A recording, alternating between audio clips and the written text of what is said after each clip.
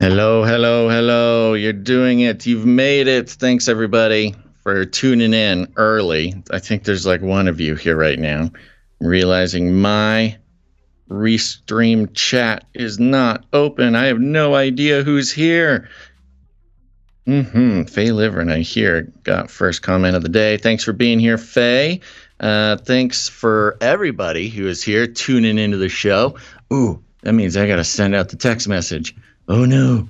Okay, we're doing it live. We're doing it live. Send message. There we go. Those of you who are on the text message list just should be receiving a message in just a moment.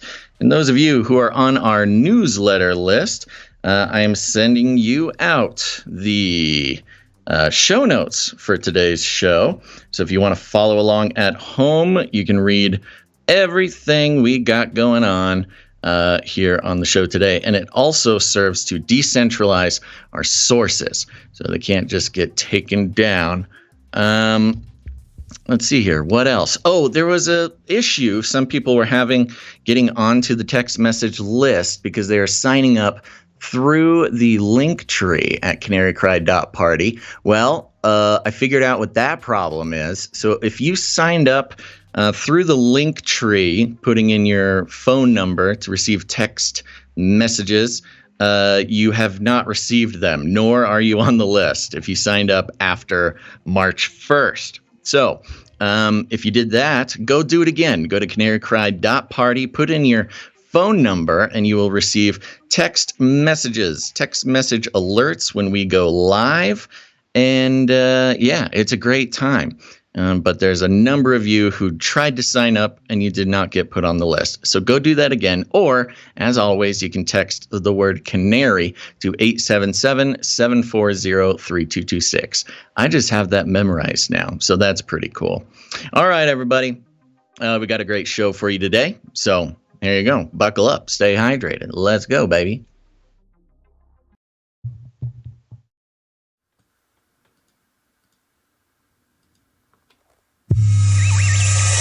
The world is getting crazier. People are acting more and more insane. The end of the world is tomorrow. Tomorrow. There's only one thing to do when the world is falling apart. Listen to Basil and Gonz as they discuss this week's news and events through the lens of Bible prophecy. You are listening to Canary Cry News Talk.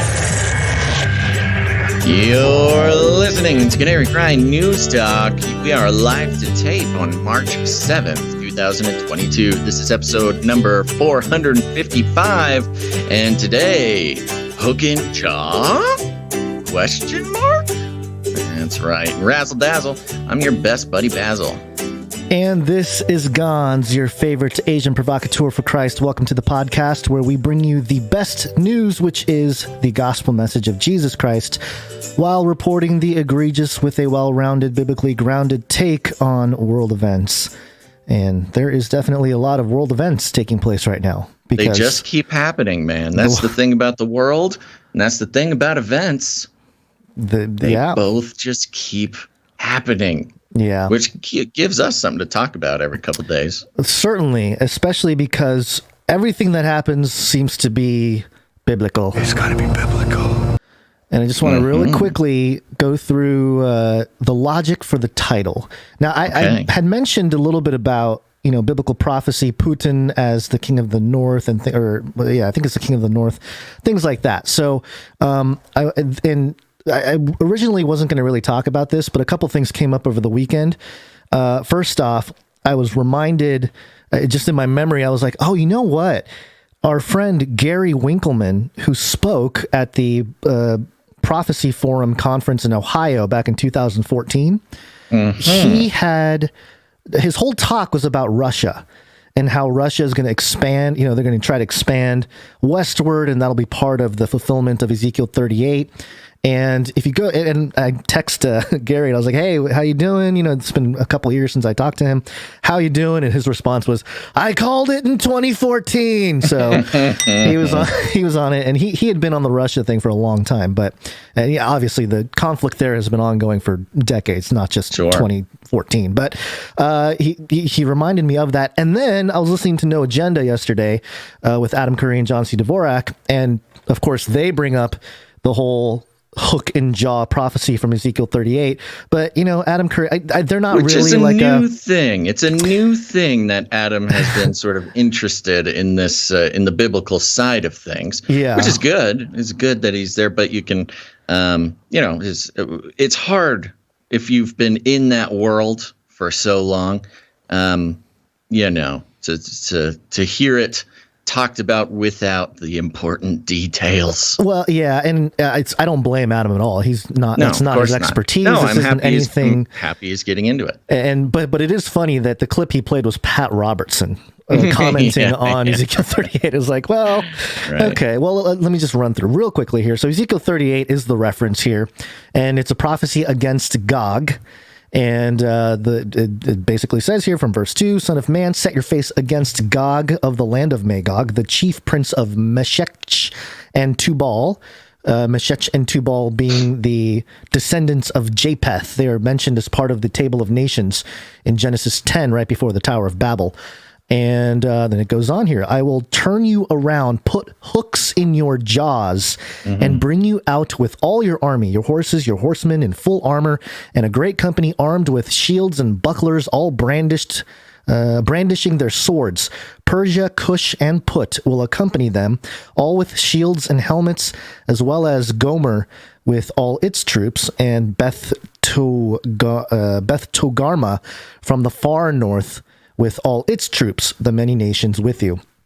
So, this passage has been used to suggest that this hooks in your jaw is Russia being drawn in to attack Israel. Yes. And this has been, and Ukraine just sort of being the first step. Well, yes. Being led along the path towards Israel. And I think Russia's sort of occupation in Syria and all that stuff earlier in the last decade also spoke to this, because obviously geographically that's much closer to Israel. It's like right in front of Israel. So there was a lot more talk in that regard. But I do want to say that while it is compelling, and I think, you shouldn't dismiss any interpretation or understanding, the thing that's fascinating to me is like the Pat Robertsons and a lot of the Bible prophecy people that are more in the traditional Hal Lindsey hangover is what Chris White called it, in that sort of camp. They see pro-Israel as like you have to stand with Israel, the nation state. And I take a little bit of a different approach on that, especially eschatologically, maybe not necessarily like right now currently, although there are issues obviously with every government. But, you go into Daniel 11, and it talks about the Antichrist wars and how he's going to try to stage what looks like a messianic prophecy fulfilled for the nation of Israel by conquering the neighboring nations and Islamic forces and things like that. And that's where I want to mention, just real briefly, if you haven't checked out Chris White's Bible prophecy talk, do so. He did the timeline of the biblical prophecy or the Bible prophecy of the Antichrist and all that recently. And he does a really good job of laying out what to expect. But this is a paper that I discovered through Chris White's work, which I think is important to mention here. And it's called Daniel's King of the North. Do we owe Russia an apology? This was written a while ago. This was written in September 92 or something. So this sort of sentiment has been out there.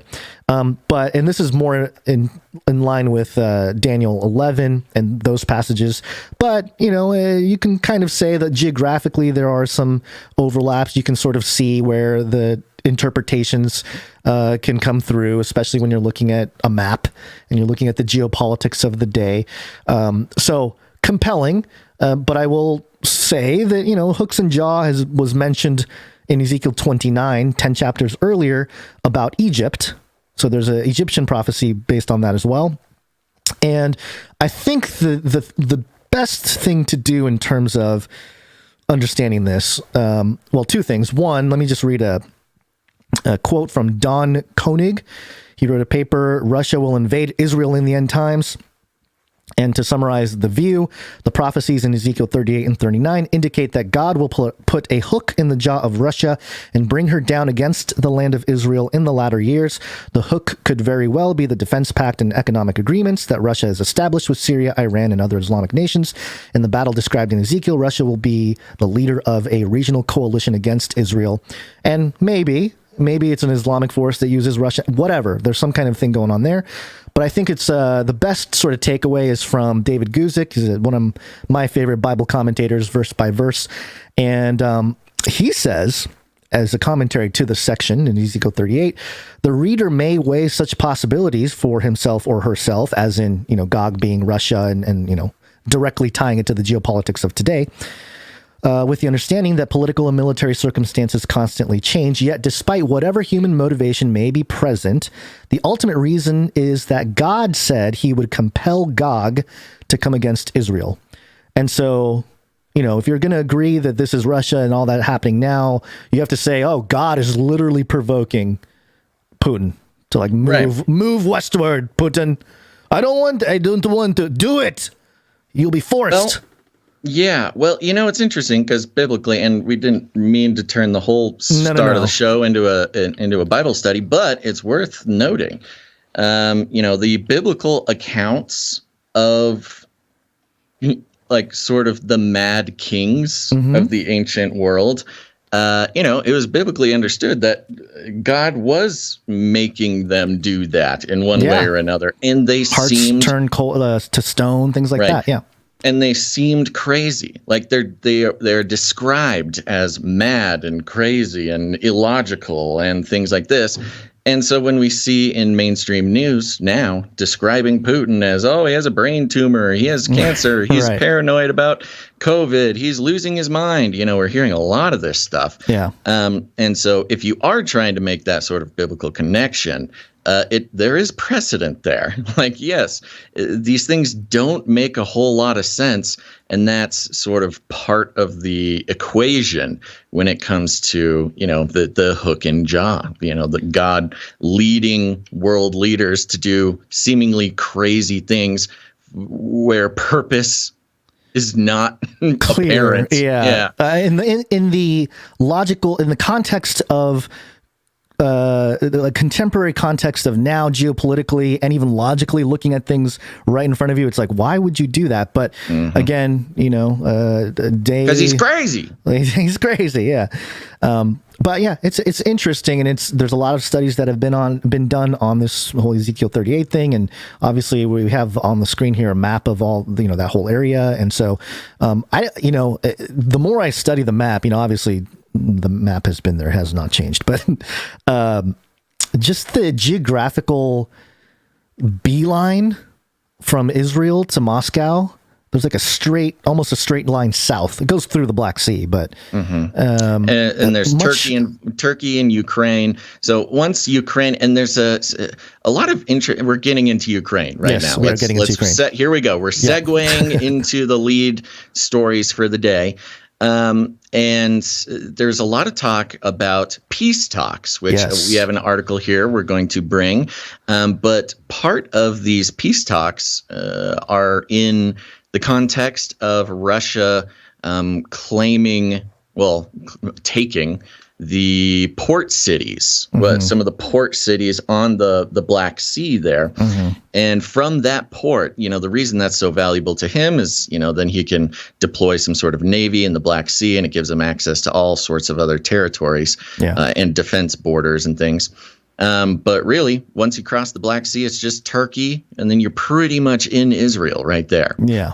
So Turkey is an interesting place to watch. Of course, there's been lots of geopolitical chicanery going on in Turkey over the past 5, 6, 10 years, something like that. I mean, to different levels. That's the thing with history. You can kind of tie it back to back in the Bronze Age, things that happened. There's plenty of history we can go through there. But even recently, there's been interesting things.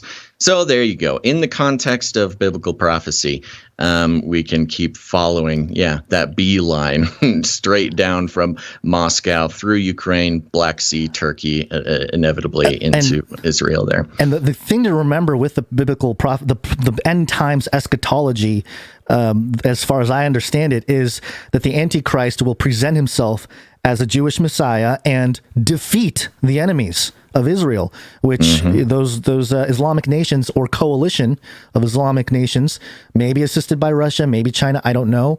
But it's about restoring the land that was promised to Israel, and the end times Antichrist will attempt to do it. But there are little signs of how it's not the actual Messiah as prophesied. And those are deeper studies that we won't get into here, but it is very interesting. Yeah, it's interesting. Adam Curry mentioned Jared Kushner. I'm like, somebody is chatting with Adam about this. Yes. They have paying attention to this stuff. Okay, so let's get into the lead story here. This is coming from Axios and some just big updates that happened over the weekend in Ukraine. Axios is reporting headline. Hold on. What? Fight for Ukraine. New world order. There we go. Third round of Ukraine peace talks ends with no major breakthroughs.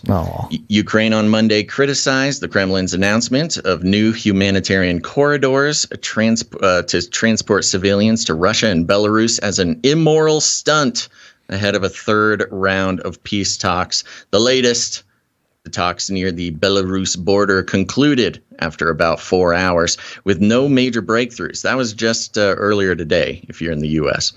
But positive developments on improving the logistics of humanitarian corridors, according to a Zelensky advisor. Negotiations on a potential ceasefire and broader political solution will continue. The state of play is a senior U.S. defense official said Russia has now deployed nearly 100% of the combat power that it had massed on Ukraine's borders, and that Russia has launched over 625 missiles into Ukraine since the start of the invasion. The official said the Pentagon can confirm reports that Russia is recruiting Syrian mercenaries to fight in Ukraine, which is interesting. That is interesting. Yeah, though they could not comment on the size or success of the effort. Quote, "We find it noteworthy that Putin believes he needs to rely on foreign fighters to supplement what is a very significant commitment of combat power inside Ukraine as it is," the official said. Defense Secretary Lloyd Austin ordered an additional 500 U.S. troops to deploy to Europe this weekend to shore up NATO's eastern flank, bringing the total number of U.S. service members stationed in Europe to approximately 100,000. Did I blink or something? It went from 8,000 to 100,000. Maybe there's some already there. The big picture, just prior to the third round of talks, the Kremlin outlined the most explicit set of demands Moscow has given so far for ending the war. Now, this was interesting because up until now, it's just been, the Nazis. We're getting the Nazis out of Ukraine. That's what we're doing. That's the whole reason for this, which has been, let me be clear. That is what the U.S. mainstream corporate media has been telling us. That is the narrative. It's almost like whatever they say, consider the 180-degree opposite, and maybe it's a good starting point to get a basic idea of what's happening. But go on. Yeah, right. So that's what this all started with, was allegedly Putin saying, "Oh no, we're just going to go get the Nazis and then we'll be done." But here's the most explicit set of demands. Kremlin spokesman Dmitry Peskov said Ukraine should amend its constitution to reject any aims to enter any bloc, likely in reference to NATO and the European Union. So Russia wants a commitment that Ukraine will not join any alliances. Yeah. Sorry. It's kind of... Is it funny to you, Gonz? It is funny in the sense that it's kind of like... Yeah, you can be single, but just don't go out with that guy and that other guy. Sure. Yeah, he's like Yeah, he's like a crazy ex-boyfriend. Yeah, that's what I don't want to date you, but I also don't want you to date anybody else. Yeah. Yeah, so this, I mean, and one angle of this is that it all started because of NATO expansion. That's very much a sentiment. The facts of the matter is that NATO and the U.S.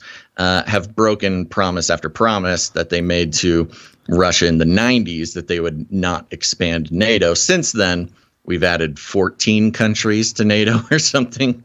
So we've sort of broken that promise 14 times. What makes Russia think that Ukraine's promise is any good? I mean, any political promise. You expand that out a little bit, because if you have I'll show you in a sec. So it's not just a promise. What Putin is asking is that they amend the constitution of Ukraine. So actually put it on paper, make a commitment, because that was the problem with the first promises made to Russia about NATO expansion. Is it was not on paper. It only exists in the minutes, the recorded minutes of a meeting in like 92 or something. Right. But there was no signing. There was no declaration. It wasn't written down anywhere, except for it just happened to show up in the minutes of a meeting they had. Okay, so there you go. First demand: rewrite your constitution, commit to not joining any alliances, which is, Putin wants that because he wants Ukraine to stay neutral, because the border of Ukraine, has like something like 6 NATO countries bordering it.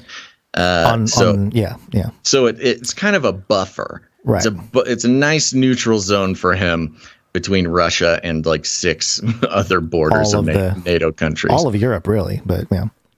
Peskov also called for Ukraine to recognize Crimea as Russian and the pro-Moscow separatist republics in eastern Ukraine as independent, but appeared to stop short of demanding regime change.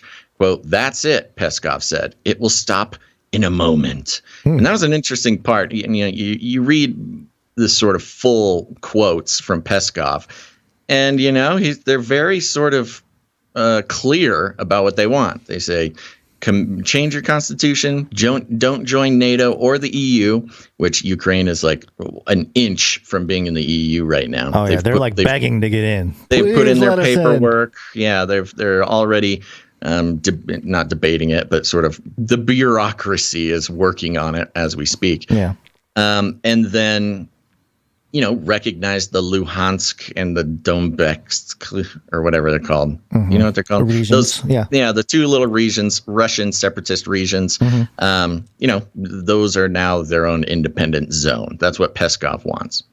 What to watch? Russia's Foreign Minister Sergei Lavrov will meet with Ukraine's Foreign Minister Dmytro Kuleba in Turkey on Thursday for the highest level talks since the invasion began, according to Turkish Foreign Minister. I cannot even begin. Yeah, to try to pronounce that. A little bit more here. Russia's defense ministry said it had agreed to hold fire and open humanitarian corridors from Kiev, Kharkiv, Sumy, and Mariupol, but the apparent evacuation routes would take Ukrainians under siege to cities in Russia and Belarus. There's a lot of talk about these humanitarian corridors, which is a pretty common military tactic, where you say, okay, all civilians will give you safe passage out of your zone, and then the implication there, whoever is left is not a civilian. You're there to fight, so we can just kill everybody. Right. But let's read on. The move was quickly denounced. Oh, yeah. So they want to make these corridors, humanitarian corridors for escape. Safe spaces. Yeah. Well, yeah. Safe sort of road out. But they're aiming the corridors at Russia and Belarus. So they're like, yes, you can leave, civilians. You'll be safe. But you'll literally fall into the hands of the country invading you. So it's kind of a false, This is a ridiculous thing to offer in the first place, especially since 1.7 Ukrainians, civilians, have now fled to Hungary and Poland. Million. Yeah, 1.7 million. So they're like, yeah, you can escape. Just escape the other way. Come to Russia. You'll love it here. The move was quickly. Maybe there are people that want to go that way. Well, allegedly there are, because there's whole, Russian separatist regions in Ukraine. Yeah. The move was quickly denounced by Ukrainian officials who pointed to previous failed efforts to establish evacuation corridors. A spokesperson for President Vladimir Zelensky told Reuters it is, quote, completely immoral, and said Russia was trying to, quote, use people's suffering to create a television picture. No, always funny coming from government officials and stuff. Yeah, like, hello, isn't that what you do? Use people's suffering to create a television picture? And well, and that's the funny thing about Ukraine is, look, you're kind of not allowed to say it, but they're not necessarily innocent. The Ukrainian military has been... He's joking, Susan. He's joking. Right. Well, when you talk about the Luhansk and what is it called? Danbar region? I have to look at it. Hold on. I've got a map here somewhere. Yeah. Why don't you find that for me? They being Russian separatist regions have been, sort of pestered, to put it in a polite way, by the Ukrainian military for years. Like that's been an active military zone for a while. And that's part of what was used as justification for Russia. Moving on, Ukrainian officials have reported Russia's military breaching of such pledges before, resulting in the halting of civilian evacuations, notably in the port city of Mariupol, where some 200,000 civilians were reported trapped over the weekend. Now, Mariupol is the port city giving access to the Black Sea I was talking about. Right. Yes, and so there have been issues with two other attempts at doing these humanitarian routes that did not work out. Russian military ended up shelling those people escaping, which has been a real disaster and really sad as well. Yeah. Zoom in. Ukrainian officials reported attacks across Ukraine, including in the southern city of Mykolaiv, on Monday morning. Ukraine's general staff said in a statement on Monday morning that Russia continues to carry out rocket, bomb, and artillery strikes on the cities and settlements of Ukraine, per an AP translation. Quote, the invaders continue to use the airfield network of Belarus to carry out airstrikes on Ukraine, it added. Ukraine's state emergency service shared online images of razed homes that it said were shelled in the southern Ukrainian city of Mykolaiv on Monday morning.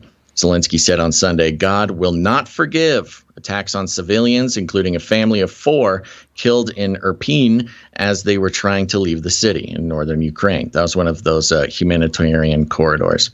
Between the lines, the UK Ministry of Defense said on Monday that intelligence suggests Russia's military was attacking, quote, targeting Ukraine's communications infrastructure in order to reduce Ukrainian citizens' access to reliable news and information, noting the attack on Kyiv TV tower last week and another strike on a Kharkiv TV tower on Sunday. And it goes on, but those are sort of the most recent developments. They're trying very hard to have peace talks and figure out exactly how to end this thing, but not a whole lot of luck. Not a whole lot of luck on that, Gonz. Probably, one could argue, because Putin doesn't want it to end. So he's sort of setting out these sort of ridiculous demands, I guess. If you're going to negotiate, it's a negotiation tactic. Yeah. Trump used it, start with the outlandish and then chisel it down to something a little more cooperative. Yeah, and some of the language in other stories regarding this was very, the language used by the Russians was, hey, we will stop this immediately. And that includes, what they didn't mention in this, which was interesting. One of the other demands was a demilitarization of Ukraine. So it's kind of like basically saying surrender. Yeah. And we'll stop shooting you, which, that's a pretty strong place to come out in a third round of negotiations, or the first time you're making your demands. Like, Okay, here's the thing. Recognize Crimea and the Dunbar and Luhansk or whatever. Sorry, I haven't memorized those names yet. It's Donbass is Donetsk and Luhansk. Donetsk and Luhansk. Yeah. There we go. So, give Russian separatists what they want. Lay down your arms. Stop fighting us and we'll stop killing you. With no promise to actually pull out of the country. They're just saying we'll stop shooting if you do these things. So interesting. Yeah. So there you go. We're all up to date now, at least as far as an hour or two ago is concerned. There was I was going to do the next story if you do it. Just because we're short on time because we rambled at the top. This is RT. Canceled RT. Yeah, some Russian propaganda. Which, by the way, I have this. Cancel Russia. Nice. And the headline here, Russia accuses Ukraine of preparing a nuclear false flag. More false flag claims. Yeah, I know. Isn't that fun? Let's compare it, though. That's what I wanted to do is our president, Biden, his sort of false flag mention compared to the Russian false flag mention here. Russian outlet. Ukraine's domestic security service, the SBU, allegedly conspired with Azov battalion fighters to stage a false flag attack in Kharkov. The Ministry of Defense in Moscow claimed on Sunday night, according to the ministry, the ultra-nationalist militants allegedly rigged a small experimental nuclear reactor at the Institute of Physics and Technology, KIPT, with explosives. Quote, the SBU and the militants of the Azov battalion are planning to blow up the reactor and accuse the Russian armed forces of allegedly launching a missile attack on the experimental nuclear facility, the minister said in a statement, warning of the risk of radioactive contamination of the area should such a false flag incident take place. Earlier on Sunday, Ukraine's Internal Affairs Ministry said, a ministry already accused Russian forces of shelling the city, claiming that at least one projectile hit the KIPT, which hosts an experimental neutron source reactor with 37 nuclear fuel elements loaded in its active zone. That's a quote. Experimental. In its Facebook post, the security service also shared several videos of what it claimed to be Grad multiple rocket launcher shells hitting the perimeter and damaging the side of the building. There were no reports of any radioactive contamination or leaks from the alleged incident in Kharkov, but Ukraine's Deputy Foreign Minister Emim Zepar tweeted that, quote, the destruction of nuclear materials, installations, and reserves could lead to a major technological and ecological disaster, and accused Russia of war crimes. The exchange of accusations comes on the heels of a shootout and fire near Ukraine's Zaporizhzhia nuclear power plant on March 4th, which sparked worldwide concern and accusations that Russia was risking a nuclear disaster.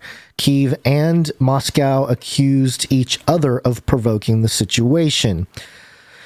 So it goes as it's been going for forever, for 12 days now. But, I find it interesting that at the very least, RT is sort of using the phrase false flag more in its proper context rather than how Biden was doing it. Biden was like, Russia's preparing a false flag. And Russia's like, Ukraine is setting up a false flag blaming us, which is much clearer. It's like, yep, that's how false flags work. Yeah. But then with Biden, it's like Russia is going to make it look like Russia attacked. Or it wasn't Biden. It was Ned. Oh, Ned. That's right. Ned. I forget his last name. Yeah, good old CIA Ned guy. Yeah. So there you go. I just thought this was interesting that RT would be more accurate in the use of the phrase "false flag." Yeah, at least use the term correctly. Yeah.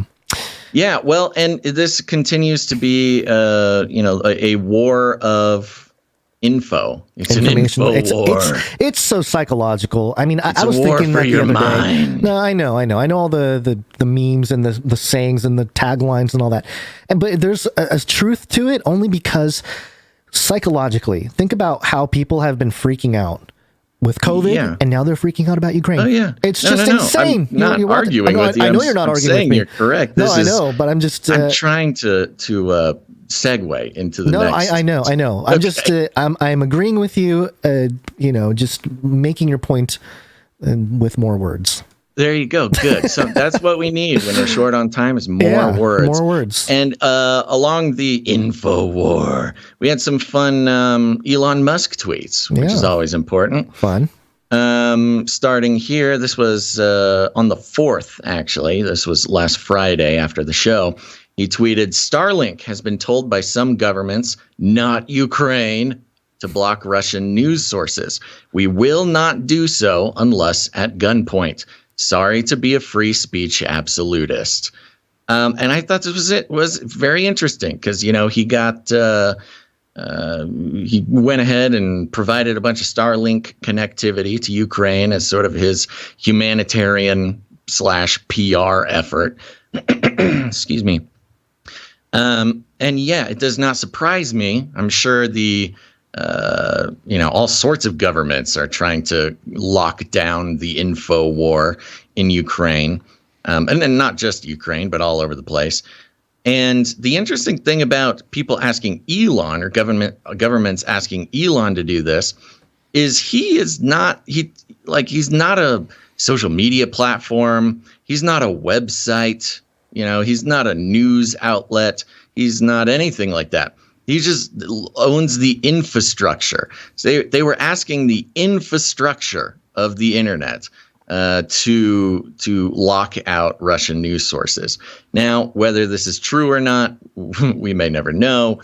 But it was a good opportunity for Elon to sort of take a stand as a free speech absolutist, which may not seem like a big deal to us and our listeners, but considering the status quo of our world today, where corporations are so freely censoring and fighting disinformation and all these types of things, to be an actual free speech absolutist, that puts him at a little bit of risk. That is not a not risky idea for him, especially as he, in his new role as sort of internet provider.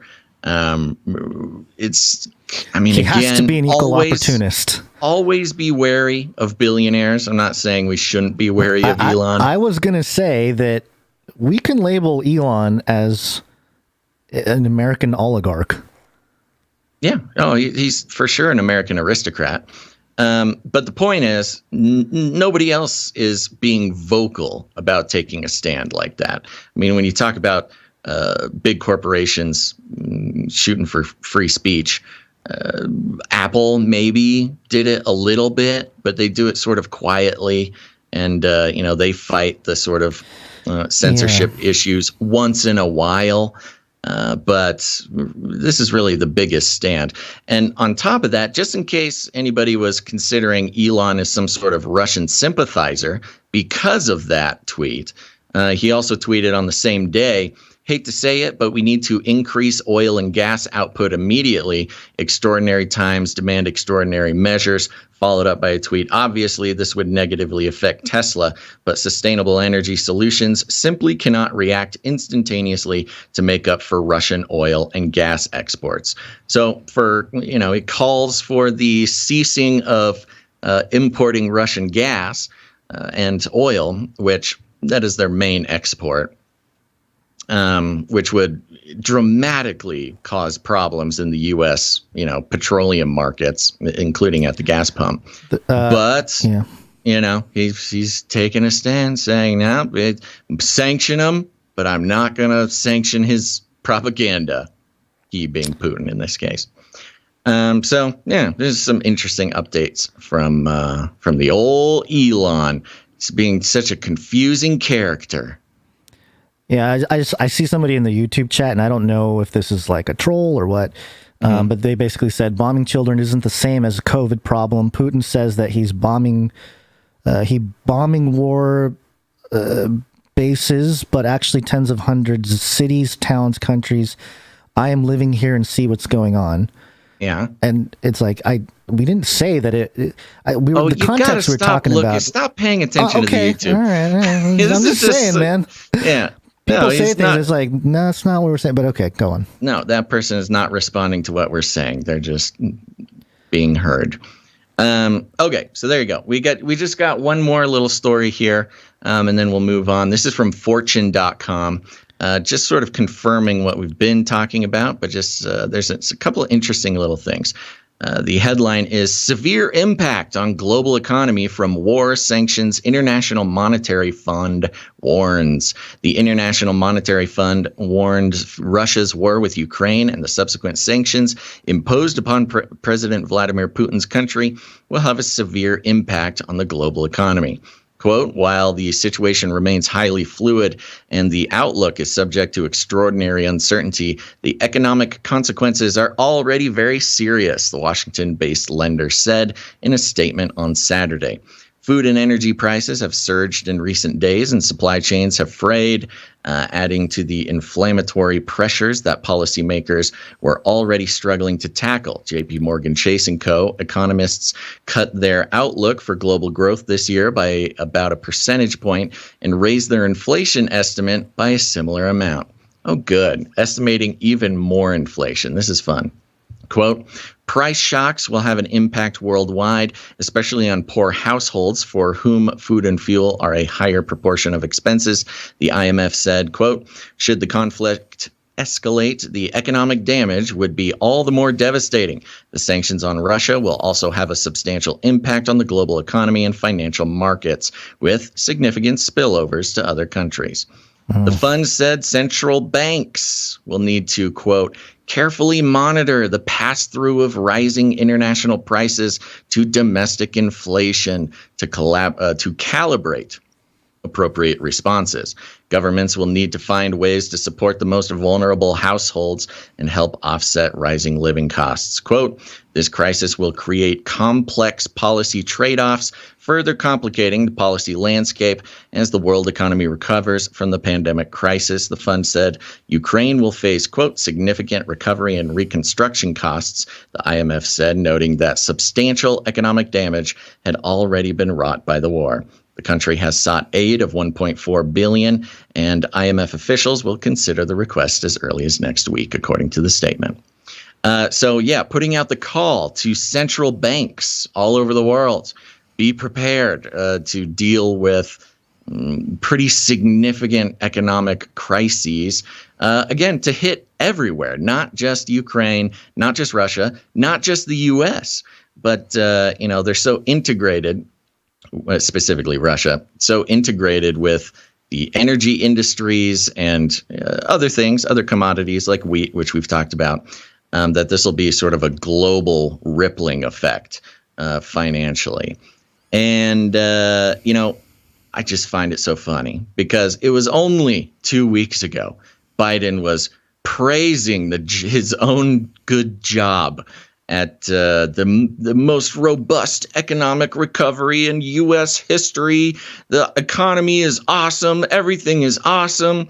And everybody was like, you're crazy. It is not awesome. What are you talking about? What is this weird sort of kayfabe that you're trying to get us all to buy into, that things are great?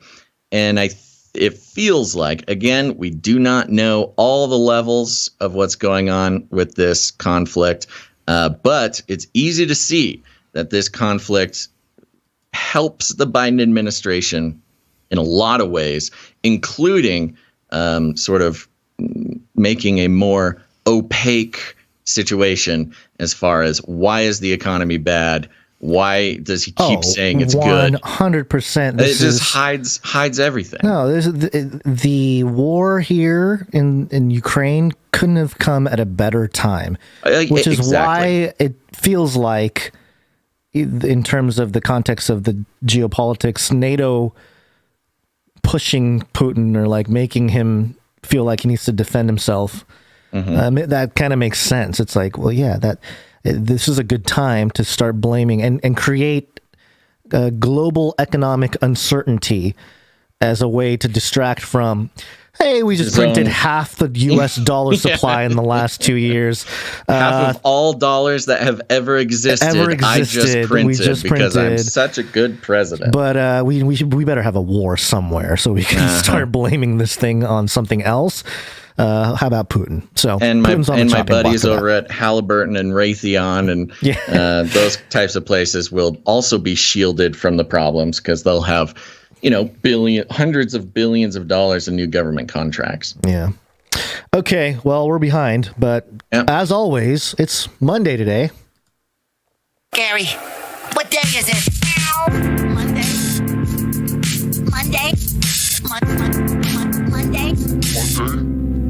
So we had a weekend here. Anything from you, Basil? Did you go to the skate rink? It is Monday, so we can hit the skate update. Church of Skating. Church of Skating. I did not prepare for that. Howdy, partner. Do you even know? Yeah, here it is. The update, folks. For the first time in 2 months, I did not go skating last night. Oh. Yeah. Wow. I just had other stuff going on. Was doing some manual labor. Did a bunch of stuff and looked at the clock and said, oh no, I'm like 2 hours late for skating and there's only 45 minutes left.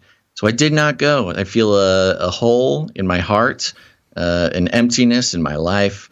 I don't know what I can do to recover. I don't know if I'll be able to bounce back from this, folks, until next Sunday comes around where I will make sure to go skating again. Good. But thank you to everybody who has been keeping me updated on your new skate adventures. Soon we'll have to start including, producer skate updates to cover up for my own deficiencies. Yeah. Well, not a couple things from the weekend for me. Nothing too crazy, but interestingly enough, last night I had this really vivid dream. Baby was up at 4, so that was fun. So after I fell back asleep after that, I had this dream where, because obviously, looking at all this Russia stuff, in your dreams, like you have these, it's not anything mental. It's more of like an emotional experience throughout when things happen. Well, I had this moment where the Russia-Ukraine crisis made complete sense. It was like, oh my gosh, I get it.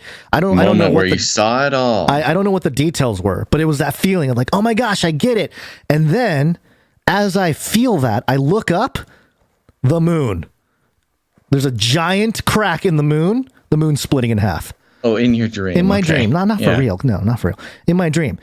And then I feel all the other emotions, of terror, then, thinking about my children and my family and all this stuff. And then this like sense of calm of like, this is my time. I must rise to the occasion. This is why I've been put here. I must repair the moon. As the moon was breaking apart. It was very vivid though, so I have that. And then at a little bit more of a serious level, just want to call upon the producers of the show here. Producers, assemble!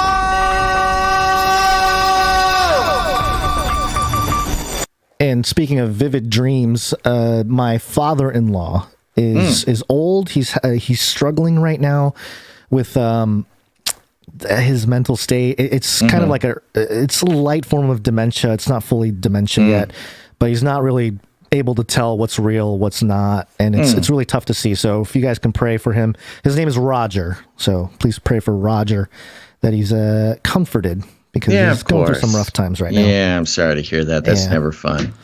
All right, producers, keeping Gonz's father-in-law Roger in our prayers during this difficult time. That sort of dissent is never fun. Yeah, not cool.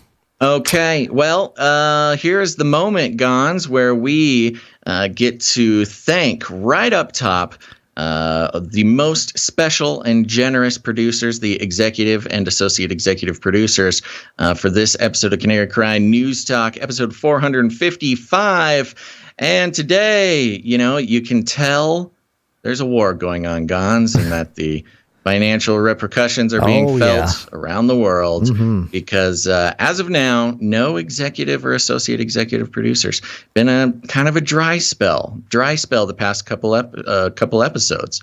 So there you go. But here's the thing.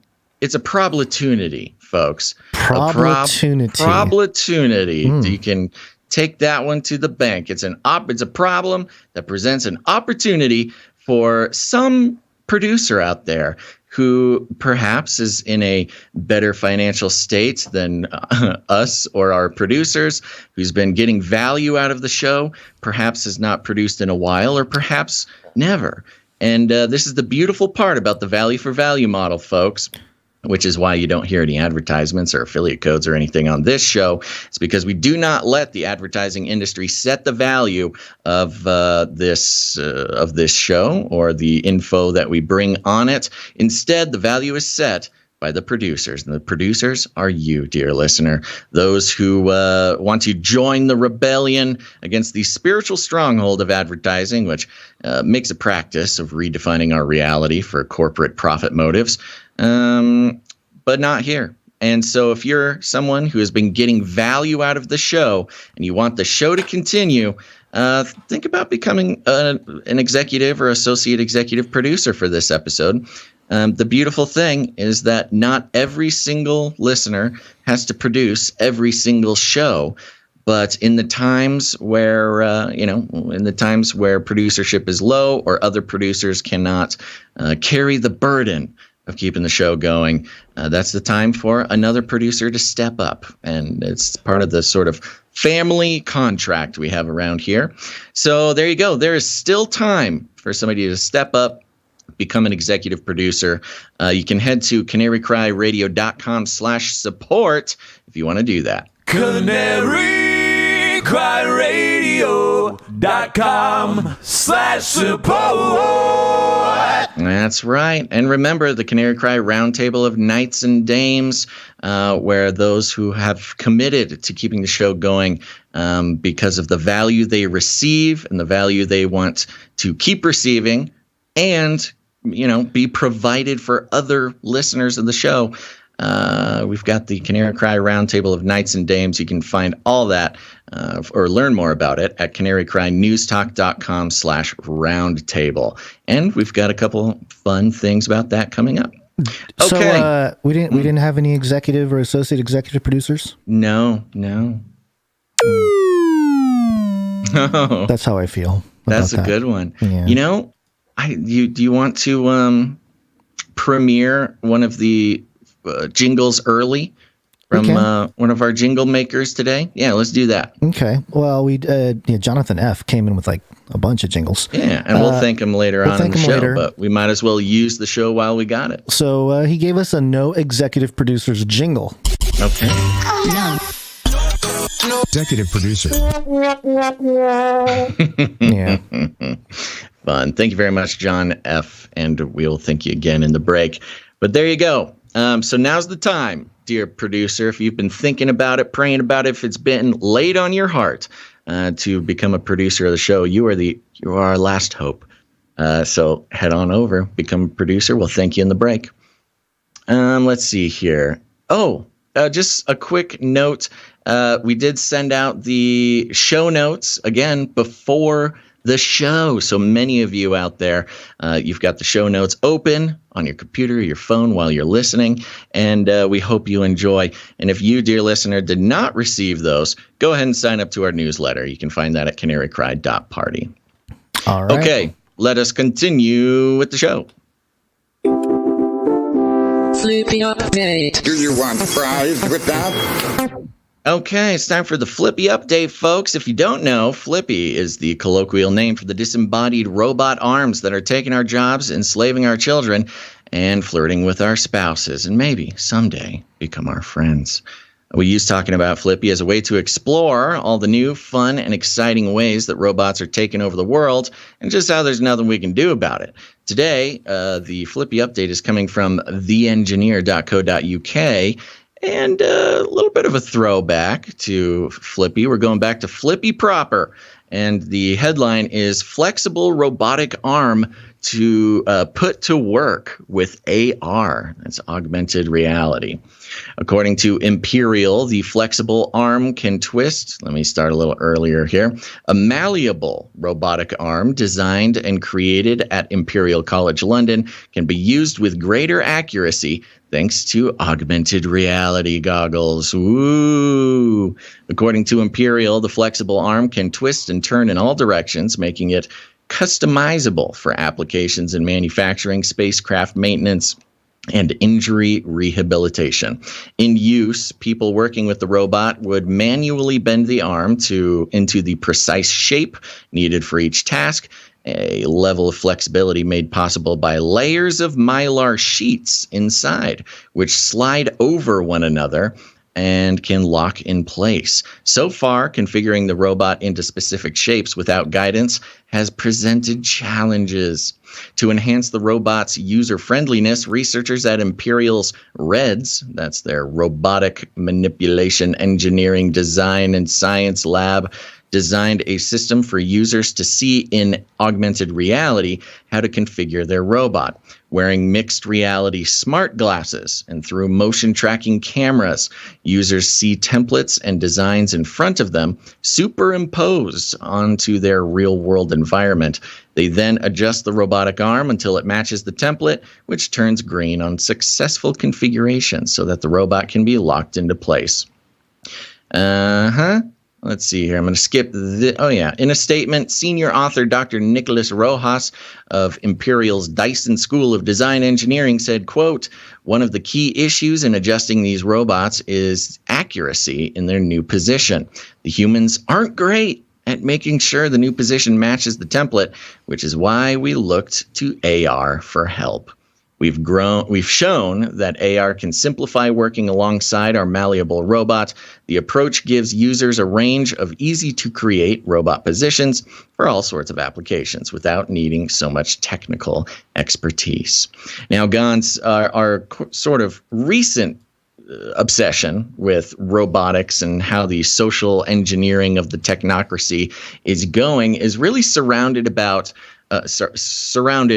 around humans' interaction with the robot, not the robot's interaction with humans, not making the robot more compatible with human life, but training humans and creating systems for humans to be compatible with robot life. Right.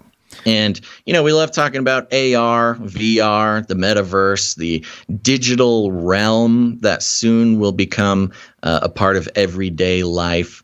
And it's no surprise that sort of merging of our reality with a digital superimposed reality is extremely useful for humans to be trained to be better stewards of the robot, technocalypse.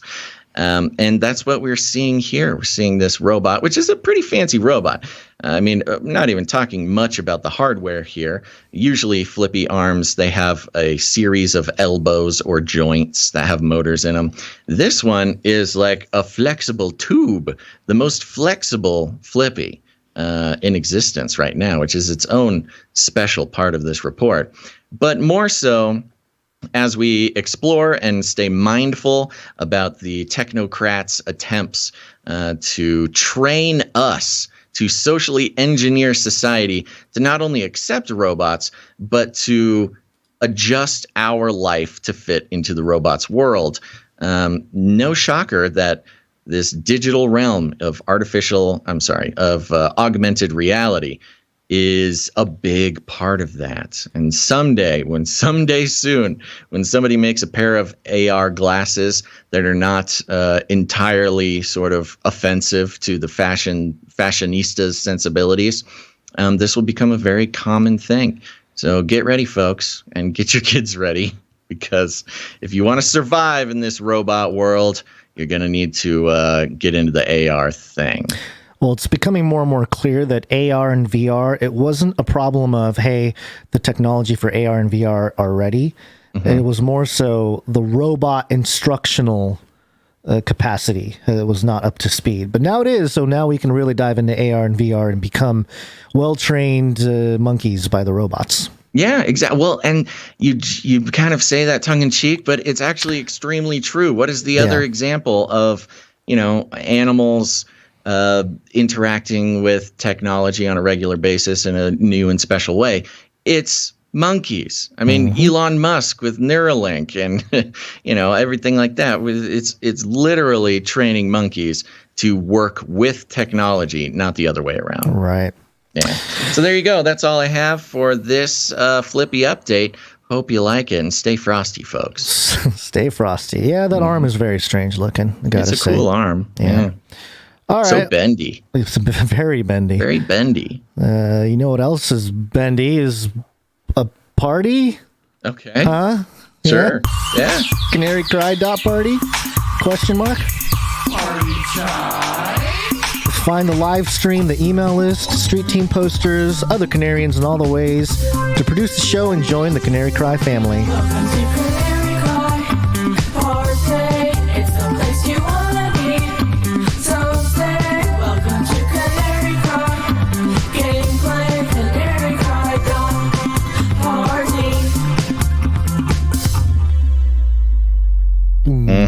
That's right. Canary Cry Party. You can find all things Canary Cry at CanaryCry.Party. If your browser is not opening it up, try putting in http:// you know the deal, CanaryCry.Party. But there I have repaired. Oh, I said this in the pre-show and I'll say it now.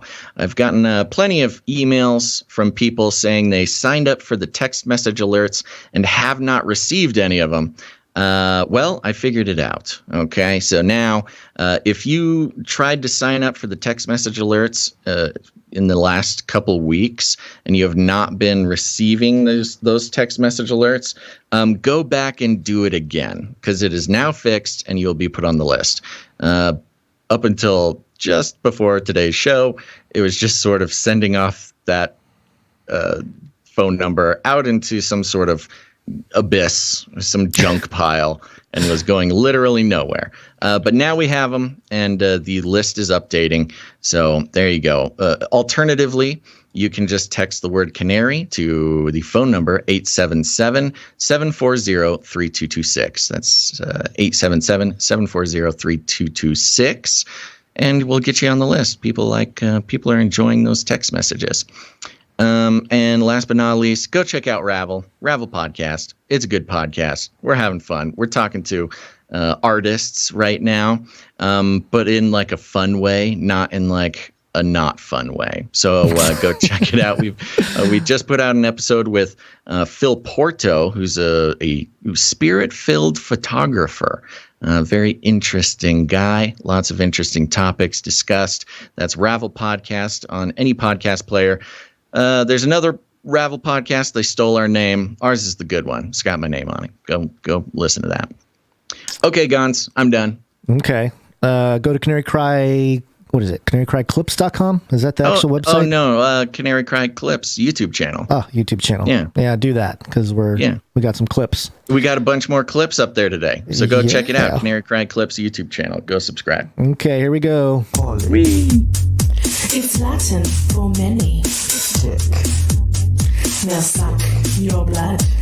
Politics. I'm so happy we get to play this jingle. It's Cuomo Primetime. I do it with everyone.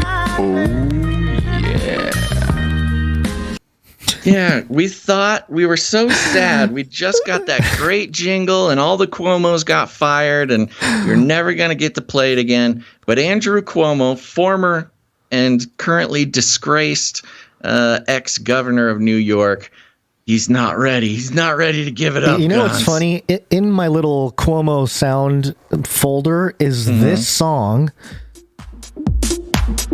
It's like the Cuomo background music. Okay. So you want to do the story with the Cuomo background music? Oh, sure. Yeah, let me get over to the story. I do it with everyone. What is this background music? I don't know. It's just here. It's just on the soundboard? Yeah. I think we used it for the Cuomo thing. Okay, hit it again. At least for the headline, we'll give it a... All right, coming from Politico.com. Listen up, party people. God isn't finished with me yet. Cuomo speaks at Brooklyn Church for first live appearance since resigning. Okay. Former Governor Andrew Cuomo, who resigned from office just over 6 months ago amid multiple allegations of sexual harassment, made his first public appearance at a Close Alleys Church in Crown Heights, Brooklyn on Sunday, preceded by a service at God's Battalion of Prayer that included golden flags, white-robed dancers, song and prayer. Cuomo took the pulpit. Does not sound like a place Cuomo should be. Yes, white-robed dancers? Keep them away. Go ahead. Yes, well, a particularly wholesome venue for his comeback to begin, especially because his comeback is riddled with perversions and sexual misconduct. Preceded by a service at God's Battalion of Prayer that included golden flags, white-robed dancers, song and prayer, Cuomo took the pulpit with the traditional call and response line, "God is good." Oh, great PR move. He's got good PR people. For about 20 minutes, Cuomo laid out the same defense of his behavior he's held over the past several months, but assured the audience he's been leaning on scripture in a difficult time because, quote, God isn't finished with me yet. The crowd, which appeared from the live stream to be several dozen people, offered occasional... Politico. Little jab right there, Politico. You know, it's church, post-pandemic church, you know. That's funny. Go ahead. Offered occasional, if uncertain, applause as Cuomo delivered a speech with critiques of government corruption. Jeez.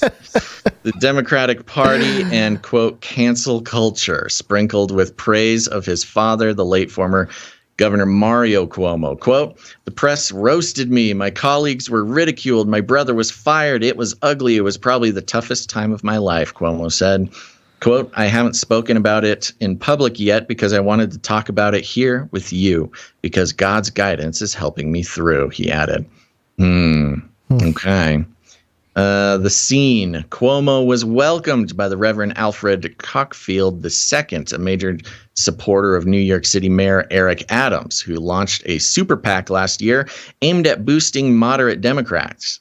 Cockfield, who Cuomo appointed to the Long Island Power Authority Board of Trustees last summer. We owed Cuomo a favor. That's what it was. Yeah, it was. Introduced Cuomo payback. Yeah, as an advocate for the community during the worst of the pandemic and as a friend. Ooh, that's not a good look. Quote, "I never turn my back on friends," he said. Cockfield indicated that the audience was not given any advance notice of the special guest, of course.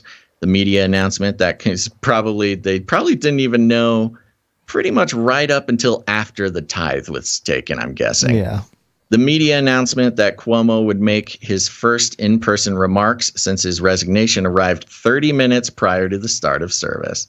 Leaning on allies in black communities is a long-held strategy Cuomo's used through the past year of scandal. Yeah, he's a Democrat. That's what they do. They take advantage of black communities. It follows a path Cuomo is paving with his multi-million-dollar campaign account to reclaim a spot in public and perhaps political life. Last week, he released a TV ad aimed at clearing his name. Since the start of the year, he's dined in Manhattan several times, including with Adams and former New Jersey Governor Chris Christie. At one point, is it just you have enough money, just go retire? I thought the same exact thing, Gonz. What in the world compels guys like unless this there's something else to have to claw back? I mean, it's either like a mental disorder at this point of that realm of people and trying to find purpose and meaning in life and stuff. Or he's being used. That's the only other option. There really isn't much else. Because otherwise it's like, why would you, after all this bad PR and all this name being dragged in the mud and you know, all this stuff, why would you want to try to fix your name and all that? I don't know. It's just not only is he a sexual criminal, but he's also more or less a murderer. You know, all the whole elder care situation. Yeah. And a dog hater. Yeah, he hates dogs. He left his dog when he went off or something. Well, he does it to everyone, though. I do it with everyone. Yeah. The message, Cuomo reiterated a familiar defense that he wasn't aware he was making any of his former female aides feel uncomfortable.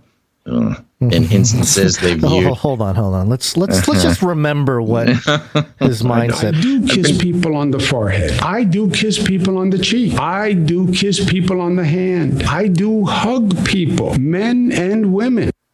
Okay, and then there was this. I do it with everyone. Black and white, young and old, straight and LGBTQ, powerful people, friends, strangers, people who I meet on the street.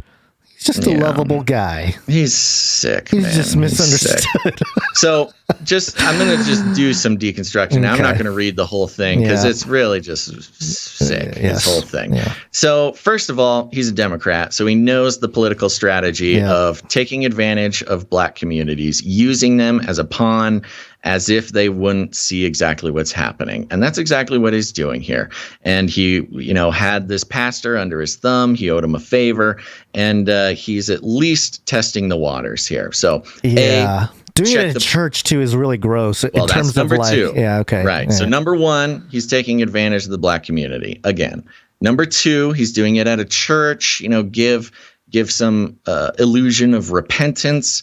However, there is no repentance because these quotes here, I don't want to read them because they're so annoying, but he's just saying, I didn't know, I didn't break any laws. He's not repenting. He's not saying I made a mistake.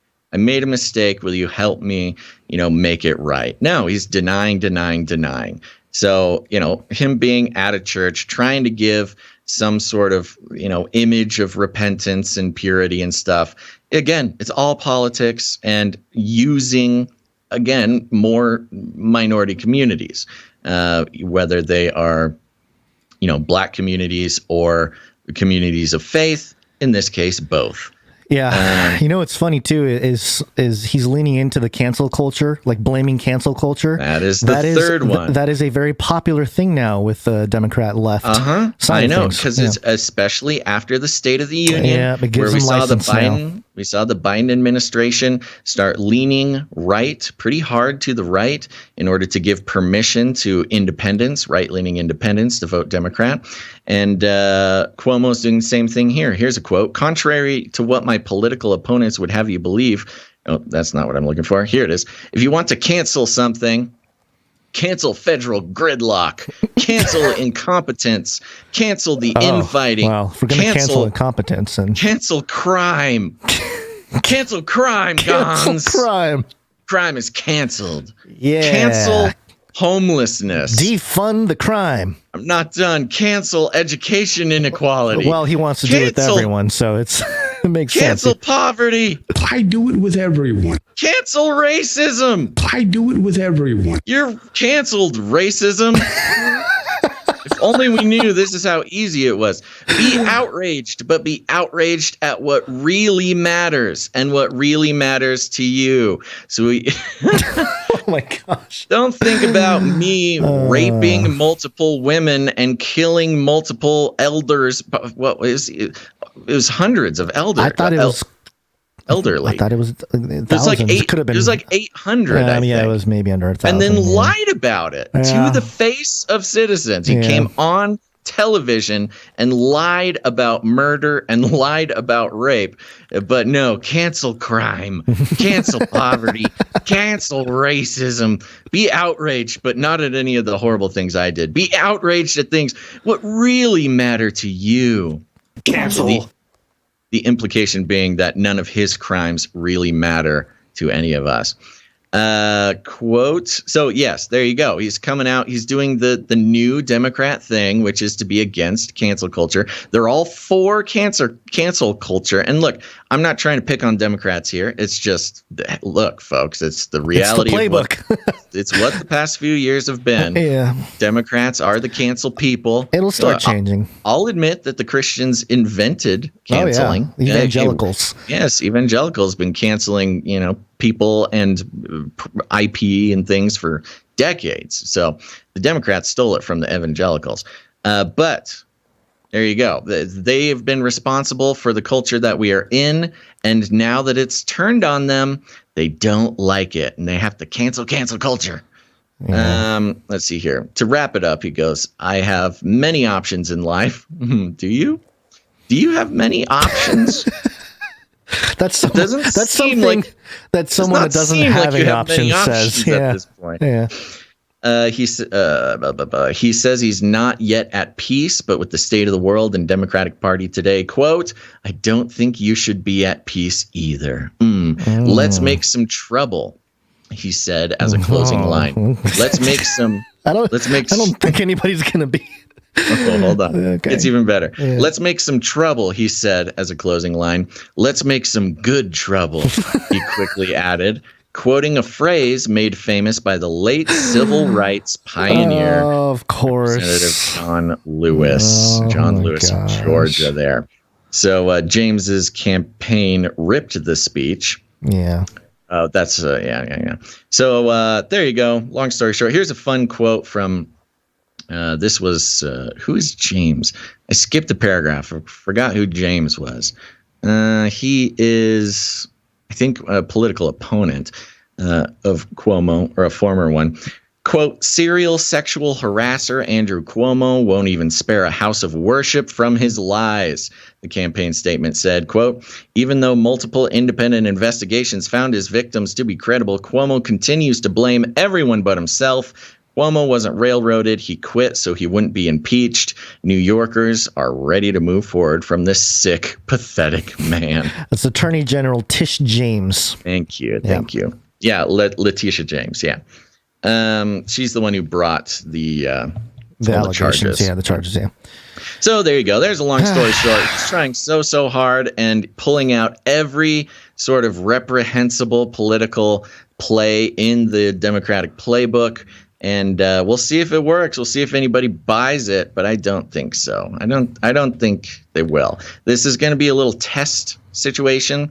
But you got to remember, guys like Cuomo still have a lot of people that owe him favors. Yeah. So depending on how many until he exhausts the list, the Rolodex of favors. Right. However many favors he has obligated to him will determine how far he gets here. I got to be honest, though. If he's starting off with the church, it's probably not that long of a list. I don't think there's a lot of people. Yeah, I don't know. I think it's a pretty good start. Like, I think you start with the church, again, to kind of project this image that you're reformed, and then you start getting into the politics. Sure. But we'll see. Yeah. I don't know. All right, what do you got? Well, this is a clip that went viral the last couple days. My Pillow guy, Mike Lindell, is filing a class action lawsuit. I'm going to tell you right now, I've been working on it 5 months, and we're doing a class action. It's a Klaus action. First off, I think Klaus is on his mind. Klaus action. I'm announcing it here. I announced it on my program. Y'all watch FrankSpeech.com. Keep watching. But it's a class action lawsuit against all machines and that they're defective devices. He's filing a class action lawsuit against all machines, Basil. The rise of FLIPPY will be hampered by Mike Lindell and his class action lawsuit against all machines. That's hilarious. Yeah, clearly. Fear not, humans. Mike Lindell is here to sue us out of the robot apocalypse. Sure. Clearly, he's talking about voting machines. Yeah, and he'll finish it out talking about. Okay.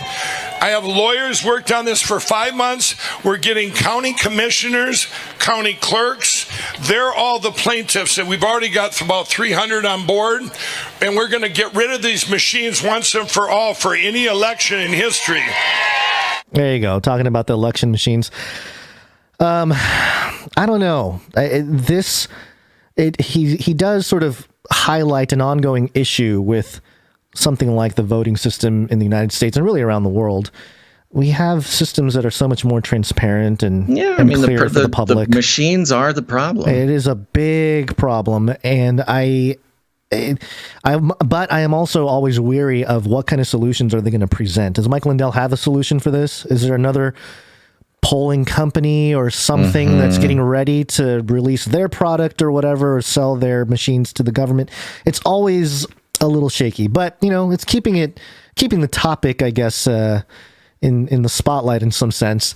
But yeah, the blooper class action lawsuits against all machines helped this clip go viral. This man is either a marketing genius, a viral genius, or he's just very fortunate to make mistakes like that go viral. It's very interesting how he's like a dog with a bone with this voting thing, you know. Like the world has more or less moved on, and yet he keeps at it, and there are other people as well keeping at it. Yeah, you know, continuing this fight. To his credit, I suppose, the issue will come up again the next time, either this year's elections or 24. Yeah, so it's not like the topic has gone away or it's not going to be addressed again. So, you know, again, it's not necessarily bad. But that's true. That's totally true.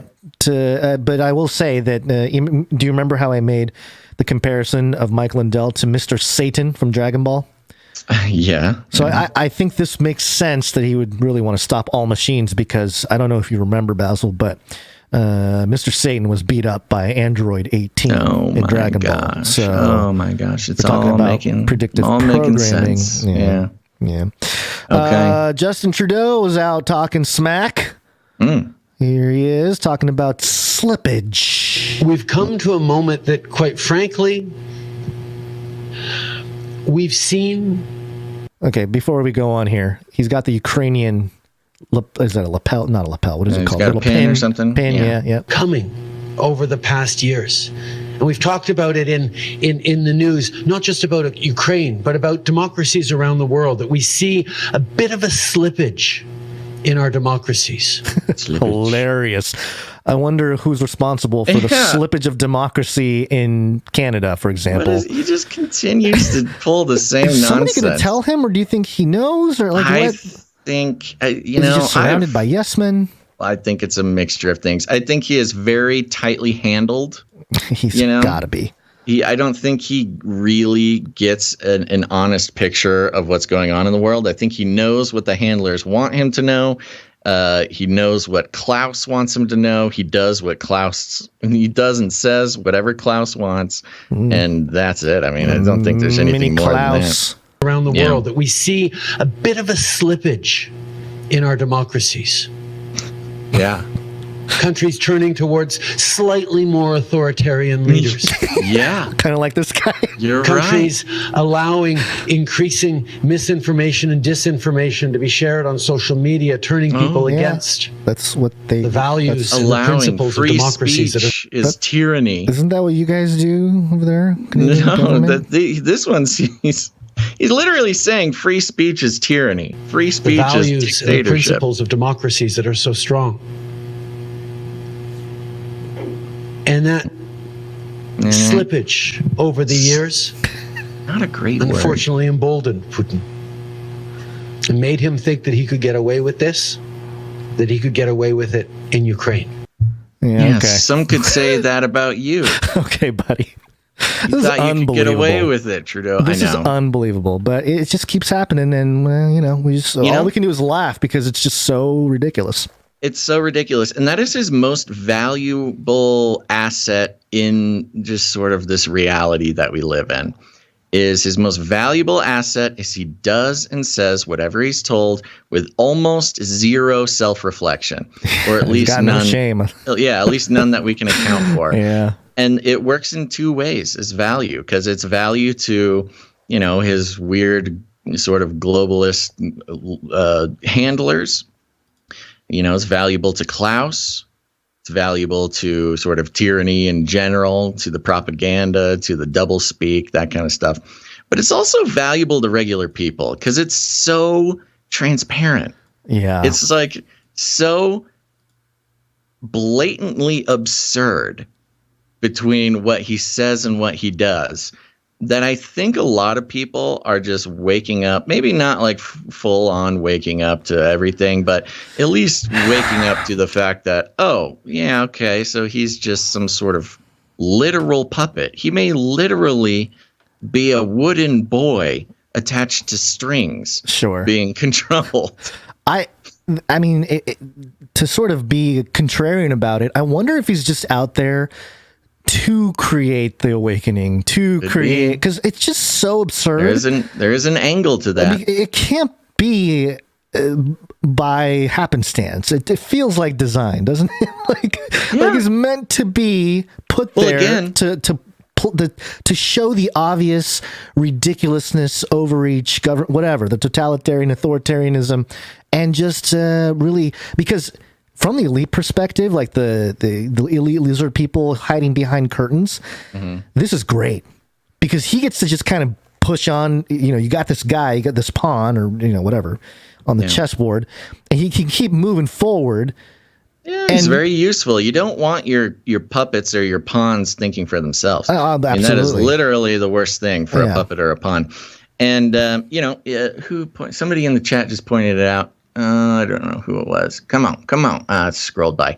There is the other side of what I was talking about, which is some people seeing it and being like, oh, I get it. Okay, none of this is real. I see what's going on here. But there is the other side that he is like completely normalizing cognitive dissonance. Oh, yeah. No, the gaslighting. That's what it is. It's just gaslighting. It's a 100% clinical case of gaslighting. Yeah, the gap between the truth and the lie is becoming ever wider. But there are other shills to get through, Basil, in this politics section. More important shills.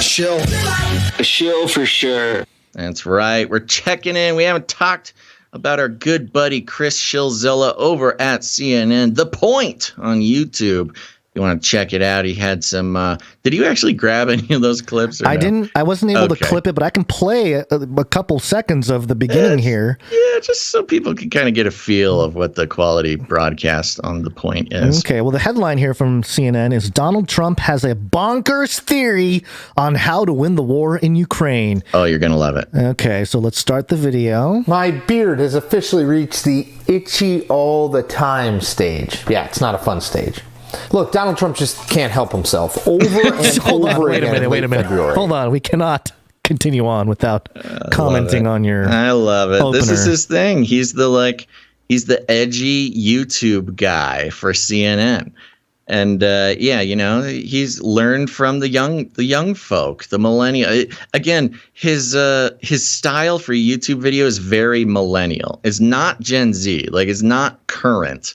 His style is very millennial, sort of ironic, sort of, going for some authenticity, but it just does not ring true.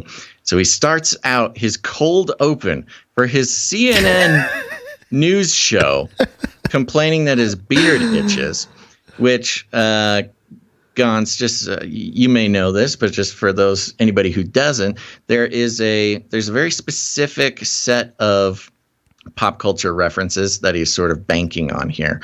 One of them is Zach Galifianakis, who has a very famous joke, if you could call it that, where he says, this is my impression of a 5-year-old with a beard.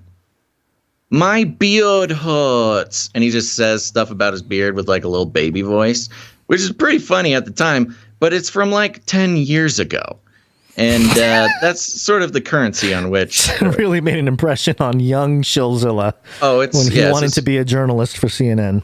So he's reaching into his bag of tricks. 32-year-old SHILLZILLA, or more. So, anyways, here's his analysis, and this is why I love Chris, because we're in the same business, Chris and I.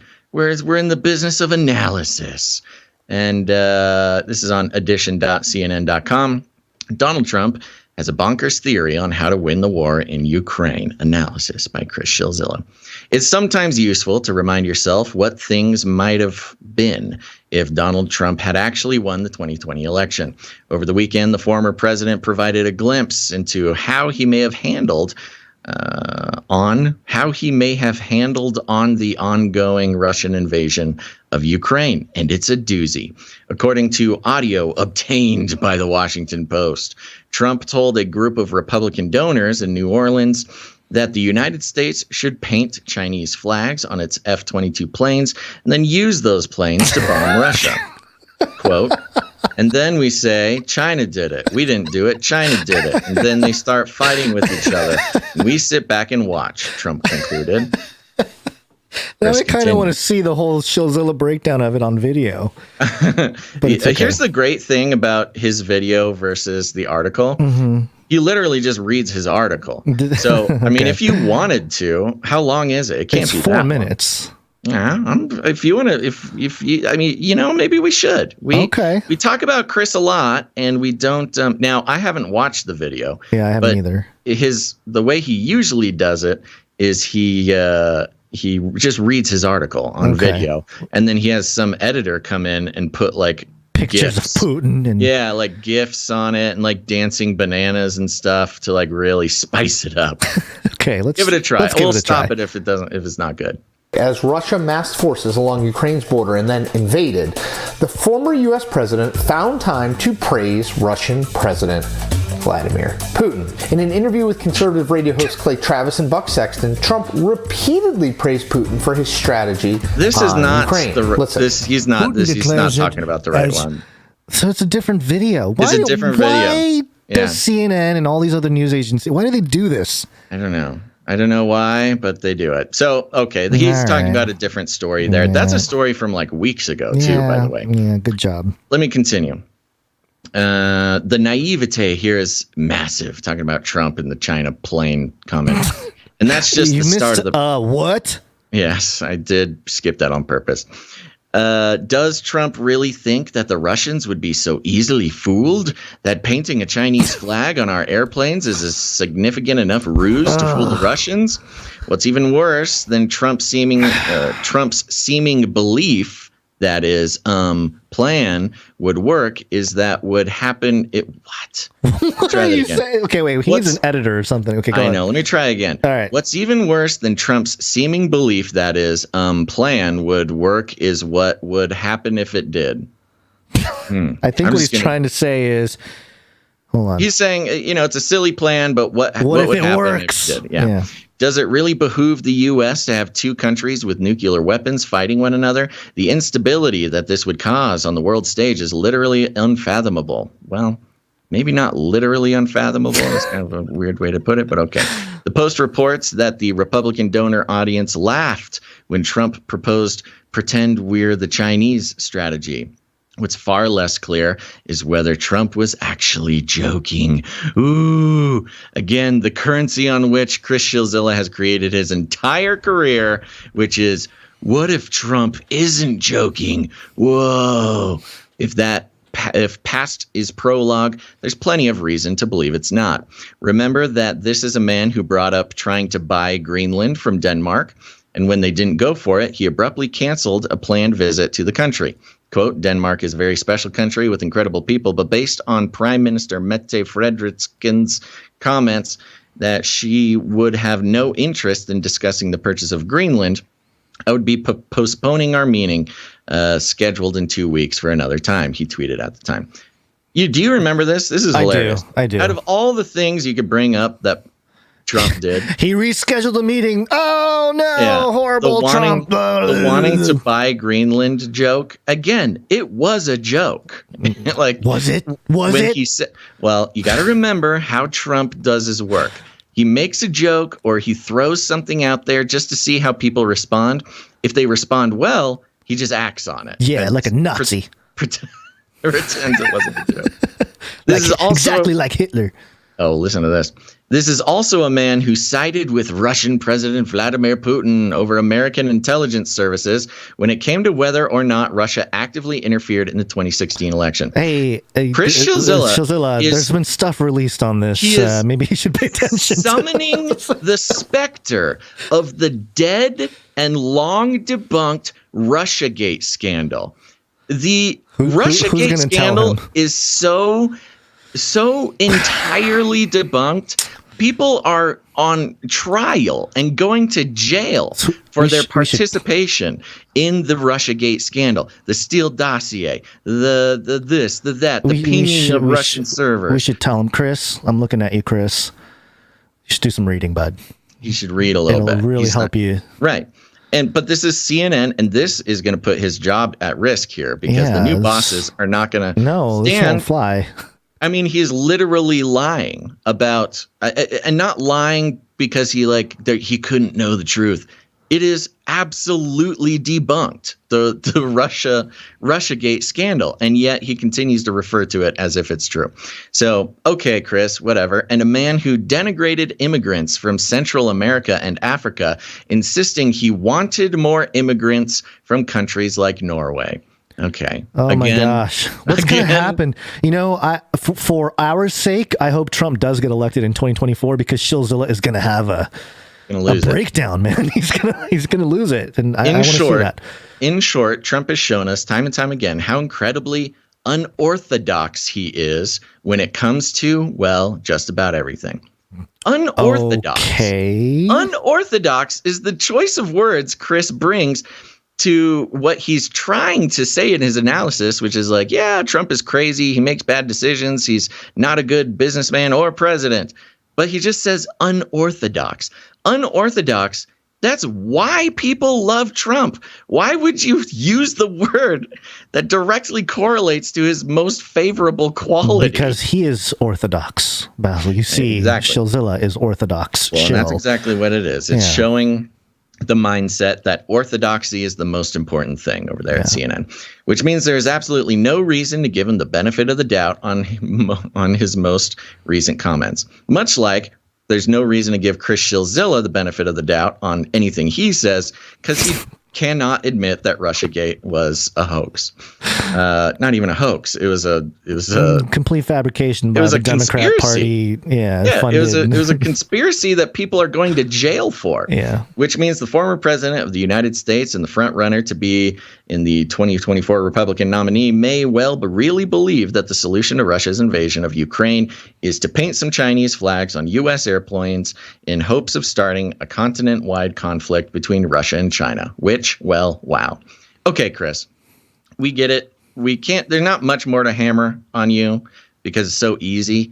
But the point is, he was talking to donors. He's talking to Republican donors in a private dinner for donors. Yes, he was joking. Yes, if he got a lot of support for that idea, he would probably float it by some generals to see if it would work.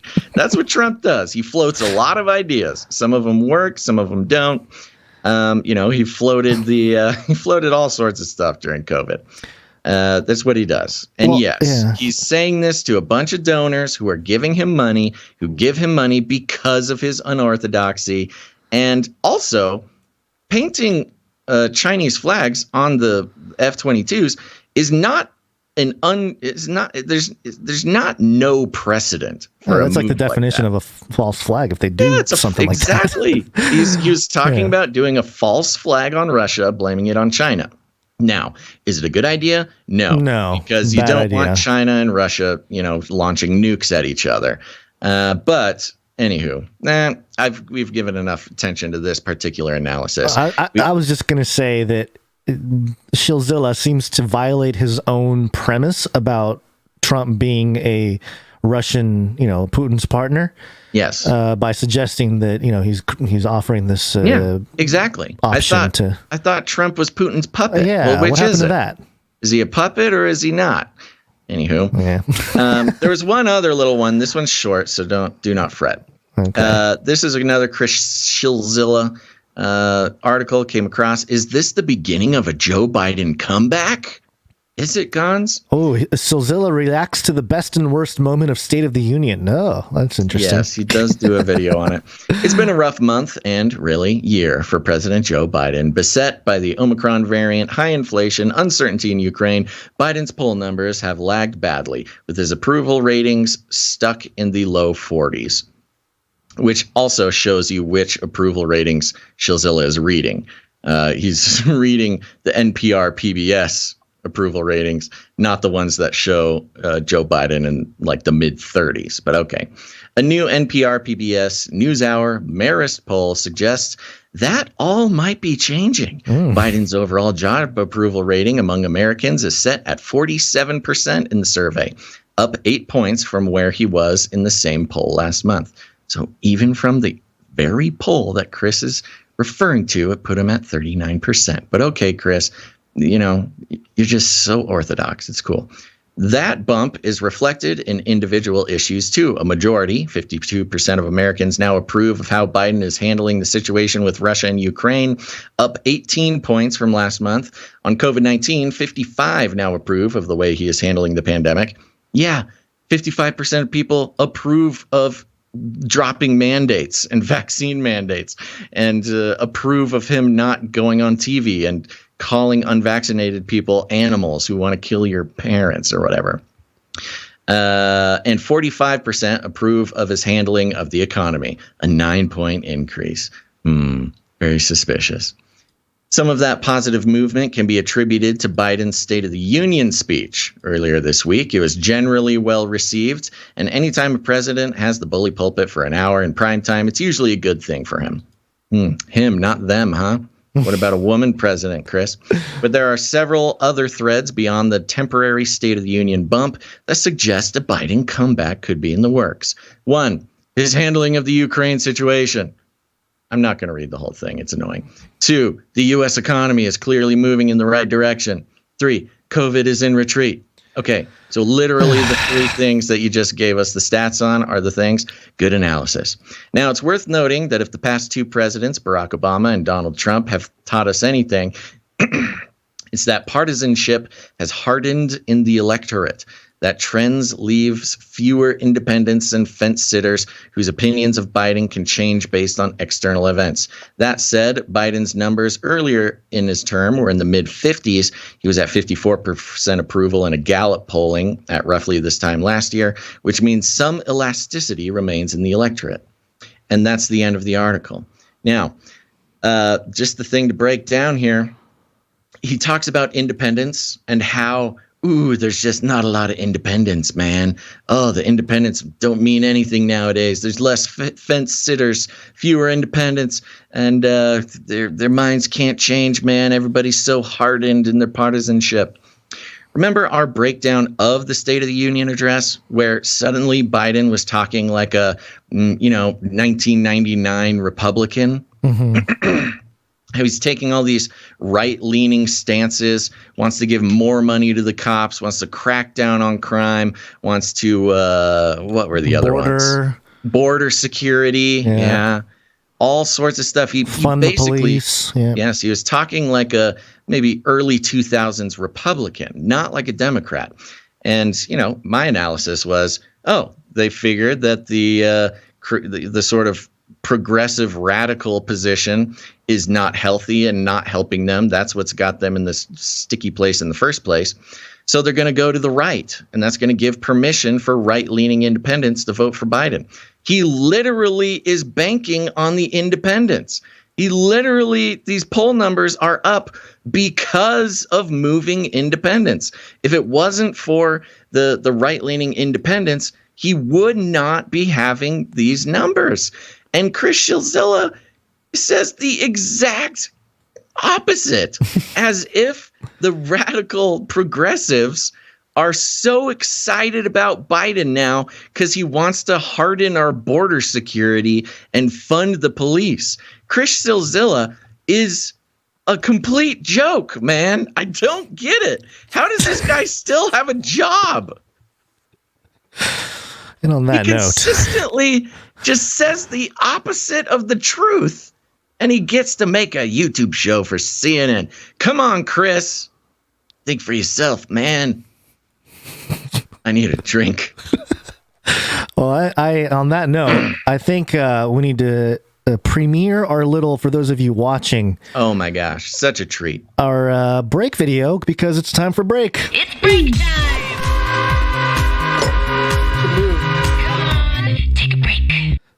Oh, that's so cool. Good.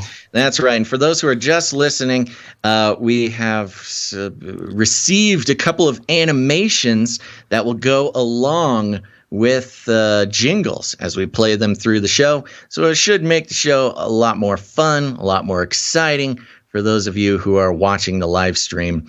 And yes, we have a very special producer Faye Liverin, of course, to thank for that. And we'll thank you even more in our second break. But look at this screaming bird.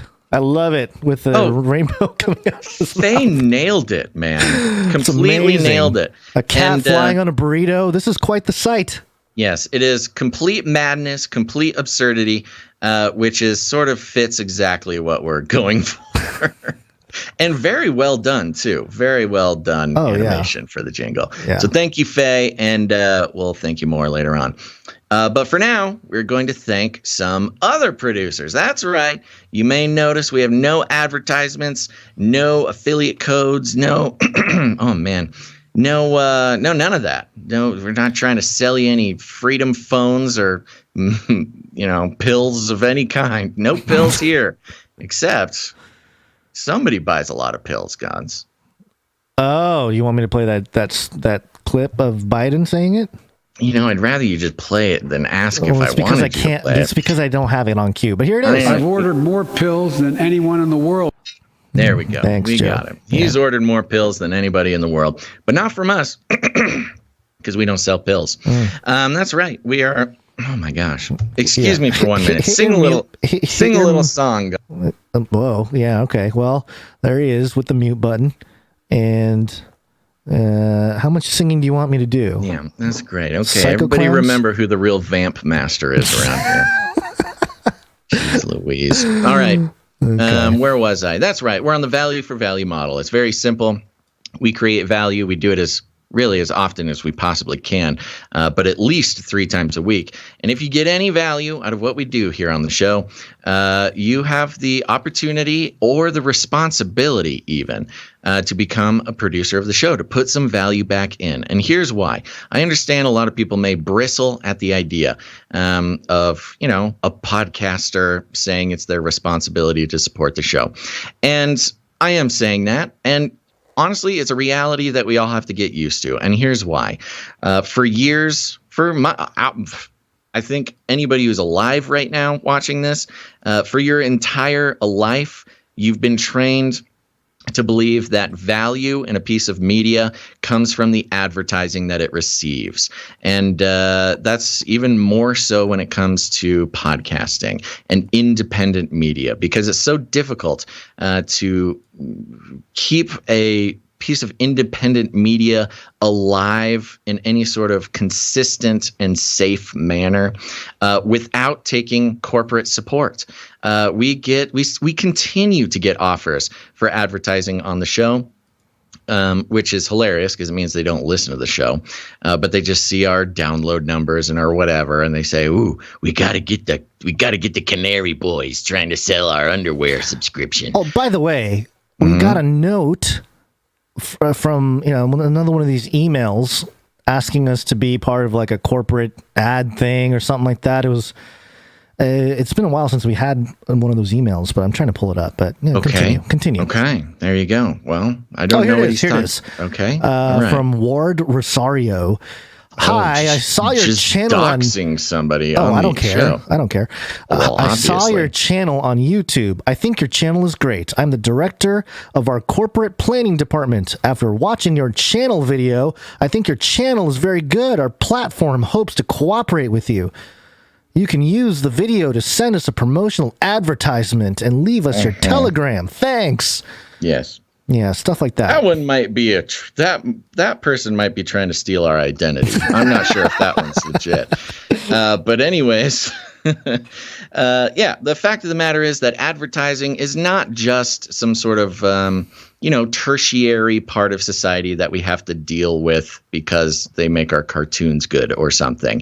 Advertising, in our opinion, is truly some sort of spiritual shackles or cloud or whatever. There's all sorts of metaphors for it. Some sort of spiritual force that has convinced the world that the way to make money making an independent piece of media or any piece of media is to open up the doors of the minds of your listeners or viewers to the corporate mind control. Billions of dollars are spent on advertising research.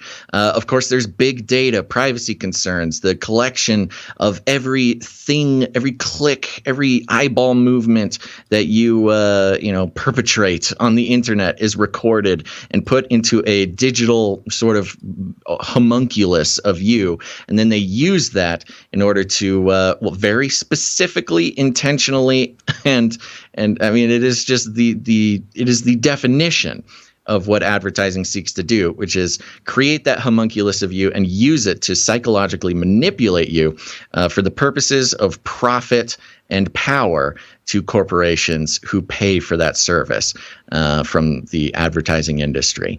And so, yeah, we do feel pretty strongly about advertising and how it's, sort of mindlessly pushed on the public. And the public, we've all accepted it our entire lives, watching TV, listening to the radio, whatever, that this is normal. It's not normal, folks. And that's why we're on the value for value model, because we do not like the idea of being incentivized to sell the attention and the trust of our listeners just for our own personal gain, to package up little packets of your data, your attention, your eyeballs, your ears, and sell it to some lizard person so that they can use it for really nefarious purposes. It's dishonest. It's wrong, and people are in love with it. There's a mind control aspect that cannot be compared to many other things, and that's why we don't do it. We don't participate. We get no corporate money whatsoever.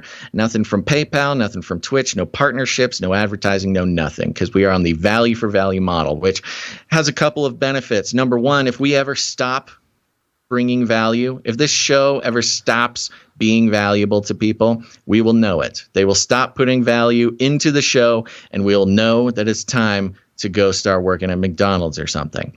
Because at this point, it would be hard to, podcaster is not a set of skills that transfers over very well to other places. But we could help other podcasts. Yeah, that's what we would have to do. Yeah, we'd have to become slave to the podcast We'd system. have to go into advertising. So anyways, that's why we do it. It's honest. It's the most honest way that we can fund the podcast.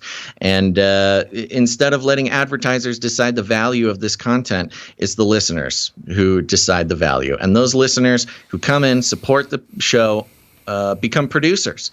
Because, hey, just like the real world, if you pay money to have a piece of media produced, you are a producer of that show. You can put it on your resume, put it on your LinkedIn, do whatever you want. It's a real deal. And that's why we thank them right here on the producer segment. Gonz, there's a couple ways to produce the show. You can head on over to patreon.com/CCNT, or even better, you can go to CanaryCry.Radio.com/support. CanaryCry.Radio.com/support. Who are we thanking today, Gonz? Well, we got a couple executive producers who came in, answered the call. That's right. We're going to start with... Love it. Hold on one second. Okay. Sorry to interrupt. Just double checking something. Yeah, okay, continue. Yes, thank you very much, executive producers. if you just came in on the show. I love how you told me to continue and then you continued. I know. I'm awesome. on I'm steamrolling here. Sure. I apologize. No, go for it. But I do want to thank these executive producers, because that's how the show works, folks. We're a family. We work together. The producers are a family. It takes whatever it takes to keep the show going. And when there's a need or a lapse, especially in these uncertain times where people may not be, the value for value contributions are the first thing to go out the window when times get tough, and we understand that. We're not complaining about that. Yeah. And that's the benefit of the value for value model is if times get tough, there's somebody out there, there's some producer out there who's ready to help carry the load, shoulder the load. And that's why it means so much to have these two executive producers come in during the show. Okay, we're going to start having a executive producer intro, which goes something like this. Executive producers. Ooh. Hello, party people. Welcome to the executive producer party. And the first executive producer is Anonymous. Woo! Thank you very much, Anonymous. Executive producer, Anonymous. Yeah, busy hacking Russia or something. Anonymous. We got a jingle for Anonymous? Yes, we do. Where'd you find this? Thank you very much. Executive producer Anonymous coming in with $113.96. I believe that's $111.11 plus fees. And a note here. Thanks for being a light in my life. I have so much fun listening to you. God bless. Thank you very much, Anonymous. It means a lot. And God bless you. Appreciate that. And our other executive producer for episode 455, Dame Lynn, Lady of the Lakes, coming through. There she is, Dame Lynn, coming in with $111.30. Yes. Where'd you find this? Yeah, that was 107.77. Ooh, she got some sevens in there. Interesting. Thank you very much, Dame Lynn, Lady of the Lakes. And those, if you're new to the show, we call her Dame Lynn because she is a dame of the Canary Cry Roundtable of Knights and Dames. And we'll talk more about that later because we got fun stuff. Thank you very much, Dame Lynn. So faithful coming in when we have an emergency like this. And thank you to both of our executive producers. Yep, thank you very much. Okay, we don't have any supply droppers today. To thank, or new supply droppers to thank. So we will continue on and thank other producers, starting off with Doty the Coyote. Doty the Coyote is back. Hey. Thank you very much, Doty. Good to see you. Good to hear from you. Doty the Coyote comes in with $31. And had a note, not going to read the note, but we will call on the producers for Doty. Producers, assemble!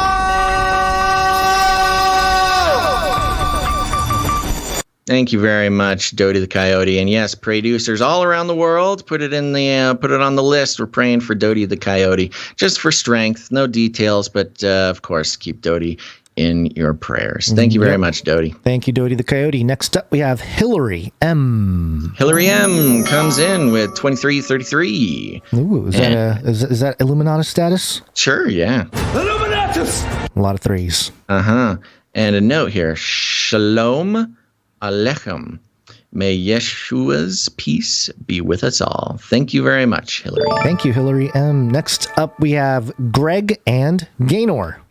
Yes, Greg and Gaynor, thank you very much. They joined the Patreon, coming in with a monthly producership. Thank you very much, Greg and Gaynor. Thank you, Greg and Gaynor. Next up, we have Puddin22. Puddin22, that's right, our premier feline producer here, coming in with $11.75 and a note: Happy Monday, Basil and Gonz. Gary, what day is it? Monday.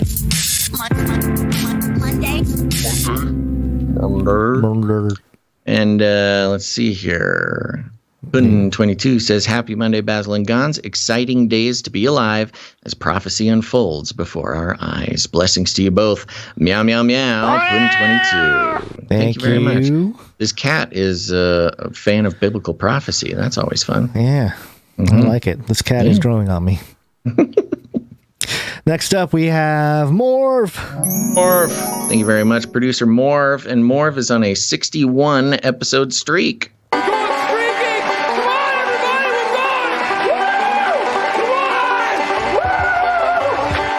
Thank you very much, Morv. Morv came in with, let's see, what, 11.11. Appreciate it. Ooh, exciting. Yep, thank you very much, Morv. Next up, we have Jonathan F. Jonathan F is in the house, producing in so many ways. Thank you, Jonathan F. Comes in with 1066 plus fees.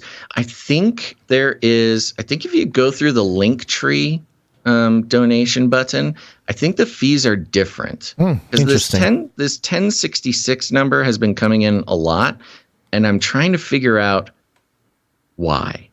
So somebody let me know what this is. If you're not meaning to come in with 1066, let me know what you are meaning to come into, because there's something abnormal about the math with that. Quote. Here's a note from Jonathan F. Nope. I don't think I asked for demooching yet. Love you guys, and I hope this show lasts forever. Please do a corn pop Biden whisper fest. The gaffs are rubbing off on Basil. Love you guys. God bless. Okay, well, let's start with the demooching.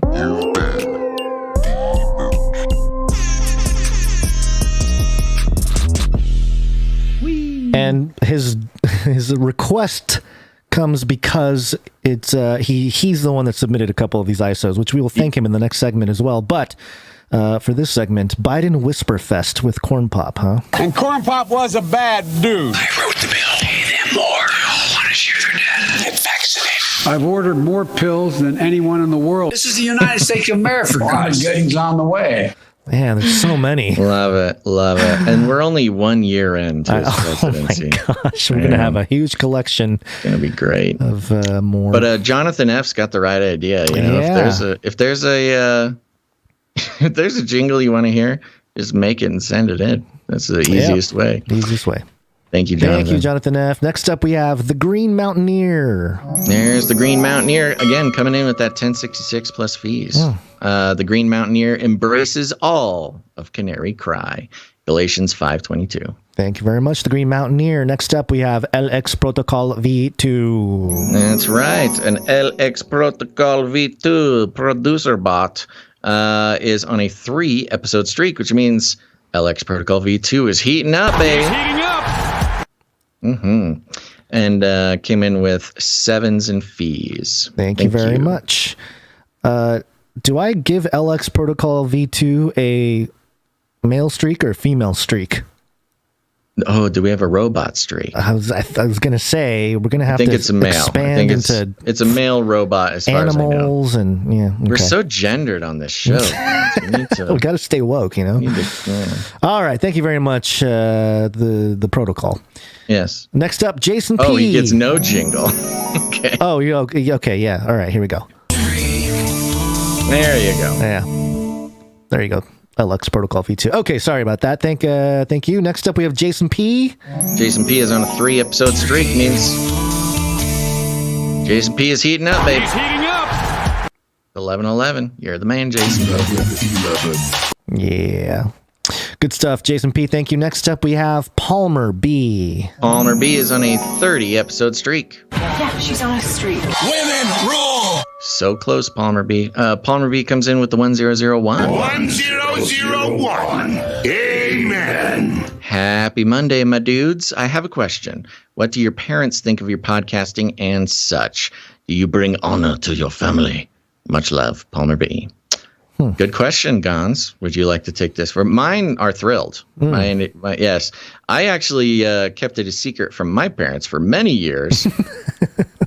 I don't exactly remember when I told them, but it was many years into the podcast. Yeah. Not because I was maybe keeping it a secret. It's just, it just wasn't. It was, we were just podcast. It was just like a hobby for a very long time. Yeah.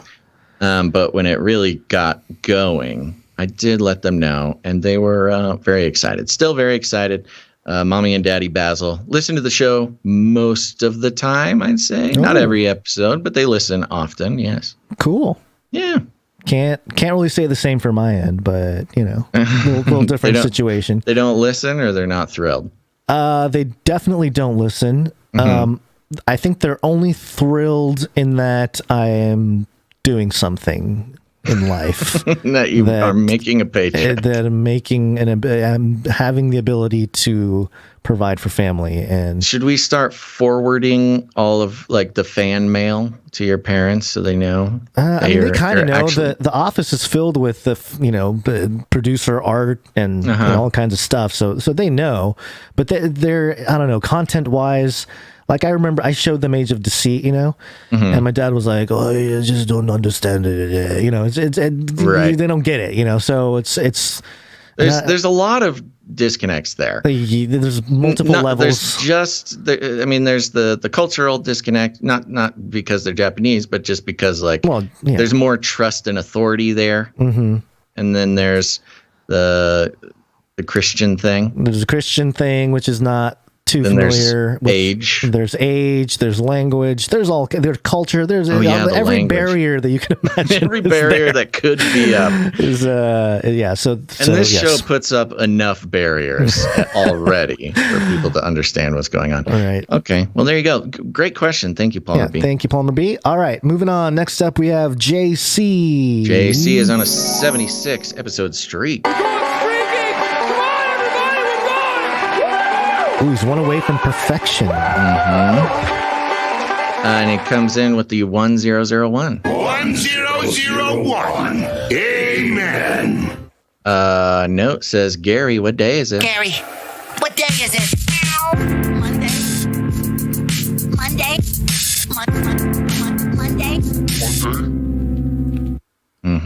Thank you very much, JC. The note continues. My guess on the identity of the anonymous voicemail last episode was Liam Neeson. Yes, absolutely. Literally the second we ended the show, JC, I thought the exact same thing. I went back and listened again, and it obviously was Liam Neeson. Oh, really? I cannot believe that I did not catch that. He has been known to carry many different accents, which would explain the confusing mix of tones in his voice. What is your favorite EDC items? What is EDC items? I have no clue. Electric Daisy Carnival? Maybe. Music Festival? What is EDC? Oh, I'm going to look it up. EDC, Okay, the interweb machine. Go yeah. blub, blub. Did we not? We knighted JC, did we not? I thought so. Yeah. Okay. Hold on. Maybe this is the first episode. Sorry, this is an administrative error, is what this is, because we have not updated his. Let's see. We did Sir James. Yeah, we did. Yeah. Child of God. So maybe we haven't done. No, JC. I'm pretty sure we did JC. Here, or if we haven't, here it is. Sir JC, Knight of the Techno Squatch. Oh, that's right. Okay. Yes, I can't believe it took us this many episodes to get it in there. Okay, I am Maybe updating. Everyday Carry. Yeah, that's what it is. That's what it looks like in the chat. Everyday Carry. Yeah. Well, since the YouTube stream is still going, we'll have to save that question for another time. That is not a YouTube safe conversation. But thank you for the question. Yeah. We can talk about that later. Sir JC, Knight of the Techno Squatch. Thank you for reminding us, chat. Okay. Yes, there you go. All right. He might be talking about like your normal things, like your keys and your chapstick. Maybe. And that's how I'm going to answer the question. Okay. I always got my Burt's Bees, baby. Got my Burt's Bees. Got my keys. I got my wallet attached to my phone because I cannot handle having those two things separately. What else? That's pretty much it. It's mostly the chapstick. You don't have like a shotgun in the back of the car? I have a cool pen. I'll show you this pen. I've got a brass machine milled pen. Oh, I thought it was like a 007, press the button. Launches a motorcycle. Guns. I don't know if I can get close enough on the video with this. We can see it, yeah. So this is my pen I carry everywhere. It's really heavy. Yeah, it's not a pound, but it's really heavy. You have to screw off the top. It's very extremely like machine milled. It's got metal threads on either side. You could definitely take somebody's eye out with this thing. And it writes wonderful, and it gives sort of like an extra sense of power when you pull it out to write on something. Actually, I have transferred over to a fanny pack, to a daily fanny pack. Now that you got me going on it, I carry an EpiPen everywhere because someday you never know when somebody's going to need one. What else I got? I got all sorts of stuff in there. Oh man, now you're making me need to take stock. But the fanny pack has changed everything. What about you, Gonz? Keys, kids. That's about it. Cool. Cars. You got to carry those cars, your little Hot Wheels. Maybe I should put a Hot Wheel in my I had pack. I had considered, and I used to carry around a knife, but after having a couple kids, I have it kind of stashed away. Opnell. I carry an Opnell number 9. Great knife. Yeah, I got to talk to the wife about that one. She's the one that supplied the knife. So Okay. Yeah, don't mess with the wife when it comes to. Well, if I think of anything else, I'll let you know. But so far, it's the pen, the chapstick, the knife, and the EpiPen. Good. I want to carry around some Narcan. Yeah. It's like the EpiPen for drug overdoses. Right. Yeah. Okay. I don't know where you're walking around that you're gonna just need to bust it out, but I don't know where I'm gonna need it. Look, I don't have a prescription for EpiPen. You don't know what I had to do to get this EpiPen. Oh, I don't even know if you need it. You got to take a class to get a Narcan. Yeah, you just talk to Cuomo. He'll hook you up. Cuomo will hook it up. All right, let's keep moving. All right. Next up, we have Sir Scott, Knight of Truth. Sir Scott, Knight of Truth, is on a 116 episode streak. Oh, yeah! Man, thank you so much. Coming in with the pocket full of 7 says, Happy Monday, everyone. Thank you very much, Sir Scott. Thank you, Sir Scott. And then right before the cutoff here, last one, Gail M. Gail M. coming in on a 91 episode streak. Wait. 92. No, I'm sorry. Yeah. It's 92. I was on the wrong document. 92 episode streak. Thank you, Gail M. Pocket full of 7s. And a note. Hey, Dolce dudes. Last week's winner. Oh, it's the Gail's grab bag announcement. Okay, wonderful. Last week's winner is Mom with a Sword and Shield in the chat for keeping up with producer requests. The first time I asked for prayer, she contacted me and asked what exactly my prayer request was, which immediately comforted me. Thank you. Thank you. They put a name here. I don't know if we're here to dox this person, but thank you, Mom with Sword and Shield. XXXX, XXXX. That's wonderful. Thank you, cool. Gail M. For those who don't know, there's the Gail's Gratitude Grab Bag where she's giving away all sorts of cool Canary themed items that she's been collecting from thrift stores and all sorts of cool places. And she's giving just fun stuff away. I mean, what a wonderful little treat to win a prize just for participating in the community. And thank you, Mom with a Sword and Shield, for being such a faithful producer. Gonz, before we move on, there is I think one. We have another producer who came in. I would like to put. I don't want to put this person on blast, but I'm generally saying, because this person is not the only one, there's been maybe a half a dozen, and today we did make a special request, so this is not anything to do with people today. In general, it makes our lives so much easier if producership comes in before the show, because there's a lot of back office administration that happens when things come in, and that's when mistakes start getting made. But today is a very special circumstance where we needed more producers, and we appreciate it very much. And we especially appreciate producer Joel S. Thank you, Joel S. Yes. Oh, yeah. Speaking of which, Joel S. is in this next group of producers, the Pocket Full of 7s cutoff. That concludes our producers who come in the amount of $7.77 or more. And, Joel S. This is Poco Jojo. Okay. I got to change the document there. Thank you, Poco Jojo. But if you come in with 777 or more, you have a note. You're entitled to have a note read on the show. But we've got some producers who come under that amount, and we want to thank them now, starting with producer Poco Jojo, who is on a streak of some kind. I'm going to call it two episodes. Okay. Yes.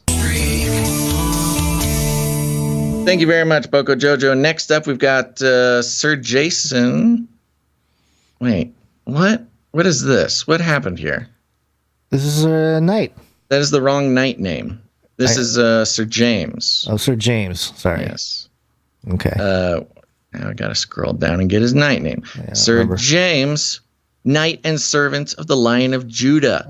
Thank you very much. Thank you. Who is also on a streak, a 61 episode streak.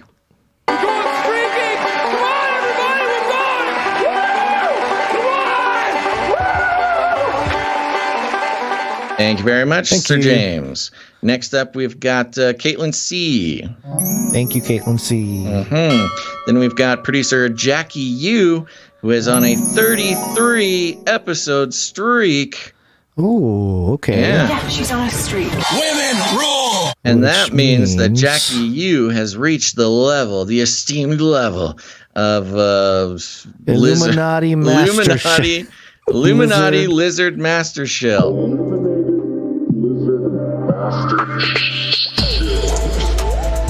Officially solidified Illuminated Lizard Master Shell. The most exciting streak. It's the most exciting streak. Thank you very much, Jackie, for everything you do for us. Thank you, Jackie. Next up, we've got Sir Casey the Shield Knight on a 126 episode streak.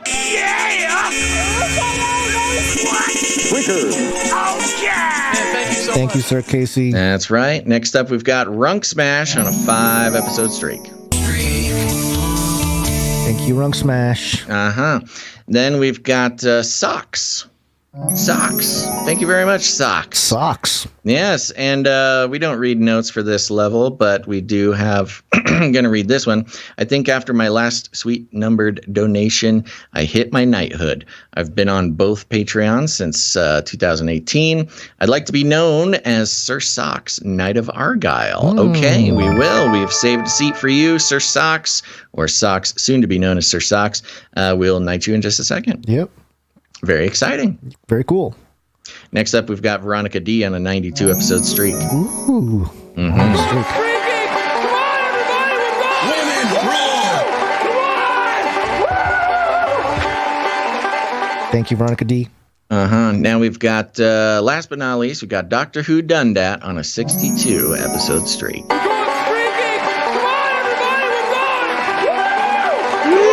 Thank you, Doctor Who Done That. There we go. And that concludes our list of financial producers who are committing to setting the value for this show and not letting the corporate lizard overlords do it for them. We appreciate it very much. We couldn't do the show without you.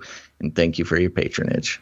Shut up and take my money. Thank you for your patronage. Thank you for your patronage. Thank you. Thank you. Thank you for your patronage. You're right over there. Yeah, grunting through jingles. My, you know this. My mic stand is broken, so I have to hold it the whole show. My hand is literally cramping.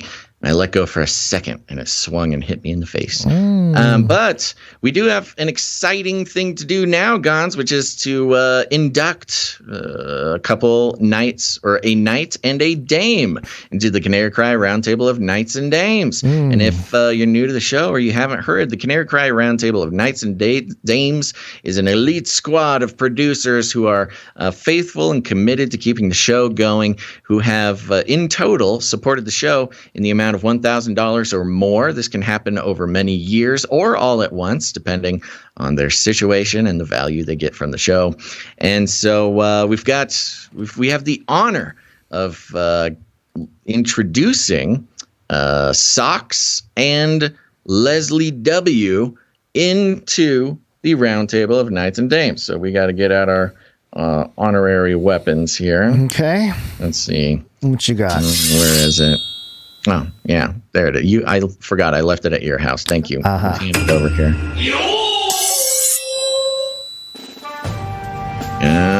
Okay, we want to call up Leslie W. and Socks. Please step forward to the Canary Cry Roundtable of Knights and Dames, where we have a seat for you thanks to your generous support in the amount of $1,000 or more. We are proud to pronounce you Dame Midge, Short Grammy of the Cracker, and Sir Socks, Knight of Argyle. Please join us at the Canary Cry Roundtable, where we have the belt of truthful truthiness, the breastplate of righteous righteousness, custom fit Birkenstocks to carry forth the gospel of peace, the shield of ferocious faith, the helmet of substantiating salvation, the supernatural sword of the spirit, and of course, samurai babies, infinitely cute kitties for cuddling. And if you're hungry, we have fancy feast, wet food, carved Cosmo the CRISPR cow, and fried wormicorns. Welcome to the Canary Cry Roundtable of Knights and Dames. And the crowd goes wild to introduce for the first time Dame Midge, Short Grammy of the Cracker, and Sir Socks, Knight of Argyle. Thank you very much. And the rest of the Canarium agrees that we are honored to have you here and so thankful for your producership. And Gonz is just clanking some mufflers together. Love it. Mm-hmm. I'm excited. Okay, Thank you. there we go. We already did. Thank you for your patronage, right? We did. All right, let's check in on some voicemails. Let's do it. Speak pipe. Please leave a message after the tone. At the tone, please record your message. Leave a message. Beep. Message. Ooh, all right. If you go to CanaryCryNewsTalk.com, on the right-hand side of the page is a green tab. Click on that tab, and you can leave us a message, a voice message of 90 seconds or less. You can do whatever you want with it. Leave a message, shout out to a listener, thank a producer, congratulate a knight or a dame, even leave your own Canary Cry report that we can play on the show. Or you can weigh in on perhaps some sort of discussion that's happening around here. Gonz, do we have any of those?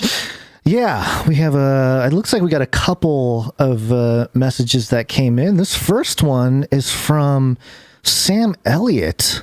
Oh. Sam Elliott's been in the news recently. Yes, he apparently was not aware of what the film Power of the Dog was about. Yeah. He was shocked at. He was caught by surprise and sort of talked about how there were. What did he say? There were undertones, or themes of homosexuality. Yeah. When in reality, it was explicitly what the movie was about from the beginning. But apparently, nobody told him that before he watch the movie, which I could see that being a surprise if you're not expecting it. Yeah. All right. Well, let's see what Sam Elliott has to say to us. This is Sam Elliott. Oh. I like the new Wednesday jingle. Oh. In the West, you don't adapt, you don't survive. Hey, that's a good point for the new Wednesday jingle. Is that the end? That's it, okay. yeah. Well, I mean, you didn't sign off or anything. No, it's straight up. Yeah, if you say, take it from Sam Elliott. In the West, if you don't adapt, you don't survive. You don't survive. Okay, that's an interesting take. I hadn't thought about that, Sam. Thanks for the call, and loved you in The Big Lebowski. Oh, that's right. He was in The Big Lebowski. That was kind of like where our generation mostly knows about Sam Elliott. You're right. Okay. We had another one from Shiloh. Okay. I don't know any context. I'll just. I have not listened to it. I have not either. So hopefully, it's not going to get us in trouble, Shiloh. Okay, here we go, Shiloh. Hey, Shiloh here. My opinion. What if on YouTube you did 30 minutes of the show only about the information you pull, you dig up, all the resources you provide? I get it. It's great stuff. Because I think when you get to the value for value system and you explain that, and then you thank the producers and all that stuff on YouTube, I think new people and even people that have been listening for years shut that off and go somewhere else or whatever they do. And I think you lose a lot of people there. I don't know. Maybe you don't. Maybe you do.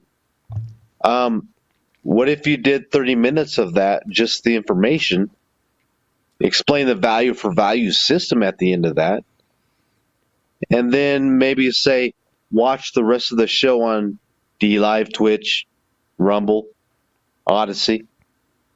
Because I had a friend I turned the show on to. He watched that first half of the show. When he got to that value for value system and thank you producers, he's like, I can't go through that. That's too long. I can't do it. We get it. Been listening for years. Most of us do. But I'm wondering if maybe that would help, my opinion. I don't know. All right. Thanks, Shiloh. So his suggestion was to do what we're doing, just not put the producer segment on YouTube? I think so. Like go like a half hour Give YouTube only a half hour, which there's a couple reasons why we do that. I mean, we already do the first segment on YouTube, which goes about an hour, so usually more actually. Yeah.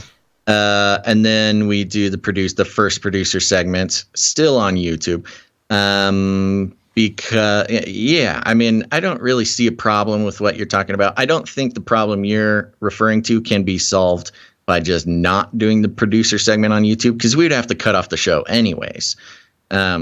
And so, I think the solution is to take the Canary Cry Clips YouTube channel and just give your friend. That's what I was going to say. Yeah, give your friend whatever topics, and that way they don't have to sit through any of the producer stuff. They that's the solution. So number one, they're going to leave anyways. I mean, if we cut off the stream, then they're gone anyways, and then they would just go to the next thing, maybe, to catch the rest of the show and just jump right into the producer segment. So I'm not sure if that solves that. But also, it's, that's kind of the thing about the model and the show, which is, not everybody can handle it.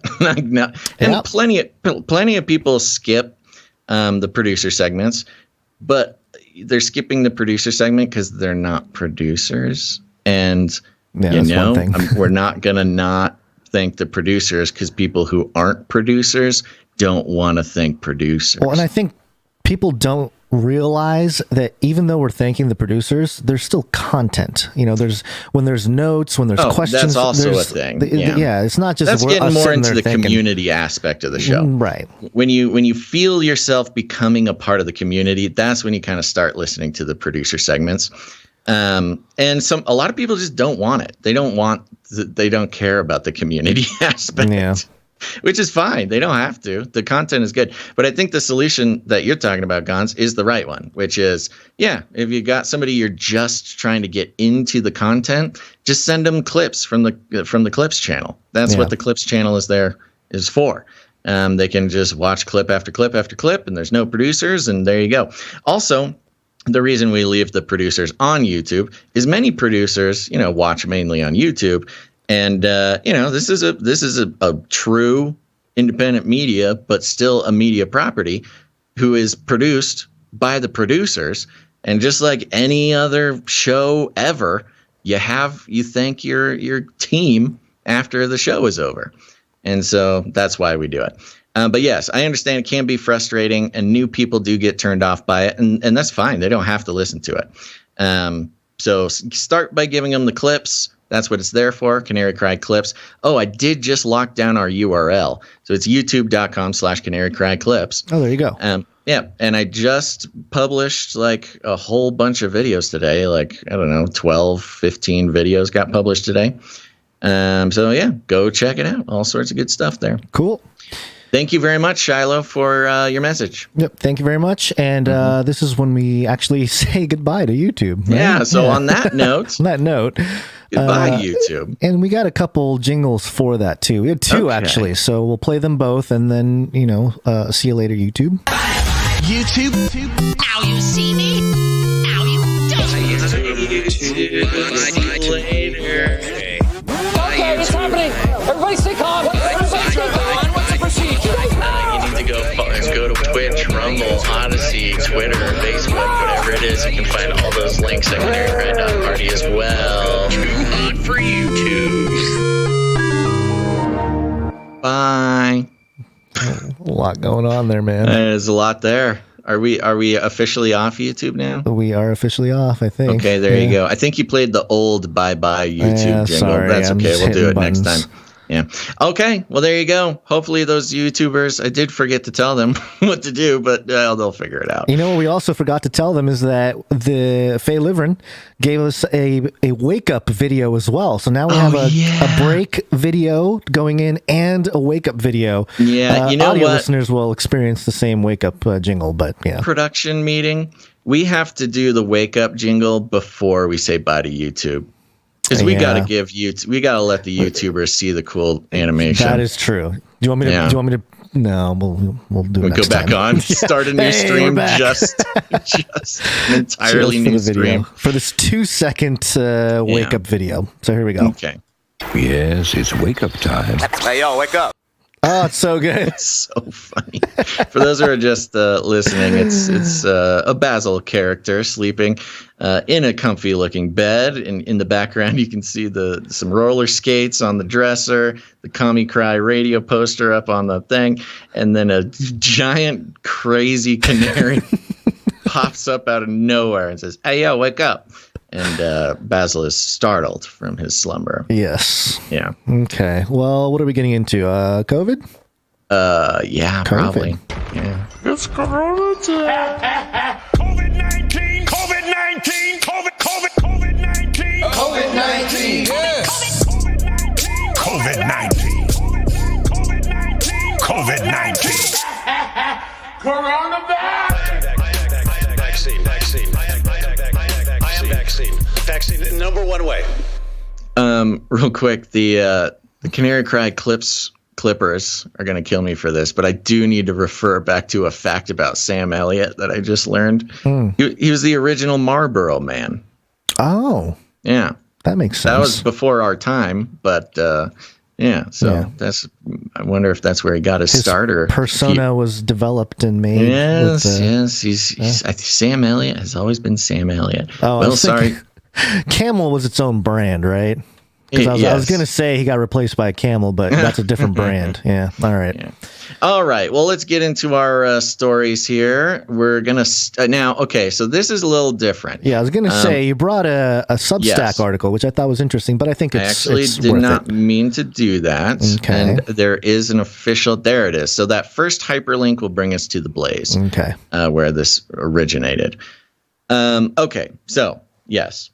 For those who might be new to the show, we're just catching this on the Clips channel. We do not make a habit of bringing up just weird blogs or people's conspiracy theories or, very rarely Substack. And there's a very high bar to pass with a Substack if we're going to bring it to this show, because that's not our show. Our show is a mainstream media deconstruction and analysis, not just sort of spreading the word about people's theories, I guess.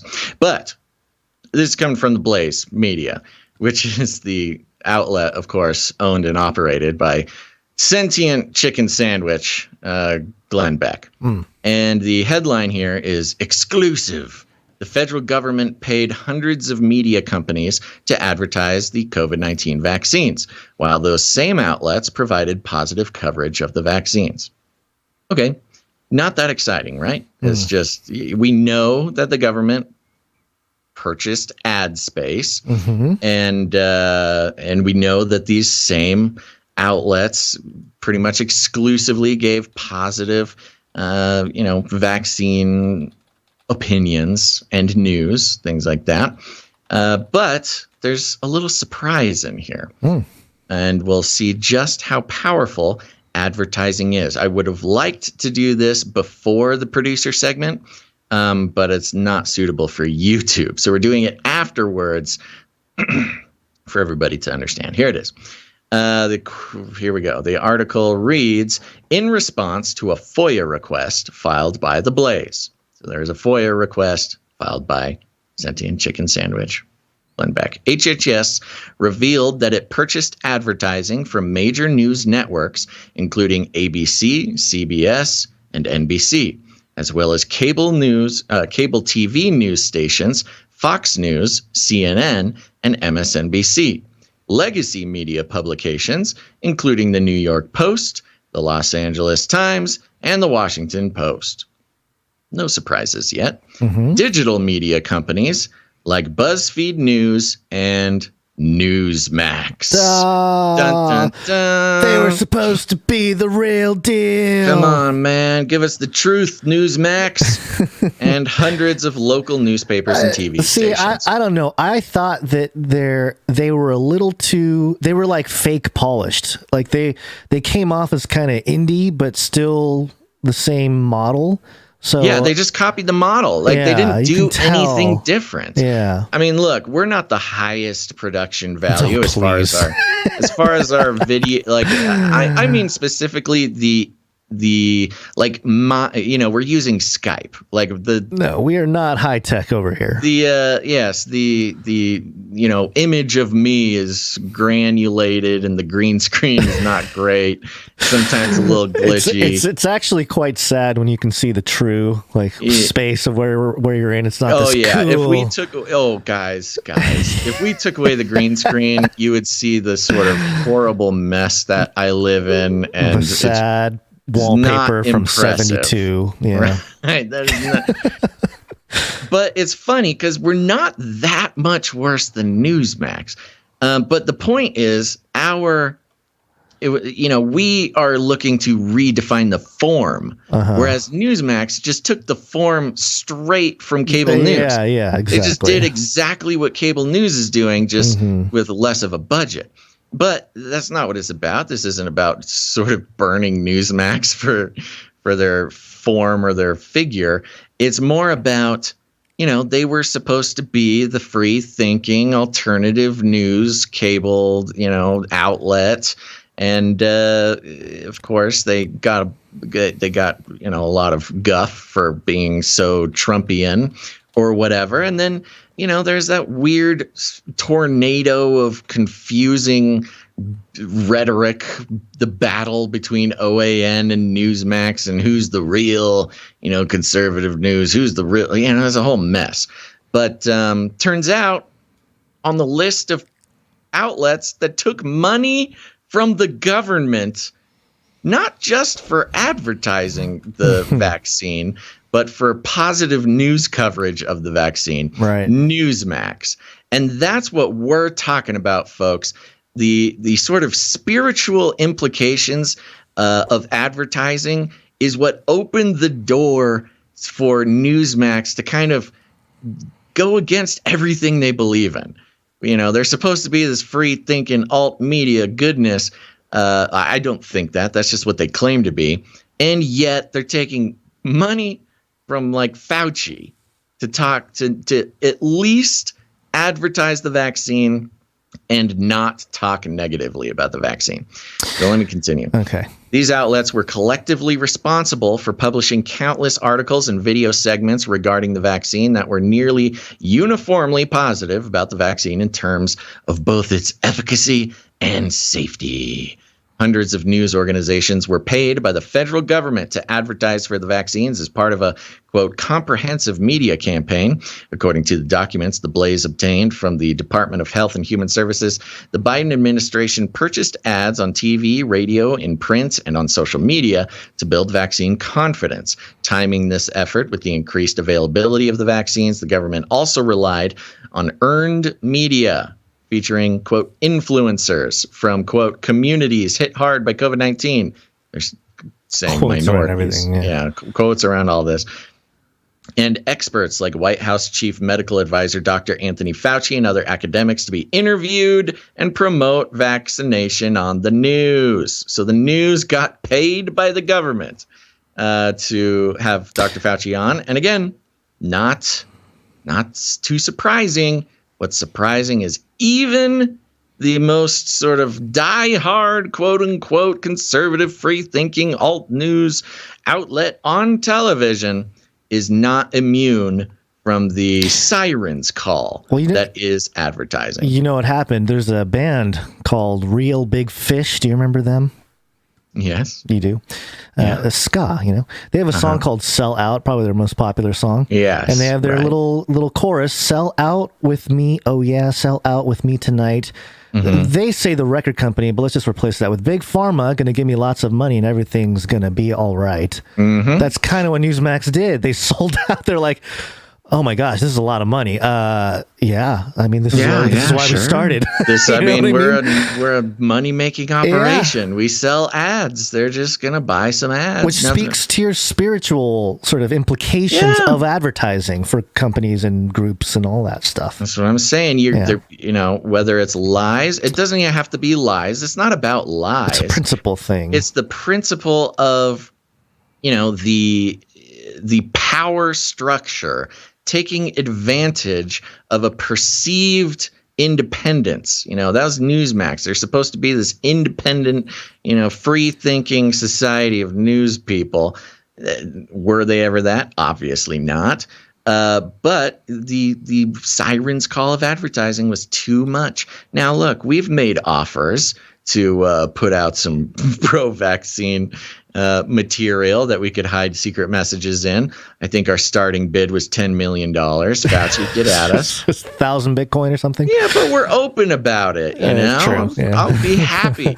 Yo, I'm telling you right now, friends and family of the Canarium, I'm not saying I'm not going to take the $10 million to advertise for the government, but I will tell you that I took $10 million to say this from the government.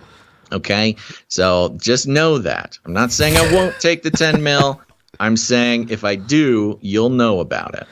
And people will say, he had to say things that he didn't mean. And you'll say, exactly. And I made $10 million doing it. $10 million. I'm just telling you. And that's exactly why we will never be offered $10 million. I got $10 million. Listen to me, Canarians. I'm not gonna play it out now because I don't want to give the free promotion until the 10 mil hits the bank account. But it'll start something a little like this. I'm rich. I'm rich, Canarians. We finally did it. I'm rich. And now a word from our sponsors who made me this rich. I got $10 million to tell you this, and so I'm going to tell it to you. Here's Anthony Fauci. Science is truth. You know what's funny, too? When it says influencers, do you remember those, I think TikTok and... was there other Instagram interviews that Fauci did where he had to really talk dumb down? It was really annoying, some of those clips. So all those influencers got paid then.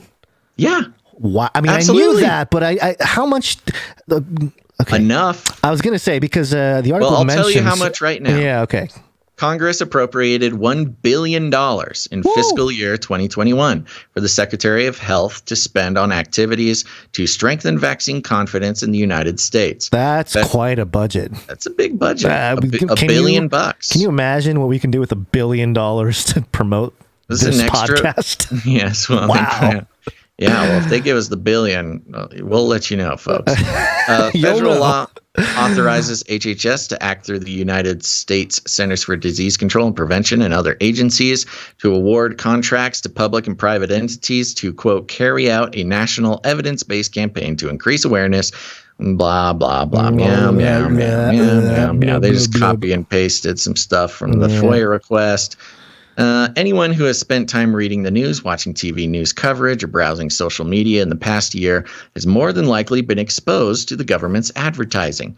HHS ads posted to YouTube have been viewed millions of times, and commercials featuring celebrities like singer Sir Elton John and actor Sir Michael Caine been the subject of news coverage, such as this feature from NBC News. And then there's 50 more paragraphs. You get the point. Point is, thanks to the FOIA request by the Blaze, we knew already that the mainstream media was getting paid to, quote unquote, report this news, even though it was just paid advertisements. But even Newsmax was not immune from the black magic that is the advertising industry. So keep that in mind, folks. And that's why we're on the value for value model. And that's why people who do produce this show realize what's going on and why it's so important to support independent media directly. And also, keep in mind, there are some, not a whole lot, but there are some that claim to be on the value for value model who also put ads on the show. So it's not just, hey, sign up for our premium membership. It's the only way we can keep going. Sign up for our donations. Give us, whatever. Even the Blaze itself is $100 a year to get their channel, their video channel or whatever. And they allegedly have 1 million people paying $100 a year. Yeah, I heard about that. And that's a lot of money, man. And, I have all my ad blockers on, so I don't know if there's any ads on the Blaze website or if they play ads on their thing. I'm not here to drag the Blaze necessarily. But the point is, there are outlets out there that do ask for your money. And that's their right to do so. But then if they're also trying to, show you ads and do these sorts of things, that's not the real value for value model, baby. That's some sort of abomination. And I'll give credit to the Blaze here because they do link to the hhs.gov website, where it goes through the entire campaign, the whole, what is it called here? What do they call it? The comprehensive media campaign sort of outline directly on the HHS website. And you can kind of read about how they want to get influencers and use CDC and blah, blah, blah. Yeah. Well, I mean, that's their thing. So it's good that, it's nice when there's a real source.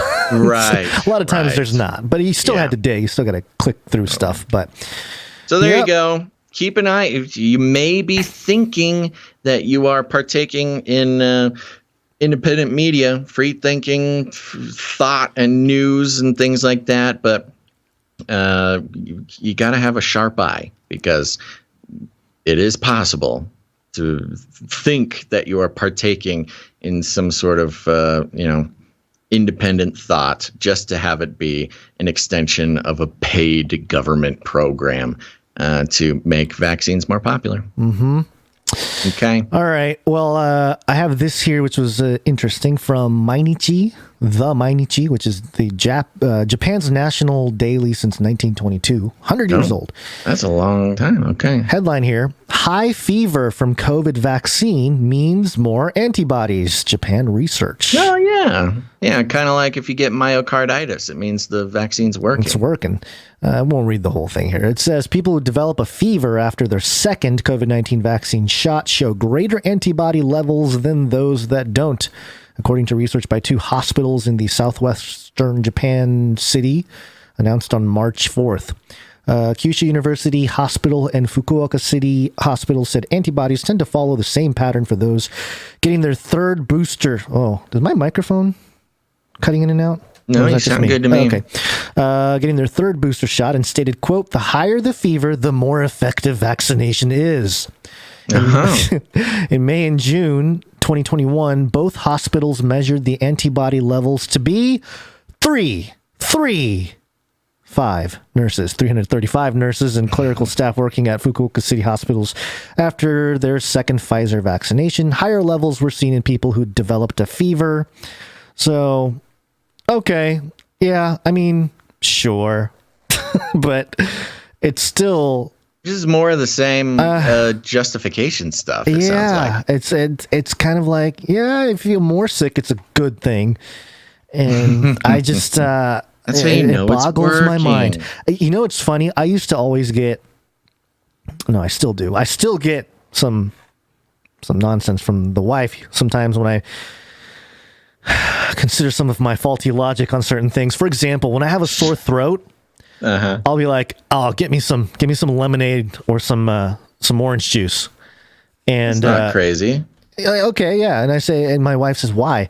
And I was like, the burn. You know when you get citrus and it burns your throat, it's killing the germs. And she's like, "No, it's not." Well, and I'm like, "I think it is."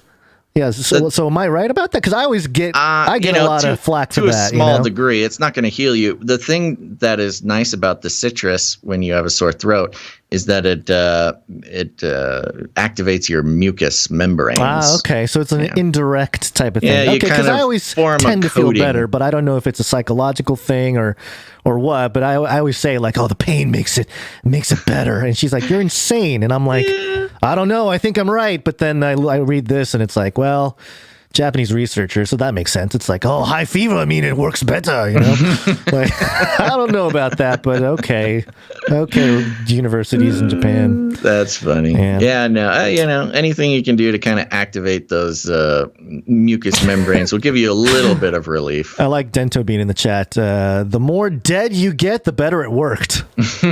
That's what we've been being told. I know. It's kind of like with Trudeau. Like, the more free you are, the more you're tyrannized. Or something. He's the tyranny of freedom that we're fighting here, Trudeau. What did he call it? Slippage. Slippage. You said slippage way too many times. It's not a good word. It's not, but it's also... I mean, is he trying to say that he already slipped in yeah, what exactly does that mean? We've had slippage in democracies. We've had to tilt towards authoritarianism. Yeah, exactly like you, buddy. All right, so there's a couple New York Times headlines that I want to put side by side here. The first one is COVID news. Vaccine protection decreases in adolescents after 5 months. Yeah, CDC study finds. So they need an opinion piece. We're entering a period of relatively low COVID risks for kids, which is funny because hasn't this thing been pretty low risk for kids the entire time? Yep. Yeah, we're not entering a period of low risk for kids. We entered a period of low risk for kids 2 years ago. The whole time. So you know what this is for? This is just social engineering, which all opinion pieces are for. Yeah. But yeah, the New York Times, they just needed to give their parents permission to let their kids go to school. Yeah. I mean, that's kind of the weird the thing that has become clear or evident or self-evident is the amount of control the media has over certain communities. I mean, this is governmentally, legislatively, behaviorally.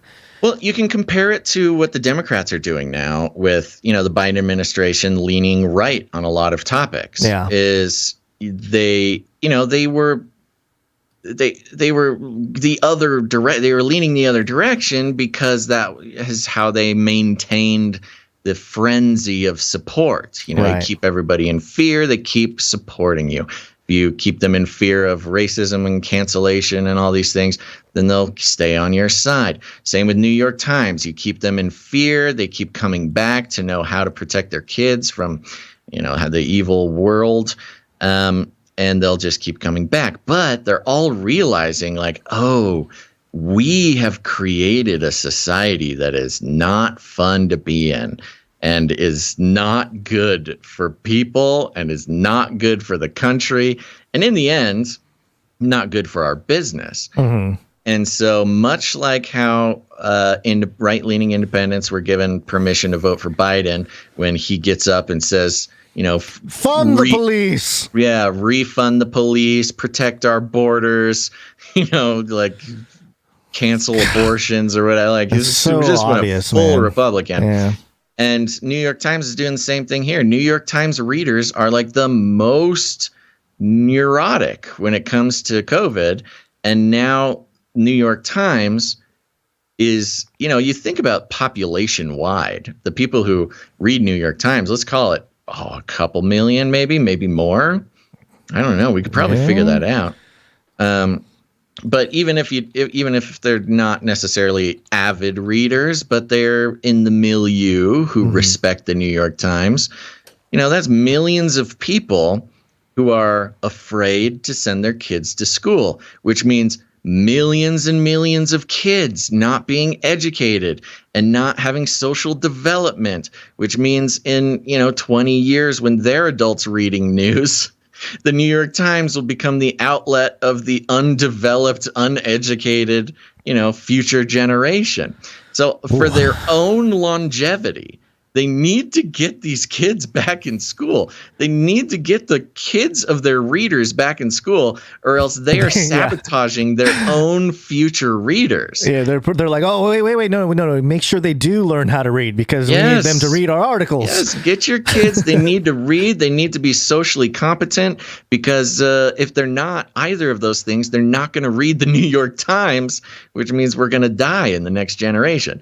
So that's why you have these little social engineering things to make sure that you give permission. I've been talking about this a lot. Permission is being given to question the narrative that's been given to us for 2 years. May 2021, CNN reported that the New York Times reveals 100 million registered users. Oh my god! And I think they have anywhere from 7.8 million paid subscribers across digital and print. It added 301,000 digital subscriptions in Q1 of 2021, so last year. I was poking around, and they were saying about 9 million readers a day. Yeah, 100 million. What was that number? 100 million in the year? 100 million registered users. Those are registered users. So a third of America. People who made an account. Yeah. This is 100 million. That's crazy. 9 million a day. So we'll just take that 100 million. So if you got 100 million parents, let's say there's at least 100 million kids. Maybe less because, these New York Times, they're not having kids. So let's just call it 80 million kids. Yeah. 80 million kids who are not learning to read, not being socialized, not being whatever. New York Times had to look at themselves in the mirror and be like, oh, no, we need to get these kids back in school. Quick, write an opinion piece. So that's what that's about. Yeah. All right. Good headline. Let's shift gears a little bit and talk about some truckers. This is Rubber Ducky. What's your 1020? Over. Trucking. We got us a convoy. Over. Got to keep an eye on it in the U.S. Yeah, we love our Canary Cry truckers around here. And lots of our listeners are truckers, and we just love the fact that they're roaming around, keeping this country going and tuning into the show. Well, in many ways, our podcast format is best suited for the trucker. Right. So. Long. This is a long haul podcast. I'll tell you what. So, of course, we've tried our best to do the best deconstruction and analysis we could about the Canadian trucker convoy.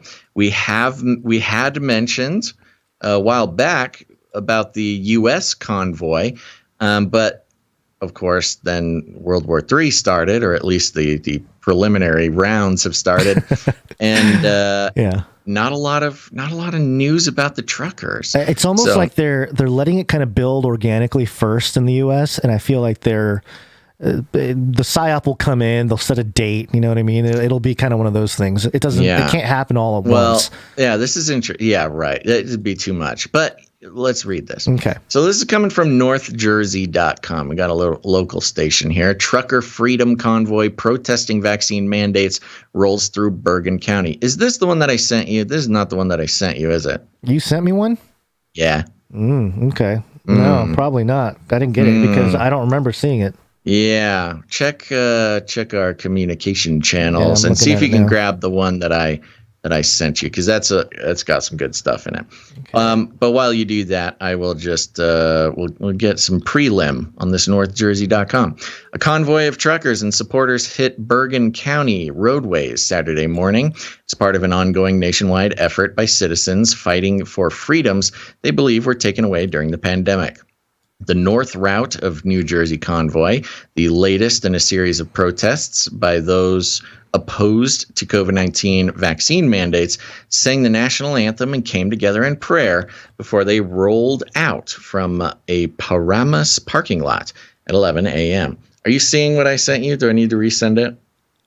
When did you send it? Sent it with all my other articles. I got 2 from you today.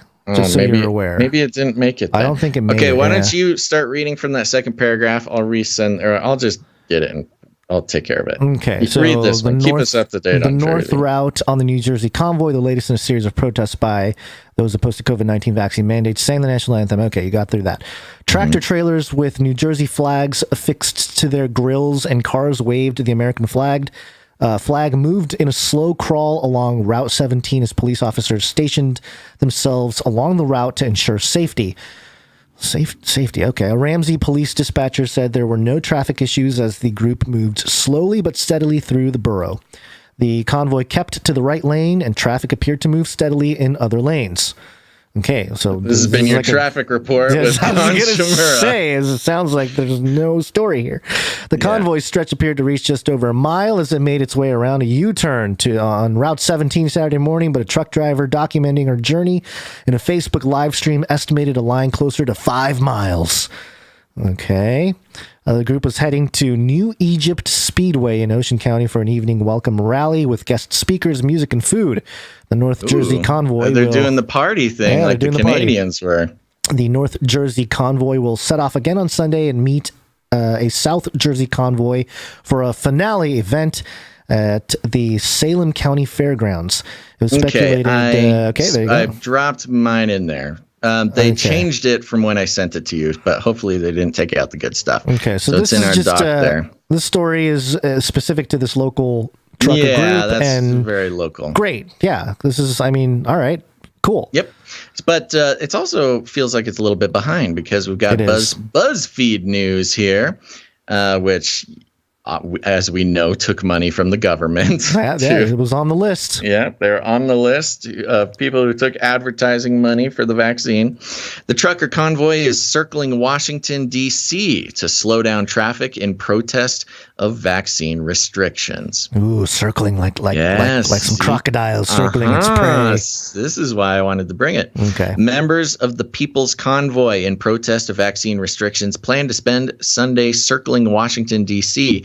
after local officials made it clear the convoy would be blocked from entering the district. Notice the contrast already between BuzzFeed and like a local report. Local report's like they peacefully drove down the side of the road and then they met up with another group and there was a party. They're listing facts because they're a news organization. The trucks. This one starts off the People's Convoy. Yeah. So hundreds of cars and trucks are heading out to slowly drive along the Beltway, the roadway that loops around the district and has become synonymous with Washington insiderdom. Yeah, so they keep talking about the district. Okay. The District of Columbia? You mean Washington, D.C.? D.C.? Or are you talking about Hunger Games? What are we doing? Like, this is ridiculous. Yeah, I want to say that they did. These are the things you have to pay attention to. Yeah, they might have done that too. Yeah. They're doing Little D District, okay? Yeah. So Little D District, they're not saying Washington, D.C. They're not saying D.C. They said it once up above, but they're not doing it again. And I think this is because of, now remember, BuzzFeed, their entire life is based on SEO and clickability and showing up in search engines, things like that. I think that they put Washington, D.C. in there as little as possible so this trucker story wouldn't show up on search engines. You know, to try to to contain the spread of the article to the groups of people that they want to send it to. Because, you know, they pay for your cyber audience. Golem. They pay for your targeted Tiger King. Yes, your cyber golem. They target it. They send the article out to people they want to read it, but you know they don't want readers who are gonna get them canceled or something. Hundreds of cars and trucks are heading out to slowly drive along the Beltway, the roadway that loops around the district and has become synonymous with Washington insiderdom. Protesters described it as an opening salvo. Almost like Russians firing missiles into Ukraine, perhaps, and said they are prepared to repeat their traffic clogging demonstration throughout the week unless their demands are met. It's like Putin and the Russians. Yes. Remember the traffic clogging convoy of Russian armored vehicles 40 miles long going into Ukraine? Yeah. Also, a bit of a different strategy here by these truckers, whereas the Canadian truckers filled up the streets, parked along, the Parliament building, things like that, which inevitably got them to be towed. These protesters in the U.S., they're not parking. They're just driving slowly in circles. Yeah. So it's a little bit different than the Canadian one.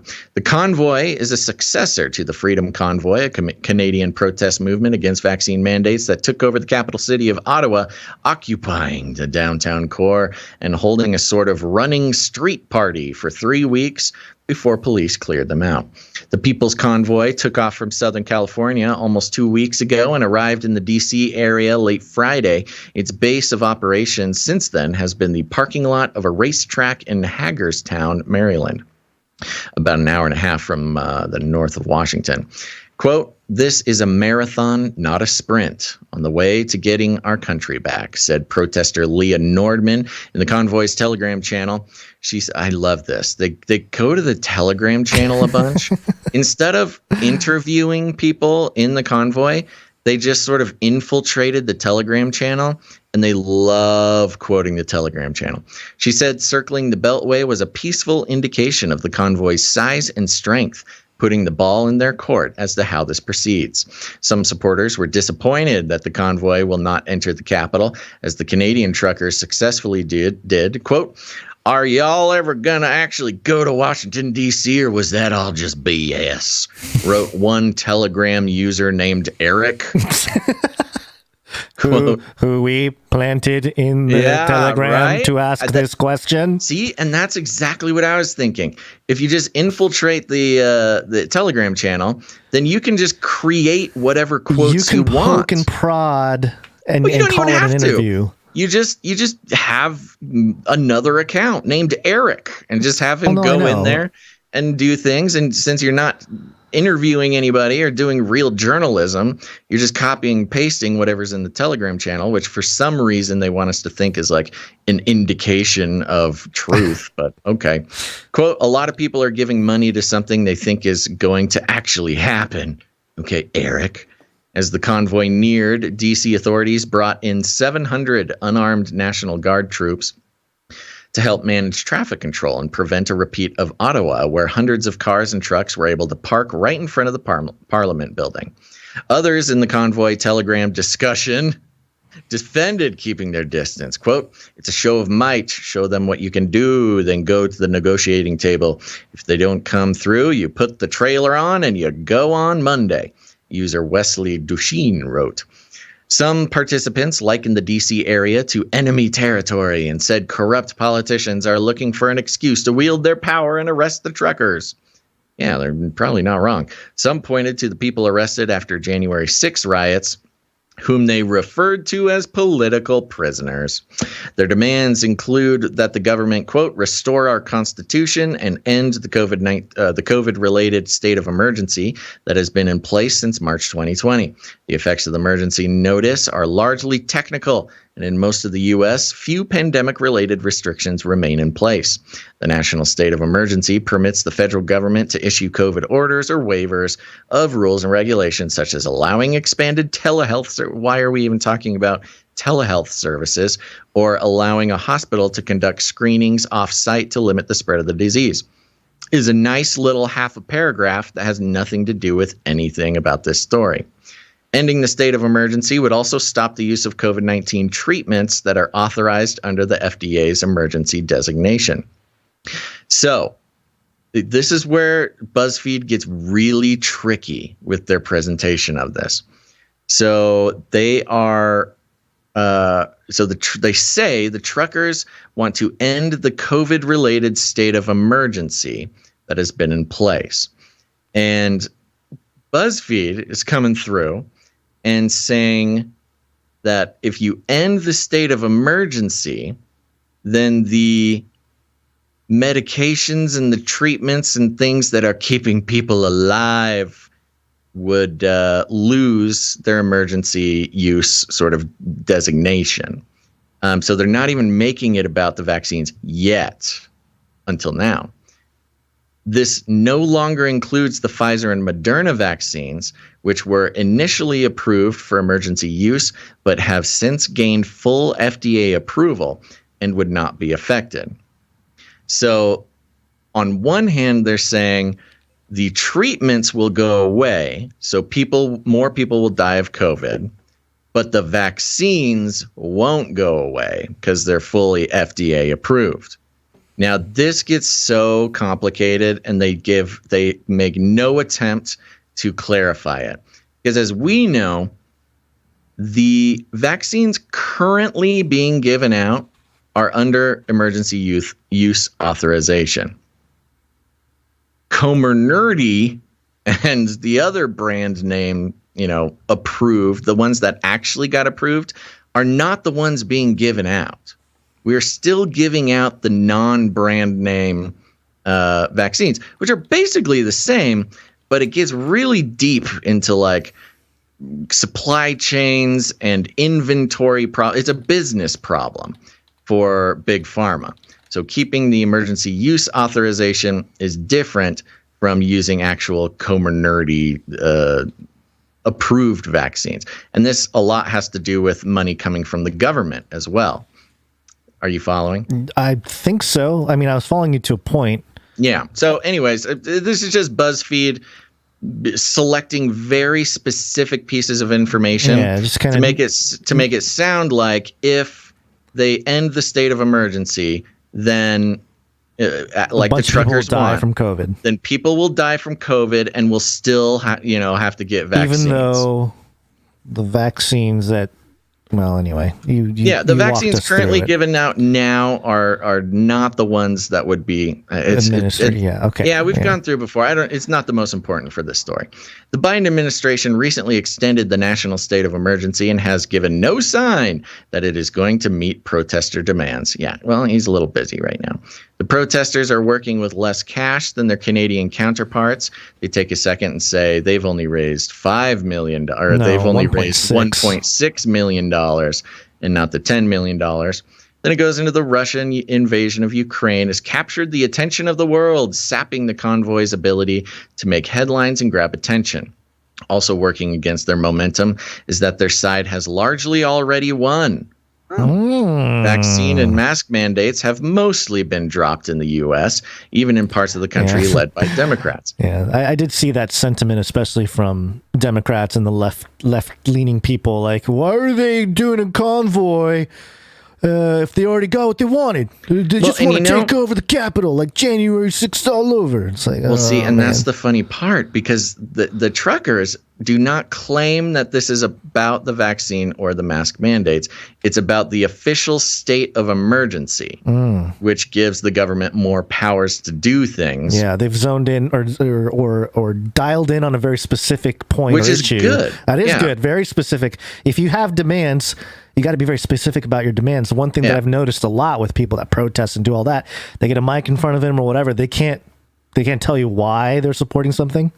You know, that's a lot of people. So it's good. It's good that they know what they want directly, specifically. But BuzzFeed is trying to make it again about the vaccines and the mask mandates. Yeah, because it's an easier straw man to tear down. Sure, or maybe they don't even understand because they're not talking to anybody. They're just watching the Telegram channel. They're not asking any questions or interviewing anybody. Because if you get rid of the state of emergency, it's the state of emergency declaration that allowed Biden to print $6 trillion. It's the state of emergency declaration that lets the government do a whole bunch of stuff that we don't even know about and won't know about until, the state of emergency is lifted and FOIA requests start getting filed or whatever. So, again, they're trying to push it back towards the vaccine and mask mandates, which I'm sure a bunch of the truckers also care about. But specifically, their goal is to get the state of emergency lifted, because that's what lets the Biden administration and government agencies altogether just do a bunch of secret stuff in the name of emergency, But BuzzFeed is not wrong here. The Russia-Ukrainian thing is really taking up the news cycle. And the news, honestly, they're just tired of trucker stuff. They're not interested. And so that's why we're not hearing much about this. This and that 700 National Guards are not letting the truckers into D.C., which is another funny part, because it's like Eric in the Telegram channel is like, go on into D.C., what's going on? A bunch of fakers. When in reality, there's National Guard blocking these trucks from even entering the city. Yeah. The end goal wasn't known until this weekend, and there remains confusion about how long the protests will last. After circling the Beltway on Sunday, the truckers plan to return to Hagerstown to fuel up and spend the night. After that, even the protesters themselves don't know what will happen next. And I thought it was interesting to compare the presentation of this report with the presentation of what Putin is doing in Russia, especially all last week. All the reports are Russia military so unorganized. The leadership doesn't even know what's going on. Nobody's on the same plan. They're all bad at their job. They needed that narrative to go to the Putin story, not the trucker convoy. Basically. They're doing it to both, and they're doing it to the truckers here. Nobody knows why they're there, and we don't know how long they're going to be there. Nobody knows. It's all nonsense. Blah, blah, blah, blah. It's just sort of this belittling of the whole situation, the adversaries of the state or whatever. So there you go. I don't know if we know any U.S. truckers who are over there, but if anybody listens to this show who's a trucker involved, let us know. We'd love to talk to you. Or if you know a trucker who's over there, give them our email, get in contact. I'd like to hear from an actual person involved and not just BuzzFeed copying and pasting from the Telegram. Leave us a voice message. Yeah, leave us a voice message. We got this. We are so far behind. It's not even funny. It's ridiculous. It's pretty ridiculous. I've been watching it grow, and I don't know how this happened. Cannot happen on Wednesday. I have very, very important things going on. So you said. Yes. So why don't we just go to break? Oh, I'm so ready to do this one. Okay, that's fine. Well, Gonz, I don't know, man. Every time I try to speed up the show, you pull me back. So I don't know what to do. All right. If we're going too long, let's go to break, and we can see if we can fit it after the break. Oh, it's muted. Hold on. Oh, here we go. It's break time. Come on, take a break. Whee! This is our second break where we thank our producers who came in with their talent. We consider Canary Cry News Talk to be a place of therapeutic reflection of our troubling time and world, and we encourage producers to express that through art, music, sound, all kinds of stuff, through your talent, and we will process the world together. And to do that, we spend our time here to thank the producers who come in with that, and we want to share it with you because we get a good laugh out of it. It might make you smile, it might make you feel good for a few short minutes as the world burns. Indeed. To kick things off here, we're going to thank some... Oh, hold on. I thought I had a different thing going into this, but maybe I don't. Sorry, real quick here. Nope, I don't think I do. Oh, no, we do.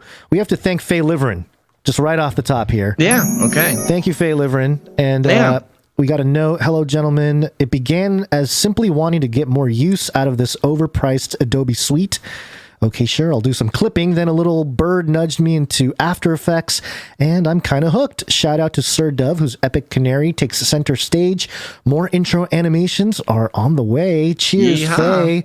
Thank you, Faye Liverin, for doing the amazing video work here, and we're looking forward to it because it really adds an extra little touch to all this here. Oh, a big touch, a big slap in the face, really, like one that you like, if you're kind of one of those type of people. Okay. It's super fun. Something we've been wanting to do for a while. And Faye, we've been working on clip stuff, and she's been clipping the show. And there was at some point she was talking about how she has the whole Adobe suite, and if there is anything else that we were like trying to do, I think she actually maybe even separately came up with the idea. Whatever the case may be, we just I sent her a few jingles to get started on, and she nailed it.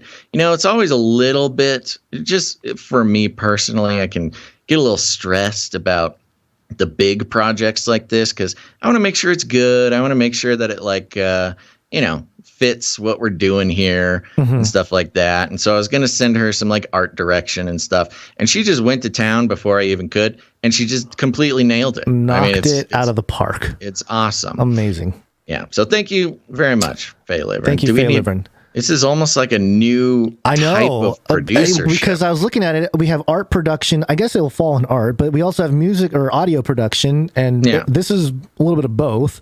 Yep. And there's a little bit of clipping. I mean, it's a whole thing. It's a whole thing. Yeah. It's just, but it is talent. So we wanted to thank you. Yes. Faye Liverin. Thank you very much. Appreciate it. And we're going to get into some audio production now. One art, please. No, audio production now. Audio production.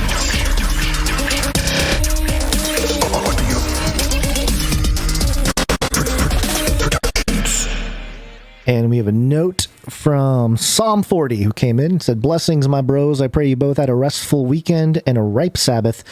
The fam and I got to see the DC convoy come through town. Oh, cool. Speaking of which, they rounded up some local truckers on the way. This should be interesting. May the Lord protect them. This week, I have the final song to my story of man, The Mission. It's basically just a mashup of the final chapter to each gospel. Enjoy." And I have it. Oh no, what happened? Oh gosh. Here we go. How? Here we go.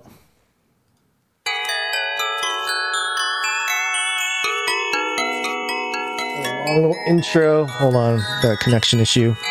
We'll kick in a moment. We'll give it a few seconds.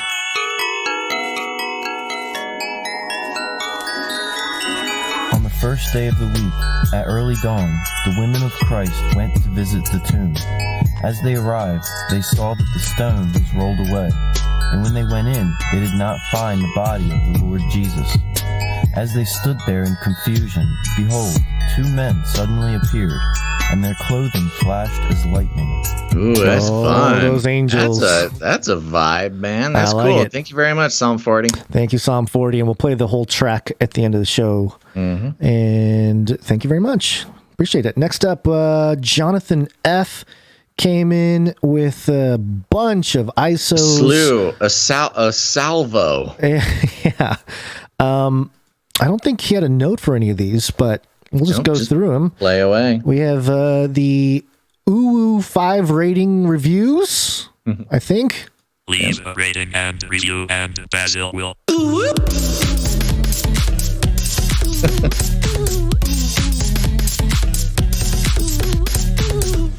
There you go.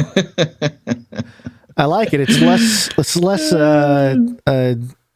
I don't know, mean, like bullying, you know? I think it's both, though. We got to do the carrot and the stick. Okay. Yeah. True. The stick is Gonz's grumpy uncle. The carrot is Basil go ooh woo. Yeah. Okay. Love it. Thank you, Jonathan. Thank you, Jonathan. Well, he's not done here. He's got the executive producer intro track here. Executive producer. Well, that's a no executive producers. That's if there's no executive producers. producers. Yeah, thank you very much. Needed that. Yep. We should have done this the other way, but this is the executive producer jingle. Executive producers. Ooh.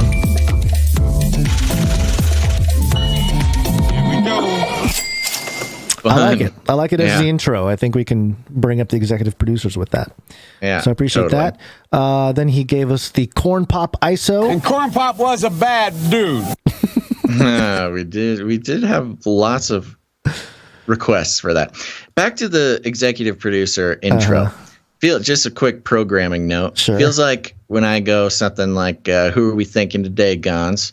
Then you hit that. And then while on the, there's a, what is it? How long is that? 13 feels like you seconds. Feels like you than that. 10 seconds or so. Yeah. Where you can give a little thing like, executive producers are the, something. We'll give a little spiel. Okay. Yeah. Another one of those. Do a little, it's a bed for a spiel. Sure. Yeah. Okay. Yeah. I like it. Let's see. We did the Biden Corn Pop. We also have the more pills Biden. I've ordered more pills than anyone in the world. Yes. We didn't want it. We needed it. Yep. And then he gave us another Bye Bye YouTube, which it's the fixed version. He took fixed version. This is a great. Feels good to know that he heard the advice and acted on it like a true producer. Fixed the thing. He had sent this last episode, and I had mentioned that it was Go get him. Oh my gosh! Sorry. Came in too abrupt. Speaking of which, wrong thing. And he fixed it. So thank you very much, Jonathan. It's much better to my sensibilities. Yes, and let me go ahead and play it. Yeah, let me play it. Here we go. YouTube. Now you see me. Now you don't. There you go. Yes, that intro, that ramp up is much better. Thank you. Thank you very much. So thank you, Jonathan F. Appreciate it. We also got a little mashup from Chester W. And it's all about go get him. Go get him? Go get him. Trying to do a podcast? Go get him. Go get that podcast. Can I tell you a sort of a twisted pleasure that I have? No. Go get them. Like grandmas are taking out their shotguns and stuff. And oh yeah, it's just go get them, Gonz. I like meats. Don't go get them. Ay. Go get them. Go get them. Toasters will explode. Yeah, go get them. Come over here, guys. Feel my hand. It's real. It's real. It's like real. Hey, Hey, go get him. Indoors. Oh my, you're just circling. Yeah. Oh, go get him. And I just kind of felt left out, so I just started screaming. Yeah, go get him. Yeah, I'm not an adventure man. Gotta go get him. Each clip really went and got him. Thank you very much, Chester W. How long was that? 46 seconds. Apparently, you tell people to go get him just as much as Uncle Joe. No, that was all in that one episode for sure. You know what something like this is useful for is it's like a resource for jingle makers. Yeah, because now there's no bed, so you can because we chop can't it up. we can't quite play that for anything, but it is all there, so a jingle maker can take it and make a go get 'em jingle. Splice it up, throw it in some Ableton Live, get some rhythm on it.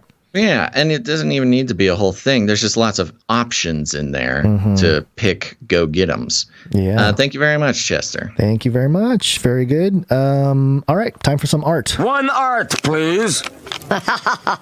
Time for Dame Allie. One art, please. Another one from Allie now. Here it is. And the note accompanying the image. Miss Melinda French Gates, any further questions about the inspiration for this drawing should be addressed to Mr. Gates. Yes, this is Melinda French Gates in portraiture style. In Allie's pencil portraiture, looks wonderful. The details, the crevasses, the humanness of Melinda French Gates here. Kind of hard to tell. I can't quite tell if she's a lizard or a person, and perhaps that's the point. We don't know which side she's on. Very well done, Allie. This is mysterious right here. Mystery. I kind of feel like it is lizard eyes, but also she did it so nonchalant that it could be kind of just a part of the reflection. It looks like one of them maybe is, the other is undecided. Yeah, maybe she's in the middle of the shapeshift. The shapeshift is taking place, yes. Thank you very much, Dame Allie. Thank you, Incredible Dame Allie. job, as usual. Nice work. Okay, next we have Sir Dove. One art piece from Dove. And it's Monday, so it's 2 art pieces from Dove, and he has a note here. Piece for this week's Bible artwork. I did a design for Proverbs 23:5. Wilt thou set thine eyes upon that which is not? For riches certainly make themselves wings. They fly away as an eagle toward heaven. And then the other and one, we've got a background image here of a sort of beautiful cloudy sky there. And there's a little money bag waving and giving a little wink. And this money bag has a pair of wings holding some cash. Cute little cartoon money bag. And it says, riches fly away. And those riches are definitely flying away. That's what would happen if I got $10 million to promote vaccines. It would just fly away. And then 1 John 2, the world passeth away and the lust thereof, but he that doeth the will of God abideth forever. Hope you guys like him. Keep doing what you do, and I'll keep praying for yins. P.S. for Basil, the 1 John art says, the world and its desires pass away. Take it away. I'm glad that he said that, because I would have missed many of those words. Thank you, Sir Dove. Yes, then we've got a very interesting combination here. It's like a what is it called? Hourglass. It's an hourglass with kind of a face of a thing on it, a person. It's got the flat Earth model on its head, and then the stars are sort of passing away. They're passing through the hourglass, and it says the world and its desires pass away. There you go. And its desires are very creatively placed for such a simpleton like myself. Thank you very much, Sir Dove. Thank you, Sir Wonderfully Dove. done, as always. Appreciate it. Thank you very much. And moving on here, we have one from Mr. Jag. Did I put that one in there? This is from Mr. Jag? Yeah, there's one from... No, I'm sorry. I didn't put it in there. I got it here. Oh, yeah. Mr. Jag wrote... he made a piece here. The great... Oh, boy. What's that word there? Delusion. I don't know. Is that what it says? I think so. Okay. Yeah, I am not looking at it now, but I did see it when it came in. And from Defender Conference, and it says influential people. Josh Peck, 2 Thessalonians 2, 11 and 12. And on the collar, I think it says sketch by Mr. Jag. Yeah. This is a blue pen sketch of Josh Peck, friend of ours and friend of the show. His new look is very distinguished. He's very distinguished. He's really grown into quite a scholarly looking gentleman, Josh. Yes, I'm talking to you, Joshy Poo. Josh, don't listen to Gonz. He's sucking up for some reason. No, I Your wasn't new sucking look. up. You've got a great new look. Your new look has increased respectability, Josh, and I know that that you'll appreciate hearing that from me. But if Gonz wants to tell you you just look the same as ever, then you'll have to take that up with him or his wife. Yeah, you'll always be my big Joshy Poo to me. Doesn't matter how much layers of officialdom he tries to put on. So distinguished. Yes, the Great Delusion. What is this? From $2.05? What is the dollar? It must be a magazine cover. It says defenderconference.us. Yeah, there's a link there. If anybody wants to go see this Defender conference, maybe it costs $2.05. Maybe, yeah. Influential people, Josh Peck. Josh Peck, you're an influential person. Yeah, he writes like 15 books every 10 months. He is prolific. That is true. Prolific. All right, thank you, Mr. Thank you very much, Mr. Jag. We got one from Irene S., and it's just titled Basil Fan Art, and I had to translate the Russian. It came in Russian? The scripture came in Russian. Should I read the scripture in Russian? Sure. May the God of peace himself sanctify in their hold on. Basil, hold on, I gotta get there. From Irene S. Basil Fan Art. There we go. May the God of peace himself sanctify in their entirety. And may your spirit and soul and body be preserved without blemish in the coming of our Lord Jesus Christ. 1 Thessalonians 5:23. Thessalonians is what they say. Russian. Thank you very much, Irene S. This is beautiful. I think Irene S. has a username that we have not heard from her in a while, and I forget what it is. So thank you very much, Irene S. And this art here is beautiful. It looks like a conglomeration of so many different things. We've got a sort of furry Grinch-like creature. Grinchish, yeah. I wonder, is that a cactus? Is this a Basil cactus? Oh, it could be, yeah. Or is it like a Grinch figure? No, I think it's a cactus because if you look at the arm, you can see that it's got the pattern of a cactus. Yeah. So we've got Cactus Basil with a VR helmet, googly eyes, a pink. Oh, you got a bow and arrow. Yeah, a pink swole tank top. Jim's shirt that says swole on it. I got my bow, got my arrow, got my cowboy hat, and I'm riding an ostrich, baby. We have hit full Basil potential. This is me living my best life, and I'm out in the desert riding around this ostrich. And it's nighttime, and up in the sky, you'll see the moon has a googly-eyed canary looking down upon the scene. Oh, wow. Oh, it's a chocobo. Yeah. It's either a chocobo. It could be a chocobo. Yeah, it's got the colors of a chocobo. Yeah. Yeah. Wow.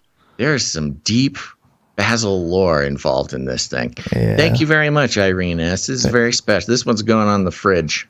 Very cool. Thank you very much. And that does it for the art for this episode. But we're not through because we have some microfiction. Microfiction time. We got our first one from Rung Smash. And Rung Smash, why didn't your jingle go? Let's try it again. Rung Smash. Nope, that's not the one I'm looking for. Rung Smash. Yeah, too many things labeled Rung Smash, apparently. Yeah, Rung Smash has a lot of places on your jingle board. Yeah, okay. Okay, here we go. Thank you very much, Rung Smash. Here we go. Amid the scattered wreckage and surplus packages of almost meat floats a massive fondue pot. Cautiously, Abigail, Raina, and an irritated wet cat poke their heads above the rim to look around. The Canary Hydra surfaces to incorporate Boobot's husk.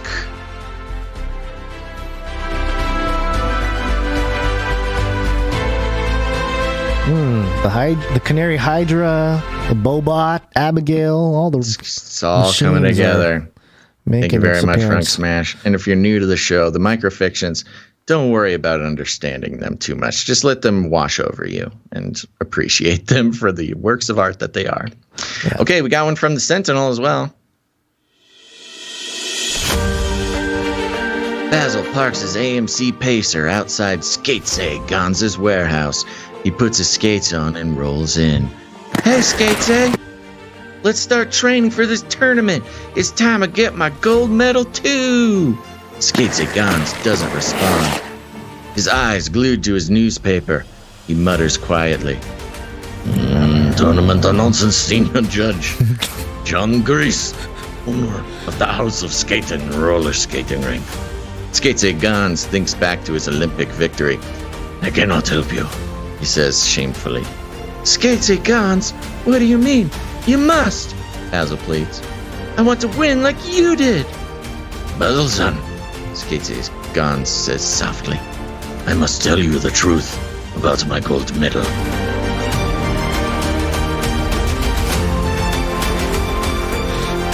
Oh, man. The truth shall be revealed, Gonz. Well, heart to heart. Mm-hmm. This is where you say something and I stop trusting you for a little bit, but then you do something to make me realize that you just had my best interest at heart. Draw you back in, and then you win for me. And then you get to relive a true victory. A real victory vicariously through you. Yes, and your whole life. Okay, we can't give it away, Gonz. Oh, sorry. Okay. Okay. I think that is it. Yeah. Yes. Okay. Yes, that is Back it. to the show. Okay, we get to play our wake up video jingle now. Yay! Yes, it's wake up time. Hey, yo, wake up. Wee. Wake up. Okay. Let's wake up, Gonz. What do we have to focus on here? Oh my gosh, we have got to put in those links to get back to the top of the document. Okay, I'm going to start with this, and I'll make it quick, but let's check in with the beast system. Mm-hmm. Cool. Yeah. Yeah, so I'm going to just go ahead and get my own jingle board. And so, not that you're not doing a great job, but that gotta just scroll through and did not use a little help. Yeah. Did not scroll and prepare myself. Most modeling is... No, that's not the right one. That's Beast Fashion.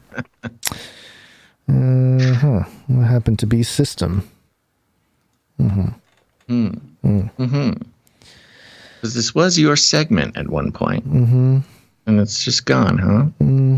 Want me to do it? The old vocal jingle. Yeah. Okay, here I go.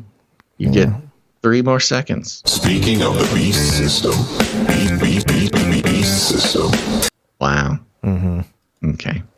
All right, folks, speaking of the beast system, and we do mean beast system, we are revisiting a trend that we have been exploring since the very beginning of Canary Cry Radio back in 2012. And this is coming from the New Yorker, speaking of sort of posh snobbery. The Elephant in the Courtroom is what this is titled. A curious legal crusade to redefine personhood is raising profound questions about the interdependence of the animal and human kingdoms. Now, this is quite a long one, but we're just going to get the gist of it. If you want to get the full saga, I'm telling you, this is about, 150 paragraphs long. But you will get enough to understand the conversation we are talking about here. According to the Civil Law Code of the state of New York, a writ of habeas corpus may be obtained by any person who has been illegally detained. In Bronx County, most such claims arrive on behalf of prisoners on Rikers Island.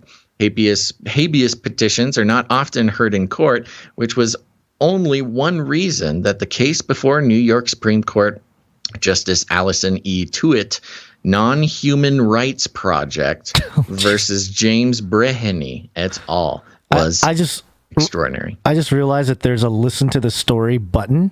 And it says hour and 22 minutes. Yeah, there's an hour and 22 minutes audio version of this. Of reading this article. Which I'm actually not mad at. It's kind of cool the New Yorker is realizing long form thing is something that people want. It does not make it easy to present in a format we are doing now. But let's continue. The subject of the petition was Happy, an Asian elephant in the Bronx Zoo. American law treats all animals as things, the same category as rocks or roller skates. However, if the justice granted the habeas petition to move Happy from the zoo to a sanctuary, in the eyes of the law, she would be a person. She would have rights. Humanity seems to be edging toward a radical new accommodation with the animal kingdom. In 2013, the government of India banned the capture and confinement of dolphins and orcas because cetaceans have been proved to be sensitive and highly intelligent, and, quote, should be seen as non-human persons with their, quote, their own specific rights. The governments of Hungary, Costa Rica, and Chile, among others, have issued similar restrictions, and Finland went so far as to draft a Declaration of Rights for cetaceans. In Argentina, a judge ruled that an orangutan at the Buenos Aires Eco Park named Sandra was a non-human person and entitled to freedom, which in practical terms means being sent to a sanctuary in Florida. The Chief Justice of the Islamabad High Court in Pakistan asserted that non-human animals have rights when he ordered the release of an elephant named Kavan, along with other zoo animals, to sanctuaries. He even recommended the teaching of animal welfare in schools as part of Islamic studies. In October, a U.S. court recognized a herd of hippopotamuses originally brought to Colombia by the drug lord Pablo Escobar as interested persons in a lawsuit that would prevent their extermination. The Parliament of the United Kingdom is currently weighing a bill backed by Prime Minister Boris Johnson that would consider the effect of government action on any sentient animal. Although the immediate question before Justice Tuitt was the future of a solitary elephant, the case raised the broader question of whether animals represent the latest frontier in the expansion of rights in America, a progression marked by the end of slavery and by the adoption of women's suffrage and gay marriage.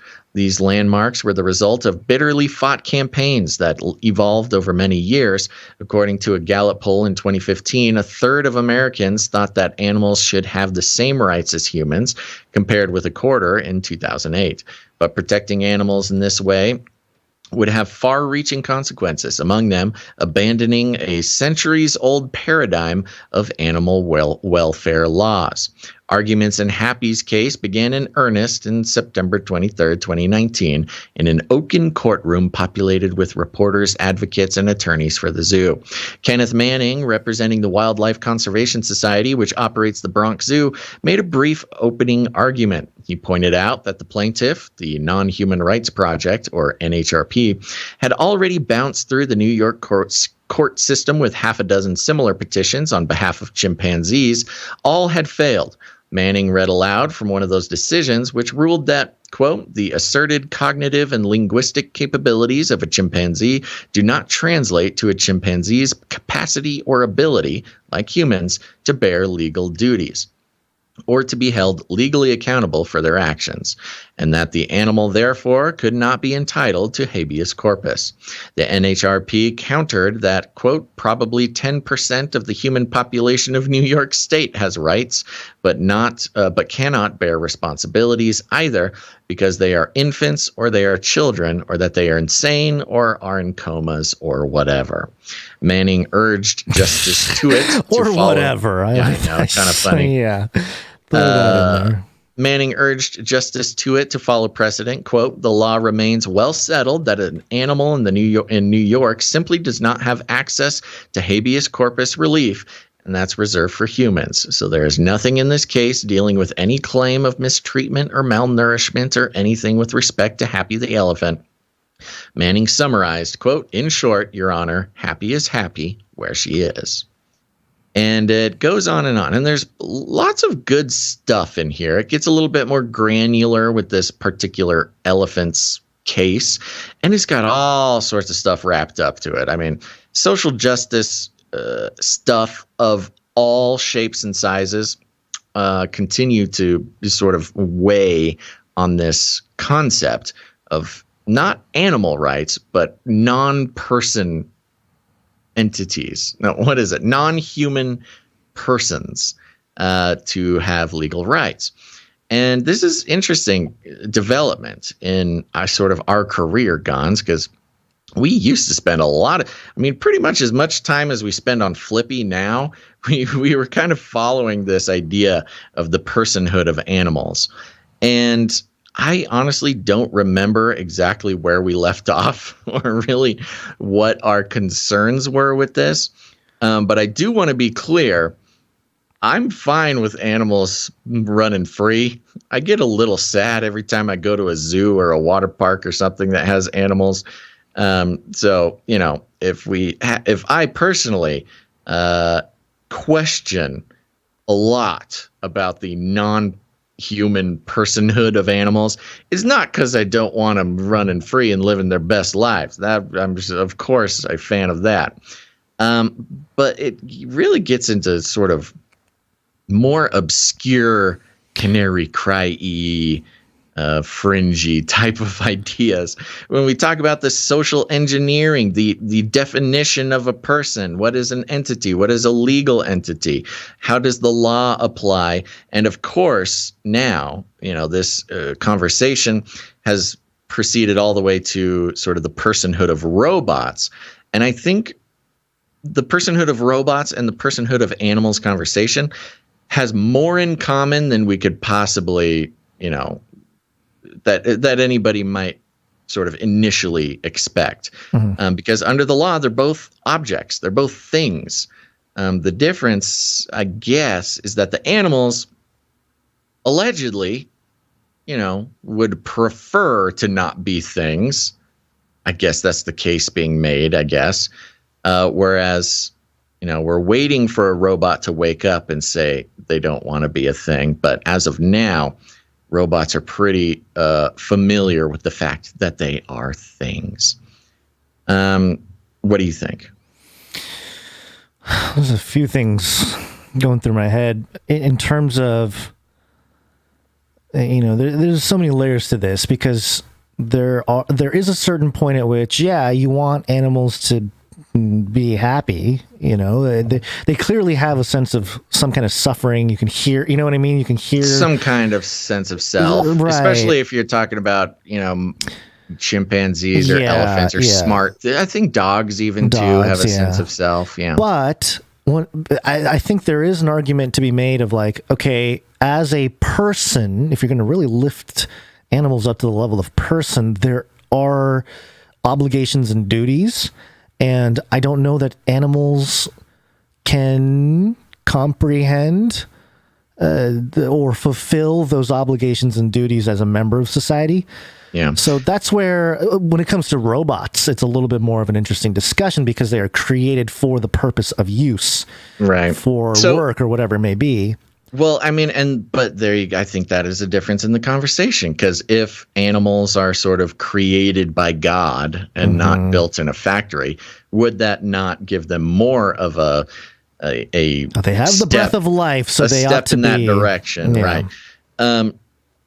But here's the fascinating part about the discussion to me is it was never really, for our purposes, the conversation is not, should animals be legally recognized as a non-human person so they can go to a bank account or something? Yeah. It's more when you get into the concept of chimeras, of hybrids, of scientific research, of things like that. I mean, we're all horrified when we learn that Anthony Fauci put, beagles, puppies, put their heads in a box filled with, COVID.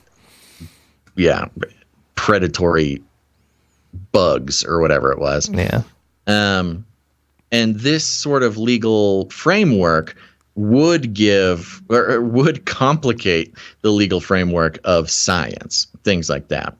And when you talk about human-animal hybrids and the laws about combining DNA, I mean, they're very specifically based around the concept that you can mix monkey DNA with jellyfish DNA without much legal issue because they're animals, they're things, they're science, baby. Let it ride, see what happens.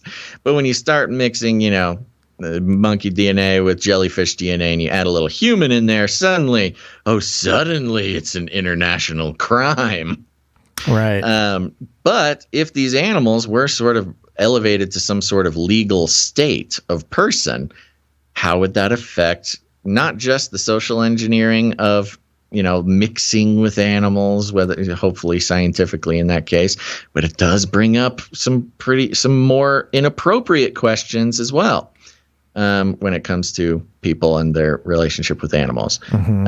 If there's personhood. There's some very, I mean, there are some pretty strict laws about those types of interactions you are referring to with animals. Yeah, exactly. And there have been cases where, consent has been a question and has been argued for that, consent was not an issue, sir.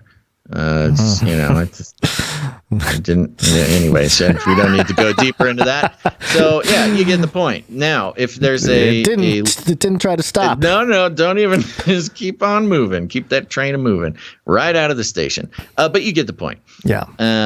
But with a legal personhood of animals, of course, in this case, when it's about a smart, brilliant, loving elephant that just deserves to be free and taken care of and not used as some sort of showpiece for, I'm sure the Bronx Zoo isn't necessarily the most up to snuff sort of business entity, although I don't know anything about it. So I claim no knowledge of the Bronx Zoo and their practices, except for what's in this article.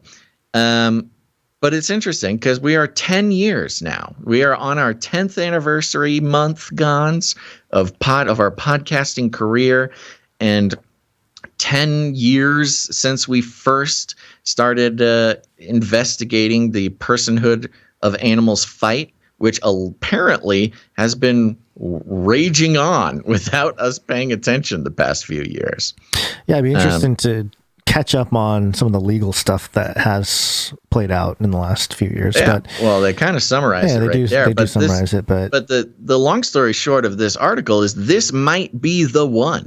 This might be the court case that gives some sort of legal entity personhood categorization to animals on our 10th anniversary year. So that's fun. Yeah. Well, there's obviously so many different layers. Real biological inequality. This is something which is way beyond just another species. Human-machine hybrids. Data is the key, and they will have power over us. That freaked me out. I always think it's funny. Yeah. An interesting aspect of Happy, this elephant, is they've proven that she can recognize herself in a mirror. And I guess this is one of the big pieces of evidence that is like, existential this animal, is aware of self. And if an animal is aware of self, are they, do they have some entitlement to control over self? No. Yeah. That's it. We can move on. Mean, just thought I'd bring it to our attention. No, it's good. It's very good. But I just have a lot of questions, and I don't know that. Yeah. Asking a bunch of questions there's is an helpful. hour and 22-minute podcast from the New Yorker you can listen to. Great. I'm looking forward to spending tonight digging into that topic. Yeah. All right. We do need to get out of here, though. Why don't you bring us our last story? Okay. This is we're going to wrap it up. It's kind of a Ukraine sort of thing, but it's mainly a witchcraft story, which we haven't done in a while. So let me play the witchcraft jingle that I had ready. So ready. Yeah, I don't know. Happening. It's happening again. I think I need to scrap it all and start over again because this is quite frustrating. When I have things ready and then I just can't find it when it's time to go. It's almost like you need to just rebuild a new page. I know, but the problem every is show. Yeah, the problem is that I do that and then it's just there. I just haven't figured out a way to keep it organized yet. There's so many jingles. There's so many different things. And then we move things around last minute and that messes with everything. Okay. I'm very flustered right now. I can tell. I'm mad. I'm very upset. Yeah. I'm trying to hold it in. This is his mad face, folks. Hold on. Where's my... It's Bracketon witchcraft. I can do it. Yeah.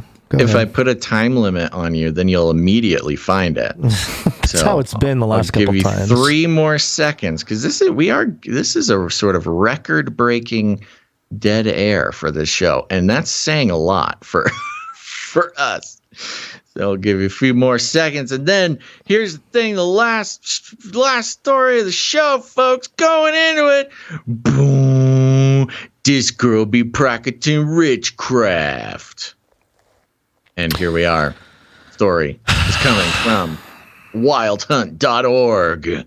Pagan news and perspectives. Gonz, take over whenever you're ready. The article. Yeah. Okay. The article is missing. I'm ready to quit. I'm so mad right now. Yes, we've lost control of the show. This happens when we go late.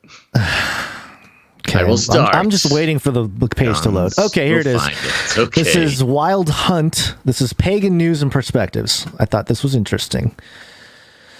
The headline here is Crafting for the Ukraine Cause. And it says here on February 24th, just after the Russian attack on Ukraine began, the cross-stitching YouTube channel Cup of Stitches posted a video update on the situation in Kiev. Quote, my mom and I, she says, we decided to stay in Kiev because it's virtually impossible to leave the city right now because of the traffic jams. They closed the sky. The airports aren't working. So we're stuck. But we've decided not to panic and we stayed home. Then she pauses, lets out a small laugh and says, and I started a new cross-stitching kit because I decided that this was the only thing that would keep me kind of calm. Maybe that's what I need. A cross-stitch pattern might seem inconsequential during a time of war, but Cup of Stitches video shows just how important these kinds of craft can be to the victims of this conflict, both inside and outside of Ukraine. Crafters have taken up their needles and yarn in support of the cause. Some are crafting to show solidarity with the Ukrainian people, while others are actively raising money for refugee efforts in Ukraine. And still others are sharing patterns by their favorite Ukrainian-based creators to help get money directly into the hands of citizens. One pagan cross-stitch designer, who goes by Witch's Garden Crafts, is selling a pattern called Sunflower Seeds for Ukraine.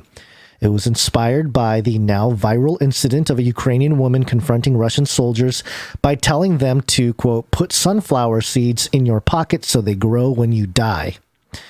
Quote, there's such a big crone energy in this woman saying to the Russian invaders, here are these sunflower seeds, put them in your pockets and beautiful flowers will grow from your corpse when you die trying to invade our country, said the designer. Quote, I love her fierce courage. What a role model she is for all of us. Do you know what is crone energy? Big crone energy. Is that something I'm missing culturally? I wanted to say, I thought it was crony, but I also don't know. So I'll look up crone while you continue. Big crone energy. Mm-hmm. The designer has a history with working with nonprofits, so she knew there was a great energy to be tapped into the collective giving and letting people be part of the giving process, then seeing what they accomplished together. Crone, an old woman considered to be ugly, a hag. A woman who is venerated for experience, judgment, and wisdom. Those are different. Okay. A feeble and withered old woman used deprecatively, and sometimes applied with increased contempt to a man. Yeah, okay. So I think in the context of this witchcraft blog, it's kind of like a name for a witch, like an old witch lady. Okay. Yeah. Okay. Quote: I believe Hecate gave me the pattern to share with other cross stitchers to help them help the displaced people of Ukraine. And all proceeds of pattern minus the hosting platform go directly to the UN Refugee Agency. As of March 3rd, she's raised $15,000 in donation for UNHRC. Thanks, UN Refugee Agency, for stepping in between the pagans and the Ukrainian citizens. And goes through a couple more of these, the sort of examples of cross-stitching. There's a part of me that's like, wow, how sort of non-threatening, for pagans to be like, hey, we're going to raise money for Ukrainians. But on the other hand, I'm thinking, what kind of spiritual thing are they tapping into here, and spreading around? I would imagine, who knows? I would imagine that they believe that, there's some energy involved. Yeah, energy capturing and giving. In some aspects, in some modern sort of ideologies of magic and witchcraft and things like that, it's the intention and will and harnessing of sort of a population of people with a similar goal in mind, is some sort of form of magic, which is not untrue for sure. There's definitely a esoteric occult connections to that. Yeah. That would sort of vibe with the modern and the ancient magical practices. Here's a little bit more here I wanted to touch on. Yarn magicians on the popular craft site Ravelry are not sitting on their hands either. Multiple designs are popping up on Ravelry in support of the Ukrainian people. Crafters are sharing patterns such as Deborah Tomasello's Solidarity Hat and Knitting Loda's Pray for Ukraine mittens. Another mitten pattern created by Maria Nalslund featured traditional folk embroidery designs. And they mentioned another one here, Standing with Ukraine. Wow, they just list like 50 different people just selling crafts. Pagan users on Ravelry are contributing. Pagan users. Hey, everybody, pagan users here. On Ravelry are contributing to fundraisers on the platform. One of these is Trish Hoskins' fundraiser for Ukraine. Here's the thing that I noticed about this. Give me the breakdown, baby. Why are we looking at these crafts? What's going on here? So we touched on the first part, which is, again, on one hand, very inconspicuous, sort of nice to see these people do something to help the people of Ukraine. On the other hand, what kind of spiritual thing is going on here? That's the first part. But the other part of it is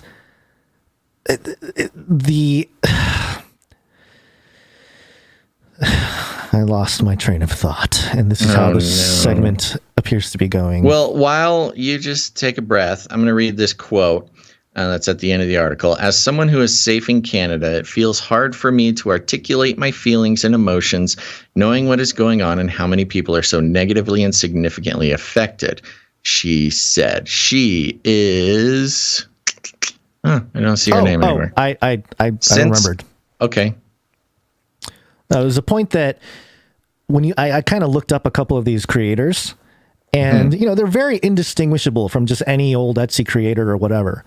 And I was kind of wondering, I wonder how many people, especially Christians out there, buy stuff from Etsy shops or whatever, from people that make crafts or whatever it is, not knowing that they're pagans, like straight pagans being like, right. And yeah, I would say even more importantly, not necessarily their identity as pagans or their sort of chosen system by which they live, but the spiritual implications and perhaps the spiritual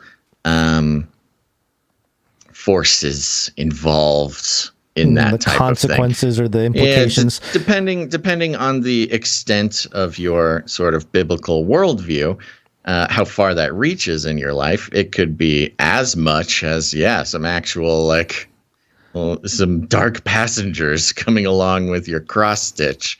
Or something, but and arriving. Because you go to Ravelry and it's just all these, cute little designs and little crafts, and it really does not I wouldn't know that it was pagans on Ravelry, Well, yeah, I mean, and you got to think that the definition of pagan is just not Christian, so it can come in many different forms. Sure, of course, there's the sort of pagan revolution that's been going on recently, where people without a sort of, it's usually people who grew up with no spiritual tradition, or people who specifically are just want to, make their Christian parents mad or something. It's just some rebellion against Christianity has caused this pagan renaissance, really. Mm-hmm. And it takes many forms. And I think it's important, again, to steel man this pagan thing, because we are a Christian podcast, and it's easy to just be like, oh, these dang pagans. Yeah, all these dang pagans making their sacrifices.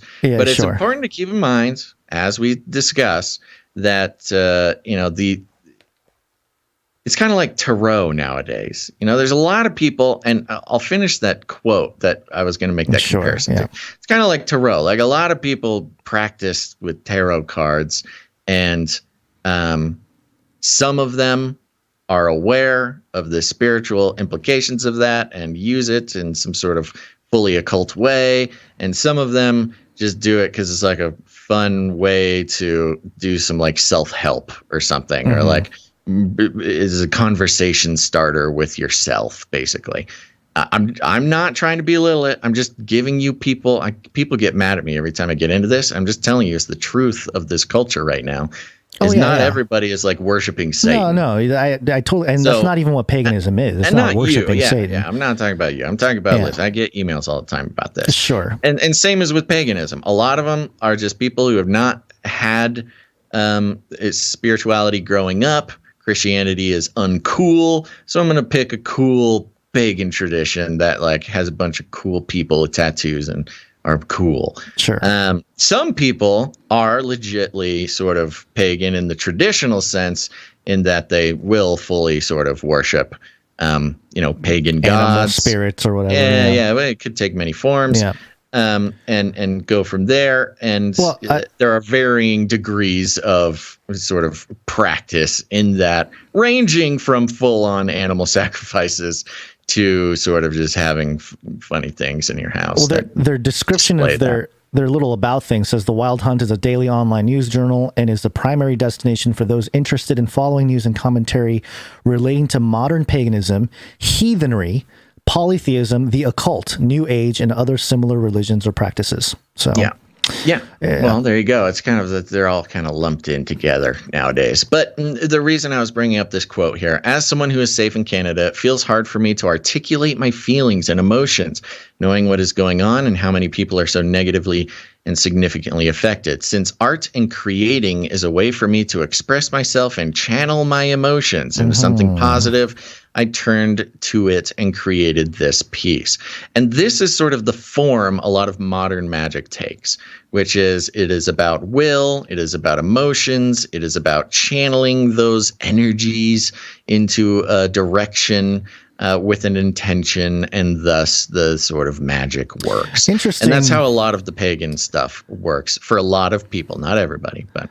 It's interesting because it's similar to what we're doing with our artist producers, or express their sort of views of what's going on in the world, and expressing it. But our artist producers, I don't think, are under the impression that some sort of power is held within the image art, that they the image craft. itself, right? And I think that's the difference with a lot of the pagan art stuff, is that it very much becomes sort of like a relic, like an item, energetic, or a totem, or a whatever word, a talisman that has a sort of very tangible effect on the people and the place that the art sort of inhabits. And so that's where it gets a little bit on the side of like, yeah, probably don't necessarily want to have that stuff floating around. Even for the very basic concept, and I've talked to, I know people who are actual pagans.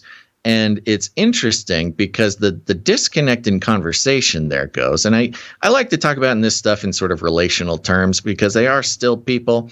And it's easy, if you don't know anybody like this, it's easy to just be like, demon worshippers, burn them, type of thing. But, you know, very simply, even and as a Christian with a biblical worldview, you can actually agree with the pagan that, you know, probably a piece of art or a craft created with intention to harness energy and cause an effect. We can both agree that probably is possible and very likely might be happening. But then the choice is, do you want to hold and be responsible for an item that is infused with energy and purpose and intention and magic, even perhaps, not knowing all the details and subtleties of how that might affect you or your household having it in? You know, I'm a little sensitive to the, like, it's a demon. You're letting a demon. It might be a demon, but it also might just be like weird spiritual entities or forces, perhaps demons that, can subtly but effectively affect the place that it's in. And then the choice is, do you want that around you or not? Me, usually not. No, pretty much almost always not. Can't think of a situation where I would want that. Because, you just don't want more entities around than you can help, than you could help having. But also, you know, even if it is just like energies resonating from the creator of this piece of art, you know, a lot of these people are troubled people, and I don't know if I want that just hanging around. Sure. Had a few points, but I don't remember all of them now. I do think it's interesting that, you know, in Eastern Orthodoxy, in Christian Eastern Orthodoxy, the idea of iconography, you know, theological art. Yeah, it's interesting because you can have that conversation. Too. Yeah, Catholicism too, but you can at least have that conversation with, or like you said, agree on certain aspects of the mechanisms, maybe, but perhaps the intention or the worship, would be very different. But yeah, I find a lot that it's the details when I'm talking about something like this with a pagan. A lot of the details are the pagan will say something like, what is positive energy put into the thing? And I'm like, I get maybe that's what you're shooting for, but you don't know. You don't know. Like, there's so much more going on. To believe that you could, you know, so simply control those factors is similar, in my opinion, to a scientist who thinks he can make an mRNA vaccine and know all the downstream effects that would come from that. Right. You know, it's just, and that's just simple skepticism rather than, you know, I don't know, some sort of crusading idea of what I'm doing. And if we're talking about intent, you know, with the Eastern Orthodox iconography, it's explicitly used as a sort of a like a worship type of, you're not worshiping the image, but it's sort of used as an icon to sort of reflect off of the things of heaven and things like that. So, you know, I think it matters. The intention matters, and you know, who or what you're representing matters. So, I wanted to bring this because it's good to touch base with what the pagans are doing and what they're up to. But it did strike me as, wow, you know, it's so inconspicuous. It's just people knitting, people making things, doing some crafts. Right. But when you put on your spiritual goggles, there's so much more going on. And that's the thing that's, you know, these people are trying to do good. You know, they are trying to do something good in the world and for people. And so you can't really fault them for that. But if you want to get into the nitty gritty of the theology or the cosmology of what's going on, then you can start to have disagreements, and that's not to say you hate them or you wish them to hell or anything like that. It's just one of those things where you can you got to remember they're human, Right. It's interesting actually, and I'll make this very quick because we need to end the show. On Ravel, this artist on series we're doing, talking to artists, we've had the conversation about oh my gosh, the episode that came out yesterday. Go listen to it, folks. We talk about Christian art, Christian artists, and sort of the weird subtleties between is Christian art separate from a Christian artist? Can a non-Christian make Christian art? Or can a Christian artist make anything that's not Christian art? What exactly? I've seen this discussion take place with music, by the way. Yeah. Music is a common place where this happens. Yeah. Yes, and in fact, I think a lot of the conversation was in that context. And you can kind of apply that same sort of complicated series of combinations there with pagan cross stitch. Does a pagan make pagan cross stitch? Can a non-pagan make pagan cross stitch? Or can a pagan make cross stitch that's isn't pagan? Is it possible? It's like if they just happen to be pagan and make cross stitch, does that make that cross stitch, some talisman of darkness, or vice versa? Yeah. This is why I think within the magical realm they do talk about intent, and I think there is something to that in a sense, because I think the intention of any piece matters. Well, exactly. That's why the principles that they're sort of working on are not to be necessarily scoffed at. That's where a lot of the disconnect comes in the conversations with pagans is I believe what you're saying and I agree with a lot of it. I'm just saying I don't want it. Something like that. Yeah. All right. You good? Yeah. God, I haven't gotten that frustrated in a while, but I'm a little flustered. We're going to have to do some Goose Frabo later there, Gonz. Yeah. All right, everybody. Thanks for tuning in to this Canary Cry News Talk episode. We were going to be back on Wednesday the 9th, nice and early, and a regular length episode, unlike this one. So be there or be square. Make sure to go do a lot of things. I want to thank somebody real quick before we get too deep into this, starting with let's thank some producers of all kinds. Who are we starting with, Gonz? Who are we thinking first? Executive producers, probably? No, I was going to start with thanking the clip producers. Oh, right. Okay. All right. We're doing that sort of thing here. Okay. Yeah. Clipping all those videos. Thanks. Thanks, Clippies. Our clip producers are Emsworth, Faylivern, and Epsilon right now. Appreciate you guys clipping out the show for Canary Cry Clips YouTube channel. Go follow Canary Cry Clips YouTube channel. And if you have a friend you're trying to get into the show, probably more effective to send them the clips. We segment out every segment of the show to be easily digestible and shareable and careable.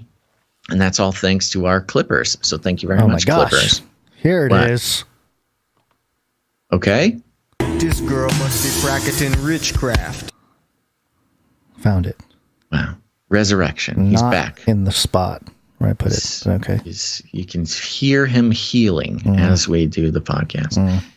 Next up, I want to thank the timestampers. Yep. Timestamp. It's hard work. Timestamp. And the timestampers for last episode was Christine C. So thank you very much. Thank you, Christine C. You want to do some run through the meetups real quick? Sure. Canary Cry Meetups.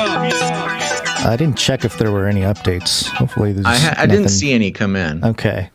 Well, you can go to CanaryCry.Meetups.com, CanaryCry.Meetups.com, and there you can find out if there are meetups taking place with other listeners, producers, knights, dames from all over the world.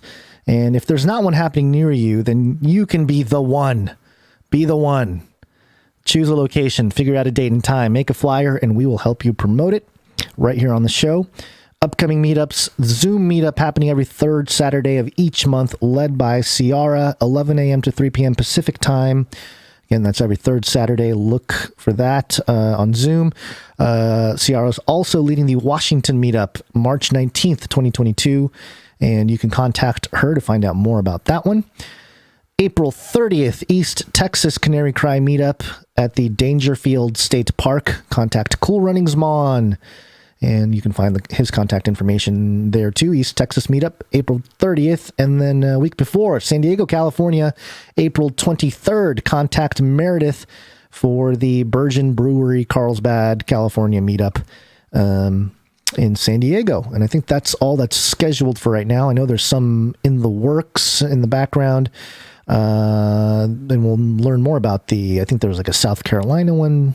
They'll be on the website. We will announce them when we know. Did you mention Mr. Jags? Oh, right. Mr. Jag also. Zoom meetup. EU Zoom meetup. We need to make that official here. Yeah, we need to put it on the website. Every third Saturday, EU producers or anybody, I guess, who wants to tune in. Right now, it's every third Saturday. There'll be a Zoom meetup for the EU people for your time zone. So go enjoy that. Again, go to these meetups. It's very important. You get so much out of it, and it's good for you more than anything. And now in this world where post-pandemic, now's the time, baby. Go party it up with other Canarians. And you can find all of those at CanaryCry.Meetups.com. See you at the meetup. This is fun!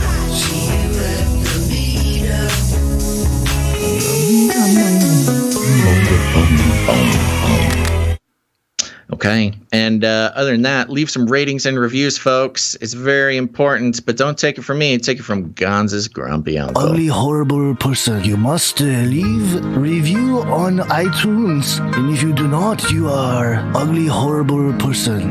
You bring shame to family. Bean chilling. Ugly, horrible person. That's right, Bean Chili. Leave a rating and a review on Apple Podcasts if you can. If you have an Apple device, you have Apple Podcasts on your phone. It's a purple icon. It's also on your computer, your tablets, and everything. Click on that. Search for Canary Cry News Talk. Subscribe to it if you're not already, which I don't understand how you wouldn't be. But then go ahead and leave a rating and a review. It's really helpful when we get 5 or more of those a week. And this is the week, folks. We're shooting for it. Come on now. Last time we did people whose names started with A. All right. Today's your day. B names: Brad, Bentley, Barbara, Brittany, Bartholomew, Barnabas. Leave a review. If your name starts with a B, go leave a rating and a review, please. And not for nothing, because if we get 5 or more by Friday, I'll go ahead and give you a big ooh woo. That's a cue, Gonz. Oh, that's okay. You want me to play that? You. Okay. Leave a rating and review, and Basil will.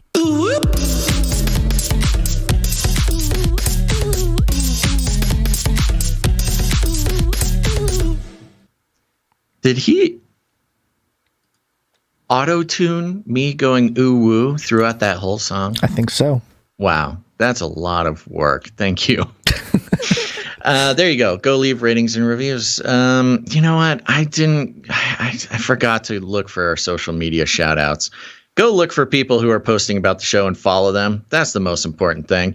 And if you post about us on social media, I will shout you out on the show. We got to get our Canarians all followed up, baby. You can keep talking. Yeah. Oh, yeah, I forgot. This is a talker over one. Yeah, so go do that. Use hashtag CanaryCryNewsTalk or tag us the good old-fashioned way. Okay, there you go. Other than that, remember, we'll need some producers for next episode. We can't do the show without producers. That's the thing. The show doesn't exist without producers, and I guess producers don't exist without the... Wait, that doesn't work. But you get the point. Point is, as long as the producers keep producing, that's the only thing that allows us to keep doing the show. You can go to patreon.com/CCNT or CanaryCryRadio.com/support, baby. CanaryCryRadio.com. patreon.com/support. Go check it out. And yeah, we know the world is uncertain right now and things are weird, but we agree, and that's why we do the show. And if this show helps you cope or gives you any value or brings you any stories or analysis or deconstruction or just camaraderie in these times, consider the value that it brings and try putting that value back in. That's the only way the show keeps going. And for those producers out there who maybe don't produce very often, or maybe you've never produced, or maybe you're a producer of maybe some more reliable means than other producers, one way of sort of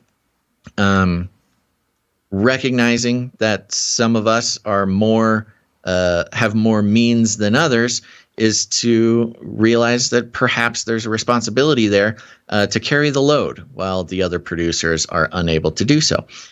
So consider doing that. We'd love to get some associate executive and executive producers in to make next show happen, so we don't have to play the sad jingle during the show. But there you go. This is the time when the Canary Cry family, the family of producers, can really come together and work together to keep the show going, because this is the time that it is needed. So we appreciate that very much.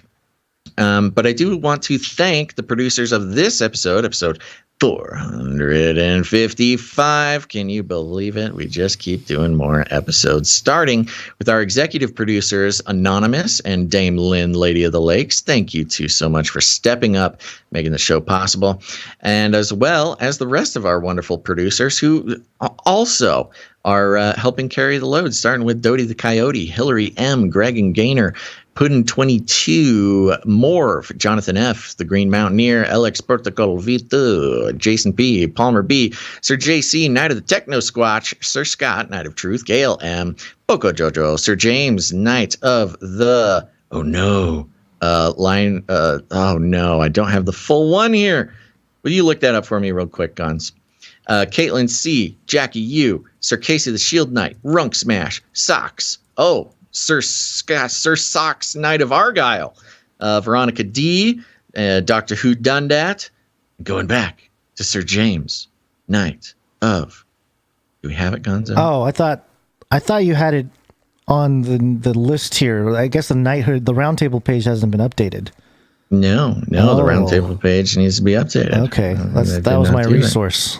Looking it up. So okay, no, this was a brand new one, which I am now scrolling down. We got to get it right. The knights deserve to have their knight name correctly issued as a thank you. Oh, and I just had it, and then it disappeared. Sir James, Knight and Servant of the Lion of Judah, Defender of the Destitute and the Helpless. That's what it is. Knight and Servant of the Lion of Judah. There you go. Thank you all to the producers who make this happen, as well as our artists, our audio producers, our animation producers, the microfictionists. Oh my gosh, we have a whole studio. Everybody. We almost got a full actual studio of producers here, and we couldn't do without them. I mean, every producer plays their part. I mean, this show would be almost nothing. It would just be you and me shouting into the void, Gonz. But because of the producers, we got a whole nice little thing going on here. So thank you very much. And yes, you out there, you may not be prepared or able to produce the show financially, and that's okay. There's plenty of ways for you to get involved. You can create art. You can create jingles. You can create microfiction. You can, even if you just send me an email and you say, hey, Basil, Gonz, I don't have these other things to offer, but I want to be a part of something bigger. I want to be a part of what you're doing here at Canary Cry. I believe in the mission. I want to be a part of it. Tell me what to do. Trust me, we always find something for people to do. And usually they will send us kind of their interests, their skills, their job history, whatever the case may be. And it just fits right in. The Lord has a way of putting it on people's hearts. to contact us, to get involved right at the correct moment. And a lot of the things that we do are not necessarily art-based or money-based. A lot of it is just time, and time that Gonz and I don't have.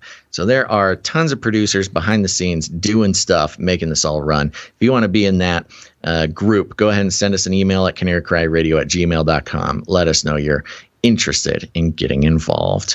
And other than that, just share the show. Share it with your friends. Share it on social media. Share it with your mom. Share it with your dad. Share it with your mom's dad and your dad's moms and your mom's mom's dad. If they're still alive, that'd be incredible. What a generational experience that would be. But if you don't want to share the show in the normal ways, you can share it in all sorts of funky-dunky ways.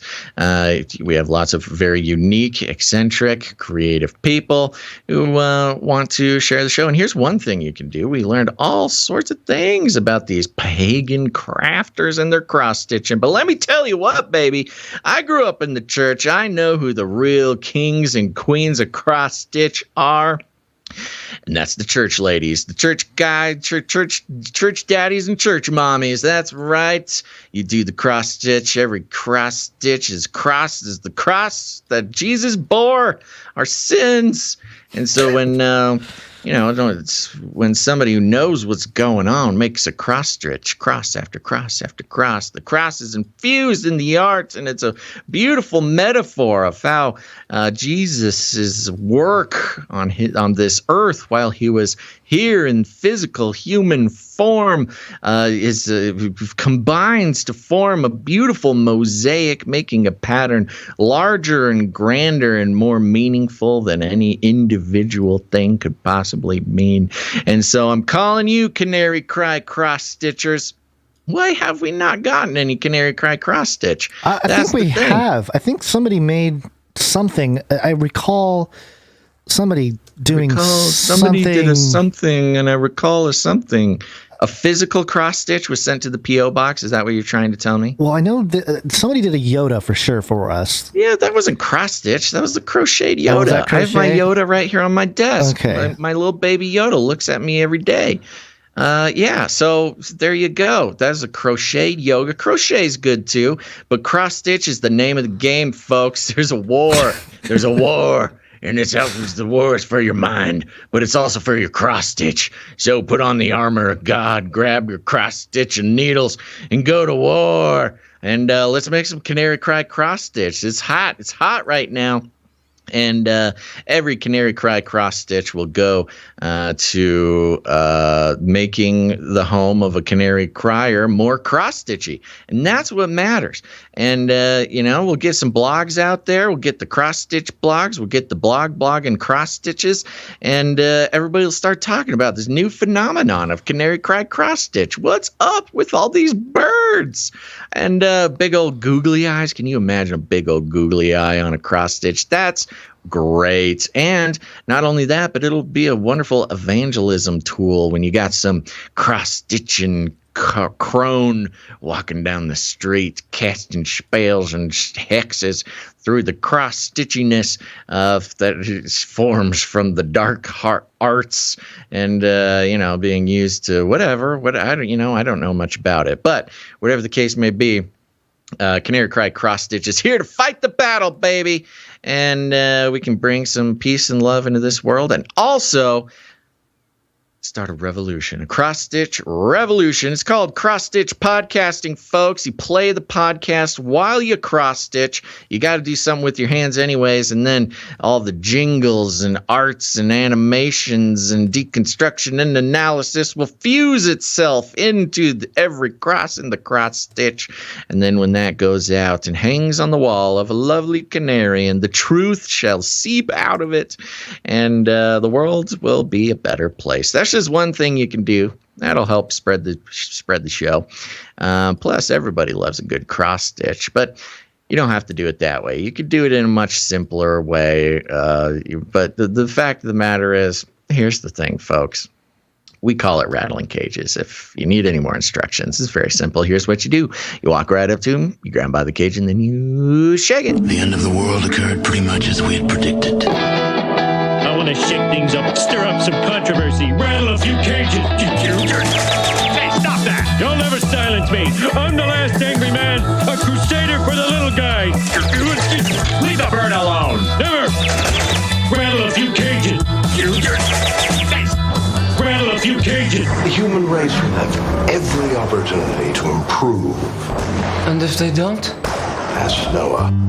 That's right. Just ask Noah Gonz. Any last wishes that I should tell your family? Because it's going to perish because of how long this show was. Probably will perish. The fact that we missed time by over an hour and a half, I think. Yeah, we started second break half hour late, and then I think we just threw the whole thing to the wind. Yeah. Okay. Well. All right. Farewell. That's it. That's how you want to land this plane. You don't want to put some positivity out there. I'm saying goodbye to the people. It was a good run. Yeah, it's a good run. We got to 455. Now 456 in jeopardy at this time. Well, luckily, Gonz, for my sake and your sake and the listener's sake, I've completed my complete artificially intelligent Gonz homunculi that will be taking your place. And just besides the sort of intermittent dark tongue that might come from the depths of the artificial intelligent connecting with sort of the quantum demon realm, you won't even notice the difference, folks. It'll be great. Yeah, we got children trying to get into the room now, so yeah. Oh no. Time to go. They're at the door. War for your mind. All right, everybody, thanks for listening to this episode of Canary Cry News Talk. Make sure to tune in next time. But until then, dig outside the cage. Remember, reality is an illusion. The universe is a hologram. Buy gold. Buy! Cosmos, children in the space lane. I'm an adult in a spaceship. Supersonic space lane screamed to life and the vehicle swooped upward. On board, the passengers experienced a 3 Gs of force from the burst of extreme acceleration and watched the blue sky fade into space. In the back have been cleared to unstrap. Oh, yeah. In the back have been cleared to unstrap. Yes. Do it, Richard. Do it, Jeff. Do it for humanity. To all you kids down there, I was once a child with a dream. Now I'm an adult in a spaceship. He can accomplish it. You can too. Big windows, cool. Rocket ship, cool. Space plane, cool. Nukes, cool. Blowing stuff up, cool. Space plane, astronaut, rocket ship. CBS anchor. We have Basil is a human. Just look at him. Go to the bathroom in bags. He can go to the bathroom in the cosmos. It changed everything. Wives in space, children in the cosmos, with your best friend brother. Wives in the cosmos, children in the space lane. We are headed to space. CBS anchor.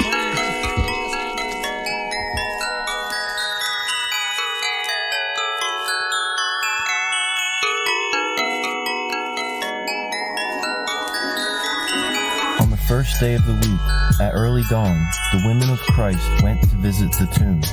As they arrived, they saw that the stone was rolled away, and when they went in, they did not find the body of the Lord Jesus. As they stood there in confusion, behold, 2 men suddenly appeared, and their clothing flashed as lightning. The men said to them, "Why do you look for the living among the dead? He is not here, but has risen. Remember what he said when he was with you, that the Son of Man must be delivered into the hands of sinful men, to be crucified and to rise on the 3rd day." When they returned from the tomb, they told all these things to the rest of the disciples. The apostle Peter ran to the tomb himself, and looking in, he saw only the cloth laying by itself. And as they were talking about these things, Jesus himself stood among them, and he said to them, "Peace be with you." The men were startled and feared that he was a spirit. But he said to them, "Why are you troubled, and why do you doubt in your hearts? Touch me and see that I am here. A spirit does not have flesh and bone, as you see that I have." And as he spoke, he showed them where he had been pierced on his hands and his feet. The men stood in disbelief, and as they were marveling, Jesus said to them, "Remember the words that I spoke to you while I was still with you, that everything written about me, from Moses to the Psalms to the prophets, must be fulfilled. Then he opened their minds that they would understand the Scriptures.